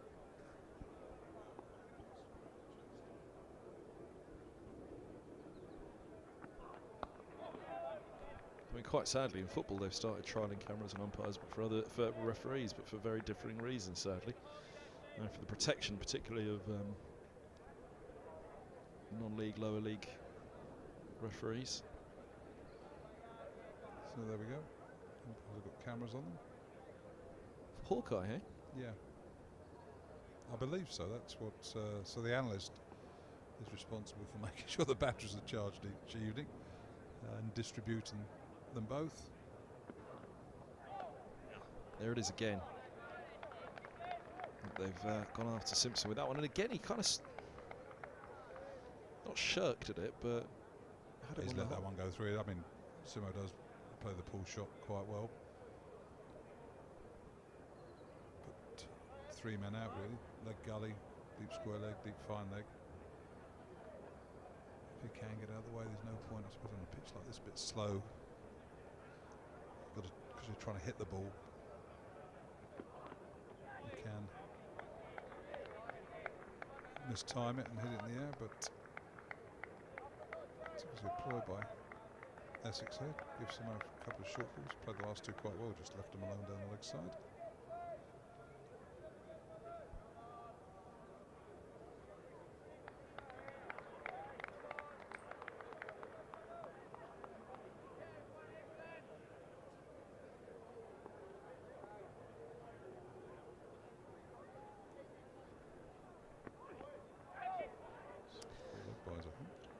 Yeah, was he offering a shot? Oh, boys. I thought it hit the. Hip. Just, he's got a. I mean, Adam Rossington. Well, he's got good hands. Wonderful keeper to stand up to the stumps. Sort of, maybe could be a bit more mobile at times, but it was just his sort of body language when that was signalled buys. It's like, oh dear, do you expect me to get that? It's almost like that resigned look on his face. There's another 4 buys in the extras column. Out for a ball. Let's finish the over from Cook. Down the slope it goes. 141 for 5.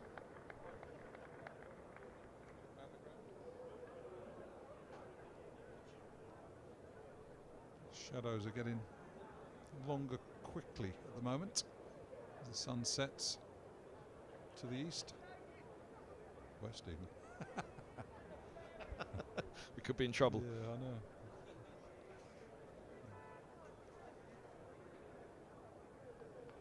I don't know how you're surviving actually with the coat on up here. We should tell listeners there's no aircon in the box today. It's a sauna up here. Your shirt, suited and booted, shirt and tie. Not too bad. I'm normally sort of get quite warm, but I'm all right.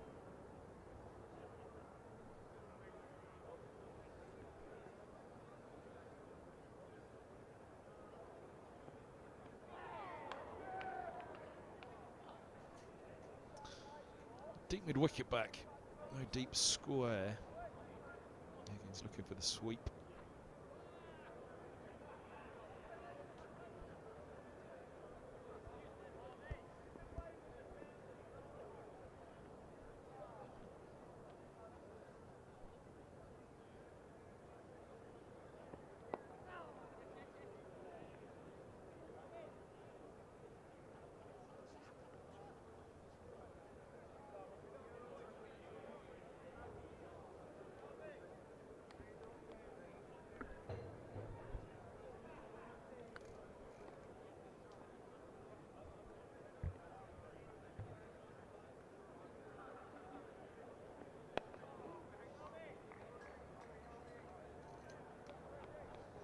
I haven't had much of a look at the scores elsewhere actually in this round. I made a brief look this morning to see if anybody else had got to a century, which have been a couple for Yorkshire indeed.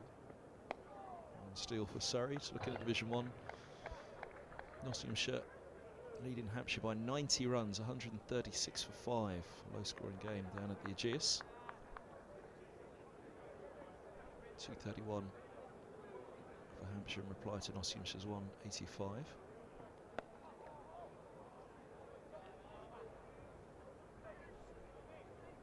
Abban the Bass at it again. Middlesex on the wrong end. So actually, that was a fair old top order collapse to a Bass a couple of years back, wasn't it? He took a 5 in a spell, didn't he? Top of the order, just ripped through. Did down at the Aegis Bowl, wasn't it? He's some bowler he is, though, isn't he? Beautiful bowler. And they came up here. That was the COVID year, wasn't it? And they came up here and.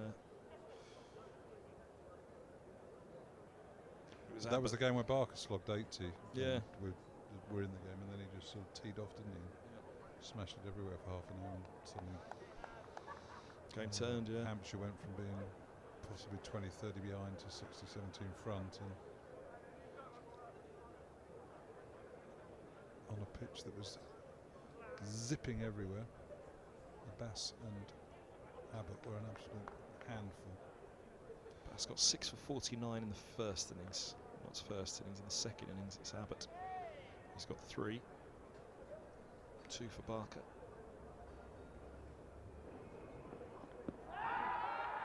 Drifting down, I think.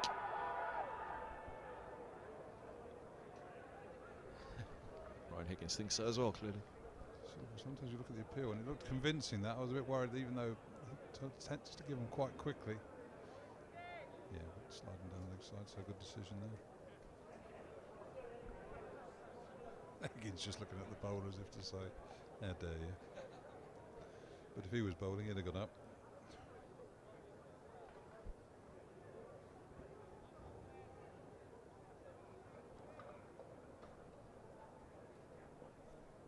Northants were skittled for 117 in their first innings by Kent at Canterbury.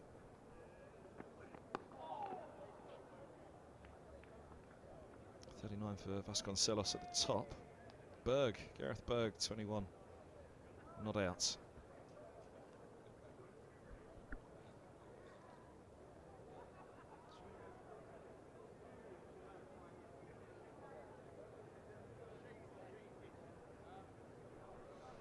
Kent 2-2-2 in reply. Northants 24 as we've seen to the wickets for Kent, 4 for Quinn, 3 for Stewart.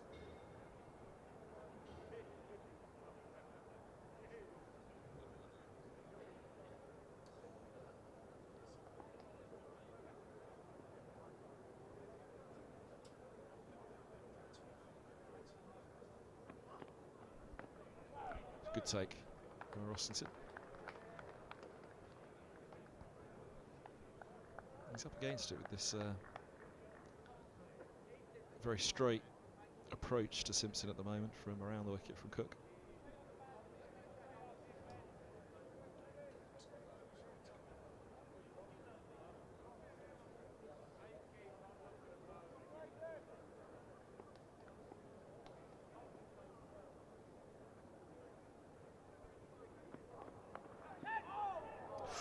Cry a catch. To leg gully it goes.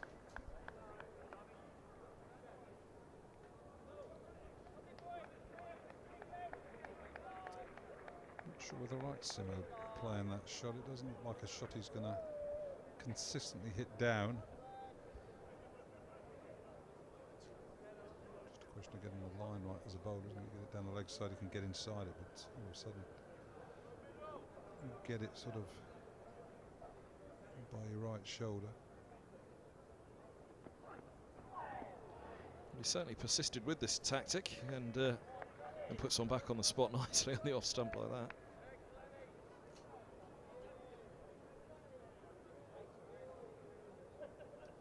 Surrey racked up 442. Cameron Steele 141 not out.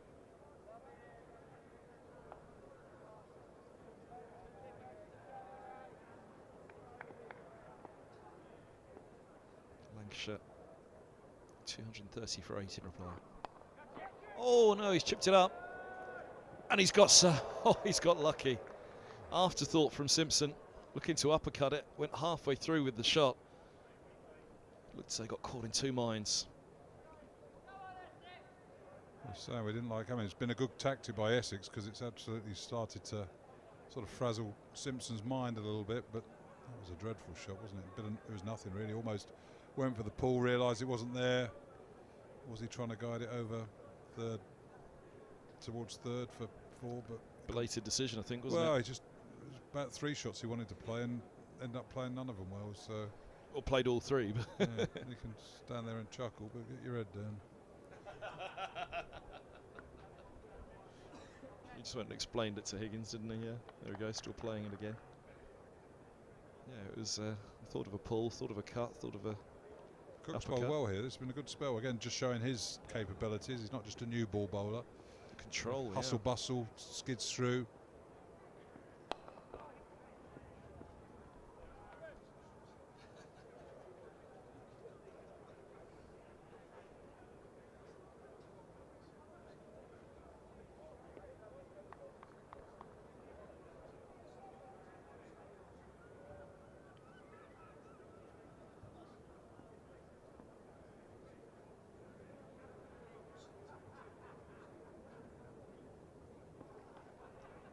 Reverse sweep.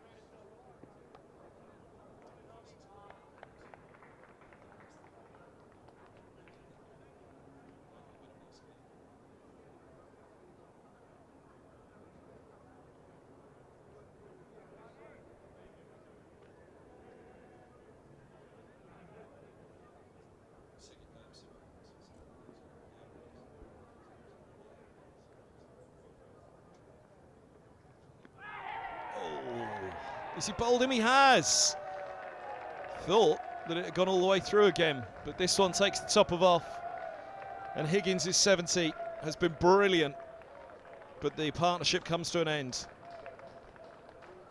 We watched Harmer spin a couple from wide of the crease, almost in the footholes. And again, that's come back quite a way and shows, one, how big a spinner of the cricket ball he is, and two, how he may well come into this match as the game moves on. So it's just flicked the barrel, really, hasn't it? On the way through, but an excellent piece of bowling there. Not a lot Ryan Higgins could do about it. I suppose you could argue play with your bat and pad together, but he's played beautifully there, Ryan Higgins. A really important innings for Middlesex. Came inside 20 for 5. He's guided the side to safety at 147 for 6, but he's certainly got Middlesex back into this match, but still plenty of work to be done as the shadows lengthen. And Luke Holman comes to the crease. Luke played some useful innings for Middlesex in these sort of positions last year, and Middlesex would love these two to play out these last 7 and 8 overs. Get together walking out tomorrow morning, but they're going to have to play well to do that, because Cook's bowled quite well in the last half an hour or so too. So an important little period here for Middlesex, having worked very hard for 2.5 to 3 hours. They need to make sure that they don't spoil it by there being a late cluster of wickets falling.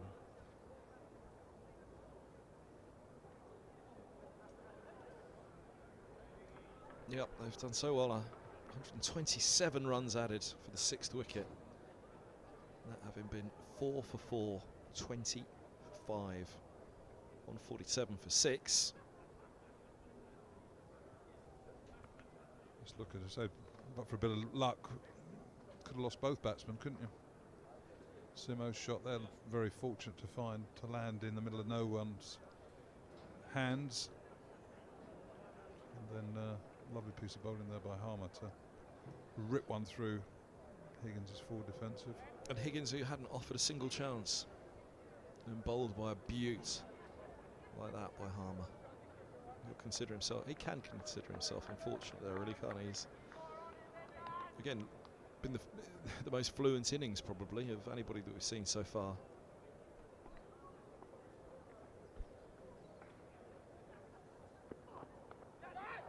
Oh, top edged.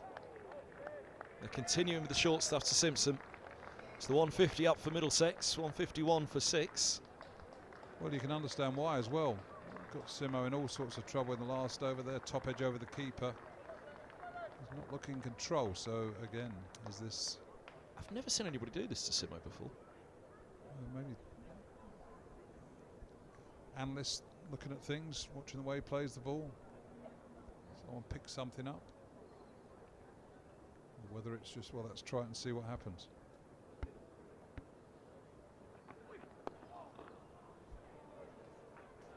Just a single. Heavy onside field because of the short stuff that being delivered to him. I've always regarded him as an excellent hooker and puller of the ball. Was that magnificent? I mean, it wasn't a hook or a pull, but that ball that he somehow managed to pull over deep backward square to win that match down at Taunton all those years ago. Kind of pulled it and scooped it off a length, didn't he, over the biggest boundary. And Somerset making it as difficult as possible to find a run.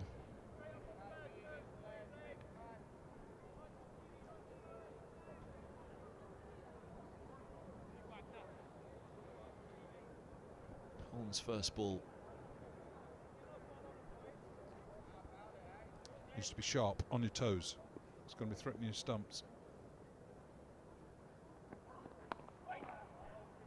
The one thing about Holman, ever since he walked out to the middle, the first time for Middlesex, so cool, so unperturbed. Just, and I asked him about it, and he said, "I'm glad you think that, because that's what I'm trying to display. I'm trying to make the opposition think that, you know, not bothered. Not going to be ruffled by anything. Quite happy out there getting on with his own thing."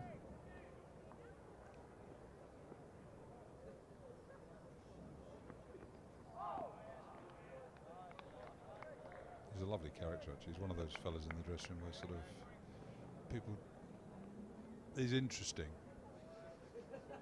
He's sort of, what's he going to say? I mean, he's a cricket badger, so he loves talking cricket and sort of quite knowledgeable on sort of history and things like that. But he's sort of, you're listening, sort of, what's he going to say? Because it's normally quite. Well, it's interesting what he has to, his views on things. I feel like I need to explore this with him now. I haven't found that side of Luke just yet. Perhaps I won't do it when he comes up on the mic. AFC Wimbledon fan. Regular down at Plough Lane.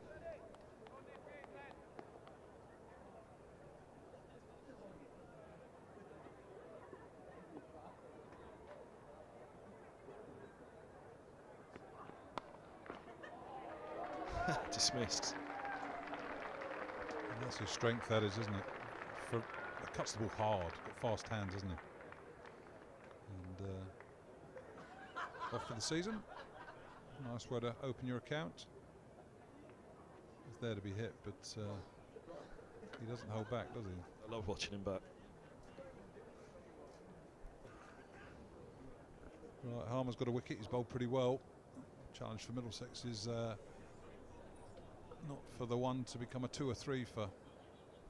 Well, this will be a big challenge for Holman when he comes on to strike against Harmer. Wily old off spinner, the young left-handed bat, leg spinner himself. Simpson's had to mind his work.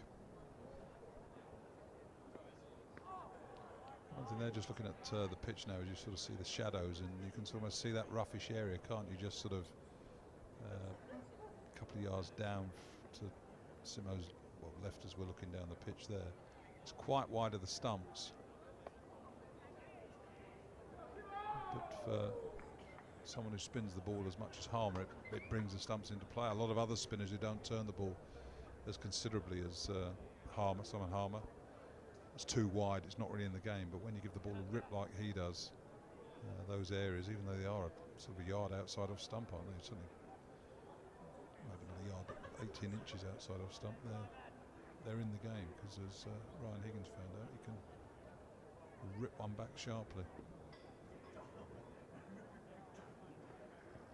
Oh, trouble, and gone.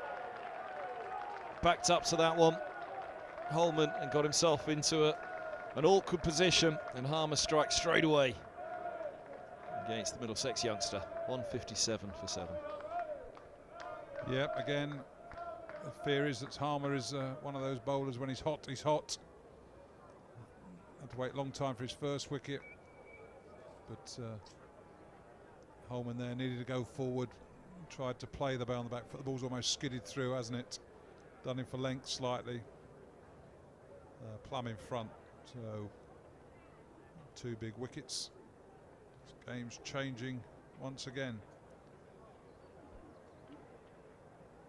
Toby Rowland-Jones, Middlesex captain, coming in at 9. Tom Helm still to come. And then Tim Mercer. John Simpson on 59. No change of approach from Simpson just yet. Rowland-Jones and Simpson, of course, launched into one here against Sussex in very different circumstances last season.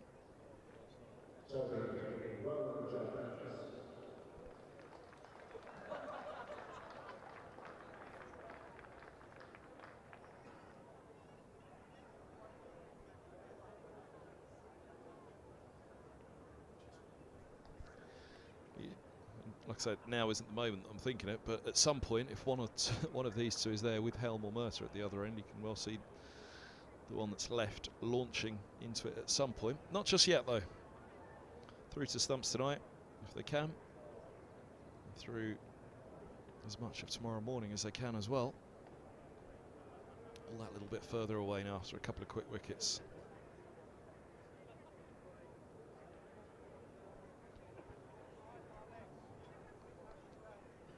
That score, they're 2 scores in double figures. Dominated by Simpson and Higgins. They'll be desperately hoping a couple of those at the bottom, Helm and Roland Jones, can get double figures to get Middlesex up towards that 200 score.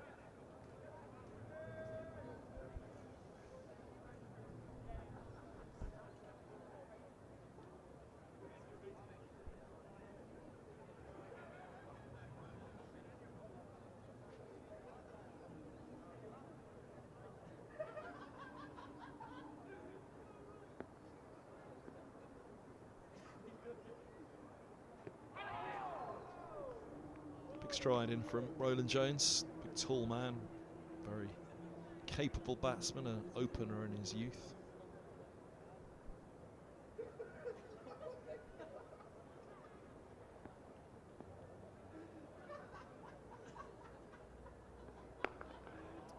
Good use of the feet.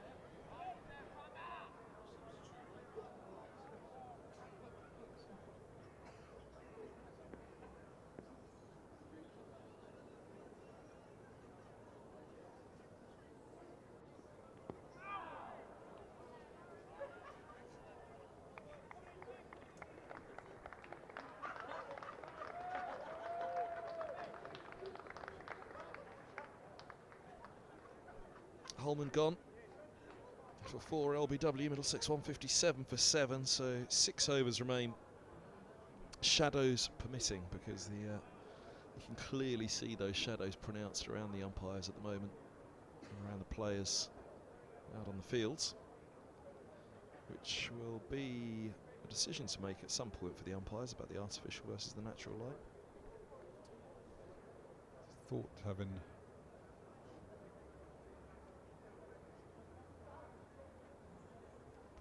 quite a bit of light concerns yesterday, that have got a marking, wouldn't they, when they came off bad light?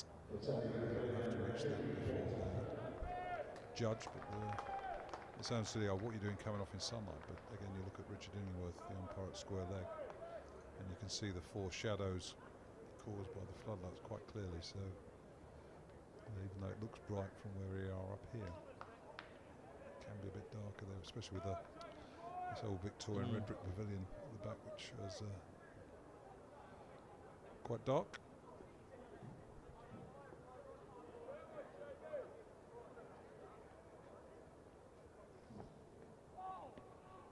Porter trickles out one through.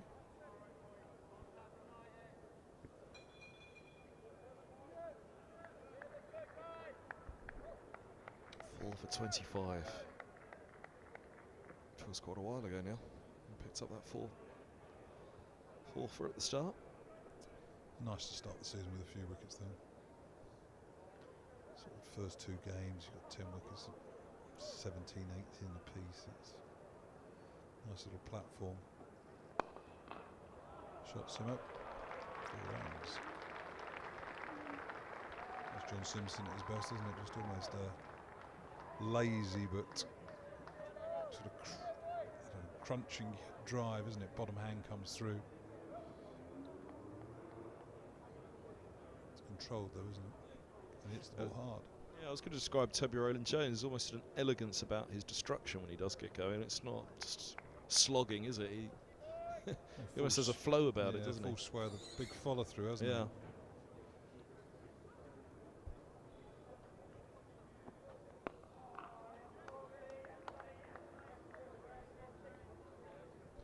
Whereas Simpson, as you say, it's almost in a way the opposite. It's almost, there's a laziness about how easy it looks. It just timing, isn't it? Yeah. Sort of when your bottom hand comes in, it's a bit like look at some subcontinental players, and I'd say John Simpson's a bit more angular than the sort of great Indian batsmen that you watch. But you look at subcontinental India, Pakistan players, and Sri Lanka, well, all of them. It's just the positioning they get the body into, isn't it? And just almost hardly touch the ball, and it just races away. It's like Shandapur, he looked like he could hardly pick the bat up. It sort of almost is like struggling to pick a bat up, and then he just touch it and it race for extra cover, and you think, where's that power come from? But they just get their body in the right position, don't they, to hit the ball.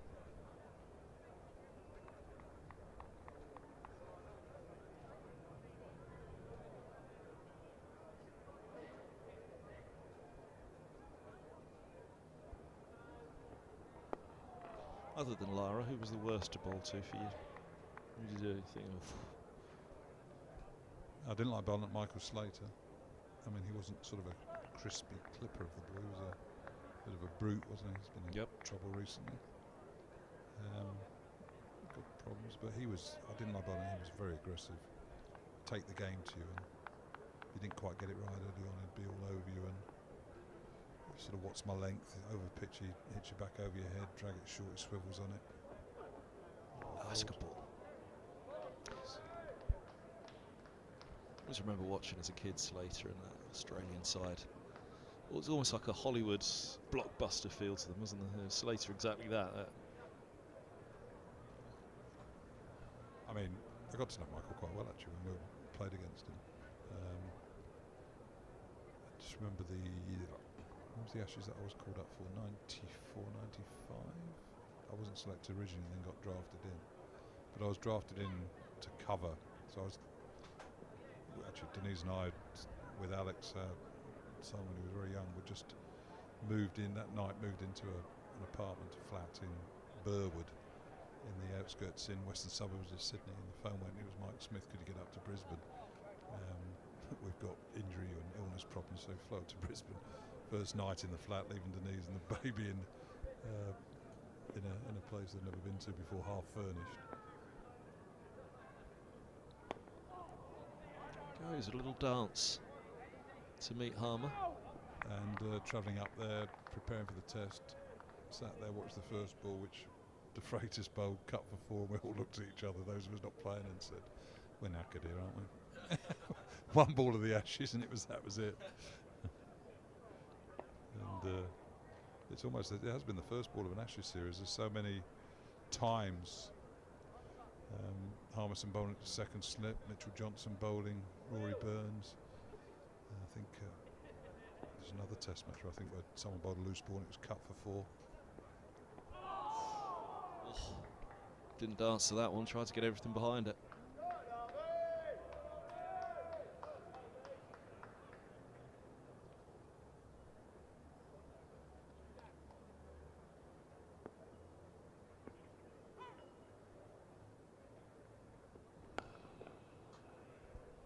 Nice flowing little clip. Over to you, Simo. 4.2 overs remaining today, trail by 104.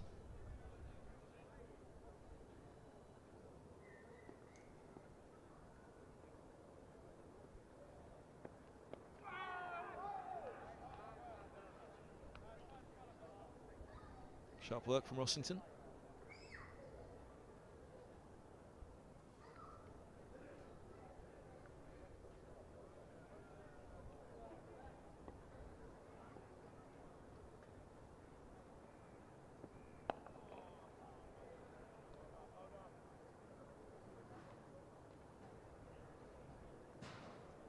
.62 for 7.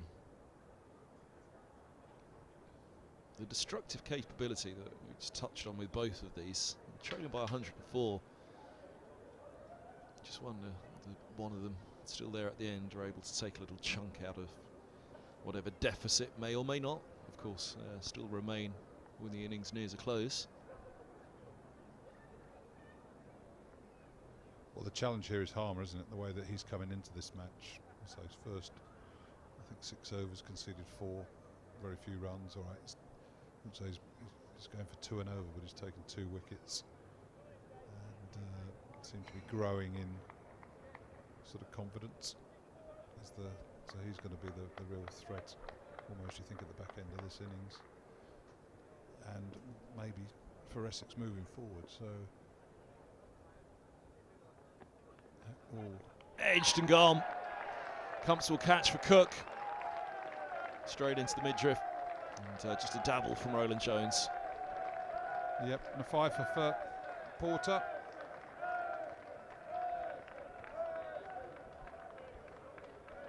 Well, he started it all, doing all the damage. Completes his 5 for, and of course it was Roland Jones this morning that brought Middlesex right back into it. Storming through 5 this morning. A bit disappointed with that, really. A bit of a nothing shot outside off stump. Saying that, maybe doing bowler a little bit of discredit there. Back of length just bounced a little bit, but could have left it. Safely taken by Alistair Cook at slip.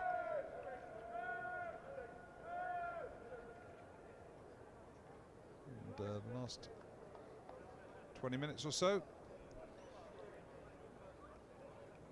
nature of the game swung again. Middlesex battling to get back into it. Excellent stand between Higgins and Simpson, broken by excellent delivery by Simon Harmer. And the scorecard continues. 0-0-0-6, 0-0-0-0-6, 63, 70, 4-1. Can another Middlesex player get into double figures? They need it if they're going to put some sort of pressure on Essex when they start their second innings tomorrow morning. Helmet 10. It's pretty low for him, isn't it? He's a batter where you can hope to get a few out of him. Obviously, it's a very, very tricky situation that he's walking out into at the moment. You have to wonder as well about the light at the moment. You can see the shadows all around the players there. I almost think they're not going to come off now. If the sun's out, the crowd will go, "What the point? Yeah. You're coming off when the sun's out." So even though we are seeing shadows caused by the floodlights, the umpires will keep them out there. Played right in behind that one, first ball. Very capable batter and good technique. Tom Helm, capable as well of lashing out if he needs to, but his job's very much a support one for Simpson now. They'll try and eke away at this deficit still.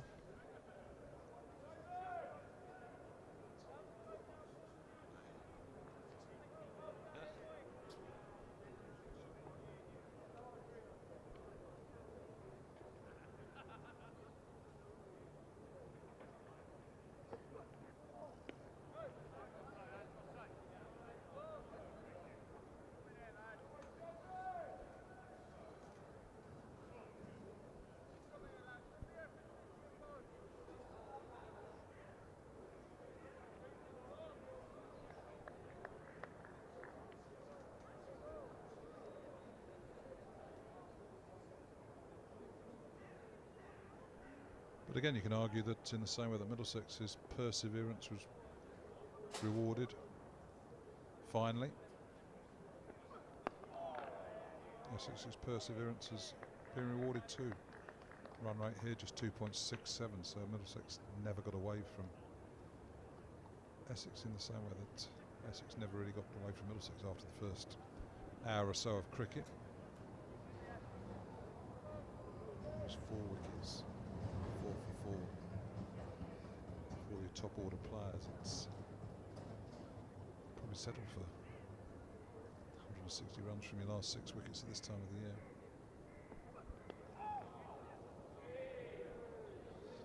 More runs here. Won't get away all of the way. Middlesex almost down to double figures with the deficit, 102.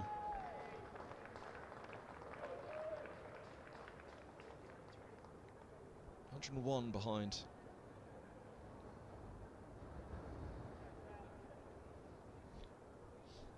Let's look at these things, don't you? Get it down to double figures.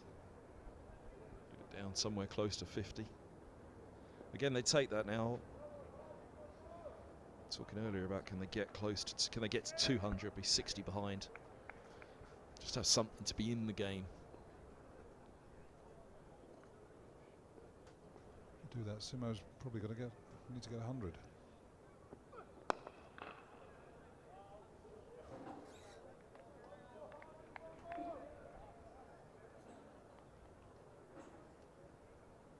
$165 for 8. 3 to go today.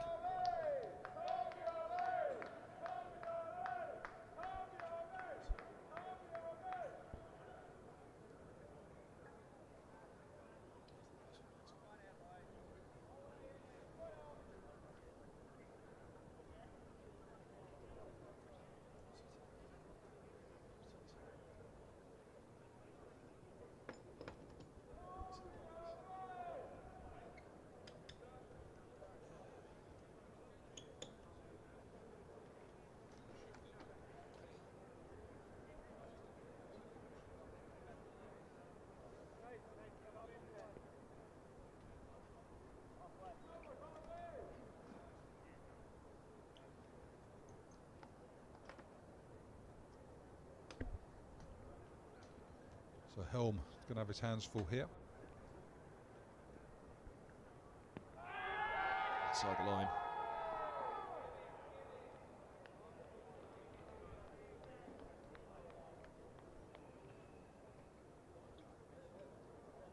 Just. Turn sharply. It's going down the leg side, isn't it? Getting some rip.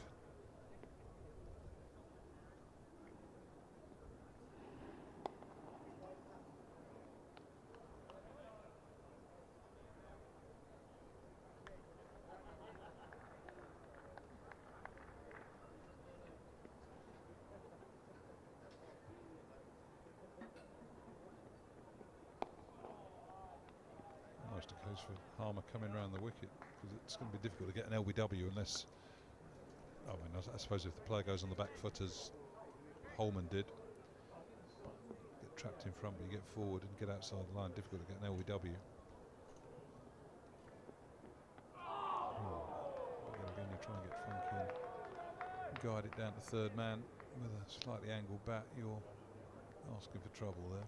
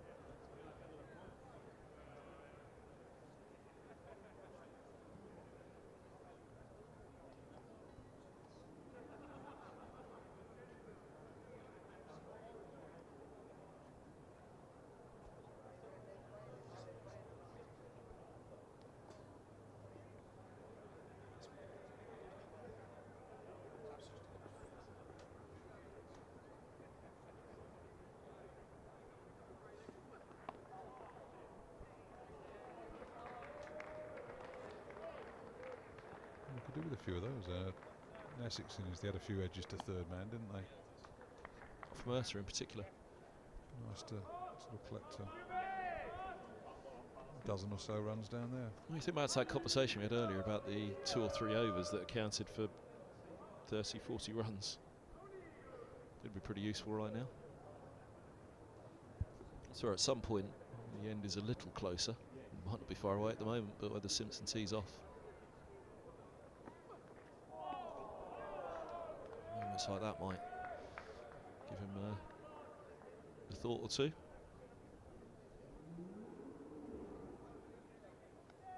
As good as Helm is, and he is good, it could all be over in two balls without Simpson having a say. Well, it could be, but so if Simpson is going to be more aggressive, it's probably against the seamers. Trying to hit Harmer against a spin. I know there's a short leg side boundary for him, but it's going to be perilous. The ball turning quite sharply. Something to contemplate tomorrow morning. If 9 deliveries left today. These two can get through to then.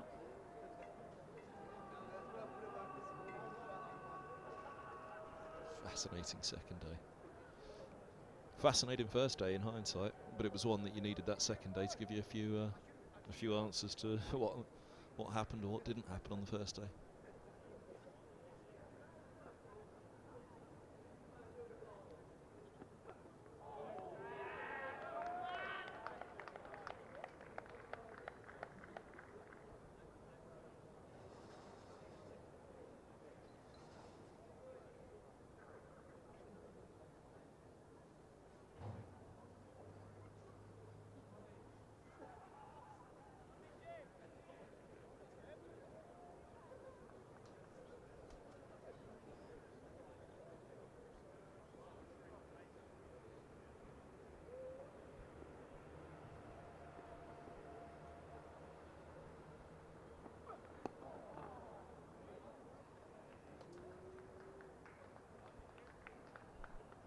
97, Middlesex trail by. So it is down to double figures by stumps on day 2. Just how much more can they take out of it tomorrow?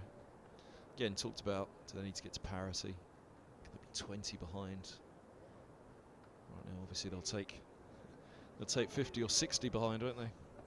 It's nice. I mean, obviously people think I'm a miserable so sort of very not as optimistic, but Up in the air from Simpson and gone. Well, the last ball of Porter's day, there'll be 1 over to come tonight for Helm to face Sahama. 169 for 9. That was kind of the point I was coming to. They definitely take 60 or 70 behind at this stage. Well, I was just going to say I admire your optimism.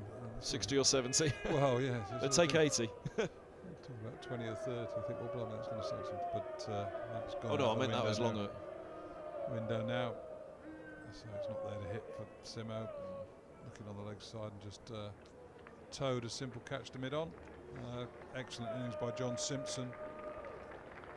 But he walks off the field with his side in real trouble here. Trailing by 97 in the first innings with 1 wicket left. That 1 wicket being Timothy Murtagh. Not sure what Tom Helm will look to do in this final over of the day's play, whether he'll look to get into tomorrow or look to play a few shots. Mert's not appeared yet. He's come out with all his padding on as ever, but it's Harmer bowling, Tim.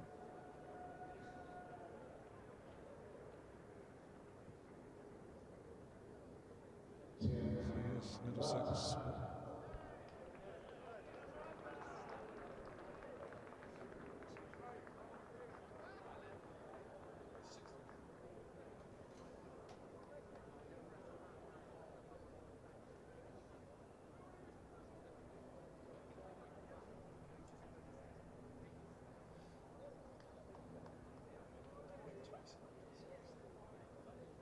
Middlesex are 147 for 5, so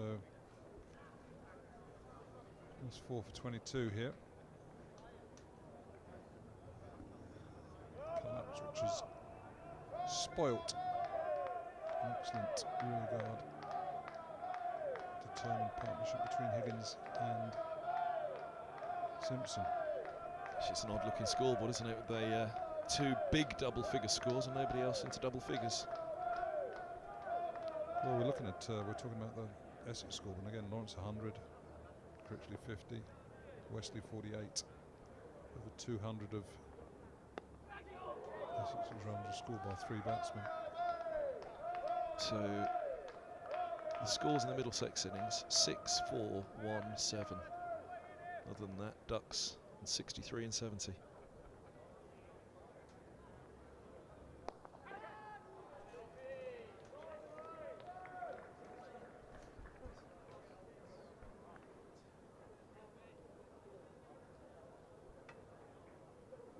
Murtagh's chance of surviving these last 4 balls.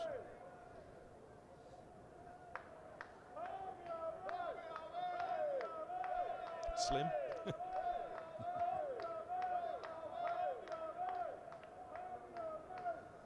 Just holding it up, so 6, 10, 11, 19 runs have been scored off the bat by Middlesex, other than Simpson and Higgins. Extras 18. Good player he is. Useful. Never been out. Oh, he's gone. Beaut from Harmer. Perfect delivery and a perfect way to end the day for Essex. Wrapping up the Middlesex first innings for 170. 96 the deficit. It's a long, long way to turn it around here, especially with the way that man Harmer's bowled. 3 for 33 from 17 and a half. That's the biggest obstacle hanging over Middlesex. Look dead. Skidded through. Murtagh just playing a forward defensive. Simple decision there for umpire Illingworth. Half out the shin. As they come. And it's been a Middlesex innings. You could call it Higgins and Simpson sandwich. Yeah. The filling, a couple of scores in the middle, and absolutely zip either side. 5 ducks, 19 runs in total from everybody other than Higgins and Simpson, who really did do an incredible job of recovering it from 20 for 5. Porter 6 for 35 as well. Obviously lots of talk with Harmer at the end and the threats he'll pose in the final innings of this match. But Porter and Cook, what a start they gave it. Yeah, and Essex walk off the field there, very happy with the day's work, that have walked off after being bowled out. They've missed a trick there, but the bowlers have come and really got them, put them in an incredibly strong position now. 6 for 35, Harmer 3 for 33. Cook bowled better than that, probably 1 for 42. And Middlesex 96 runs behind. A lot of work to do tomorrow morning with bowlers who've not had an enormous amount of rest. That's a great shot, isn't it? Over the grandstand. Lovely scene, lovely setting. 2 more days to go of this one. Angus Fraser, thanks very much for your company. We'll be back in the morning on the stream just before 11 with the highlights of day 2 and the overnight interview, which yeah, will be a tough tale of the tape this evening for Middlesex. Game's never done until it's done, and trailing by 96, not terminal for Middlesex, but the problems posed today by Harmer and co will be ones that Middlesex will find pretty tough to overturn in this one. Join us back just before 11 then in the morning from myself, Kevin Hand, the team here on the live stream at Lord's. It's a very good night to you as Middlesex are bowled for 170, trailing by 96 runs.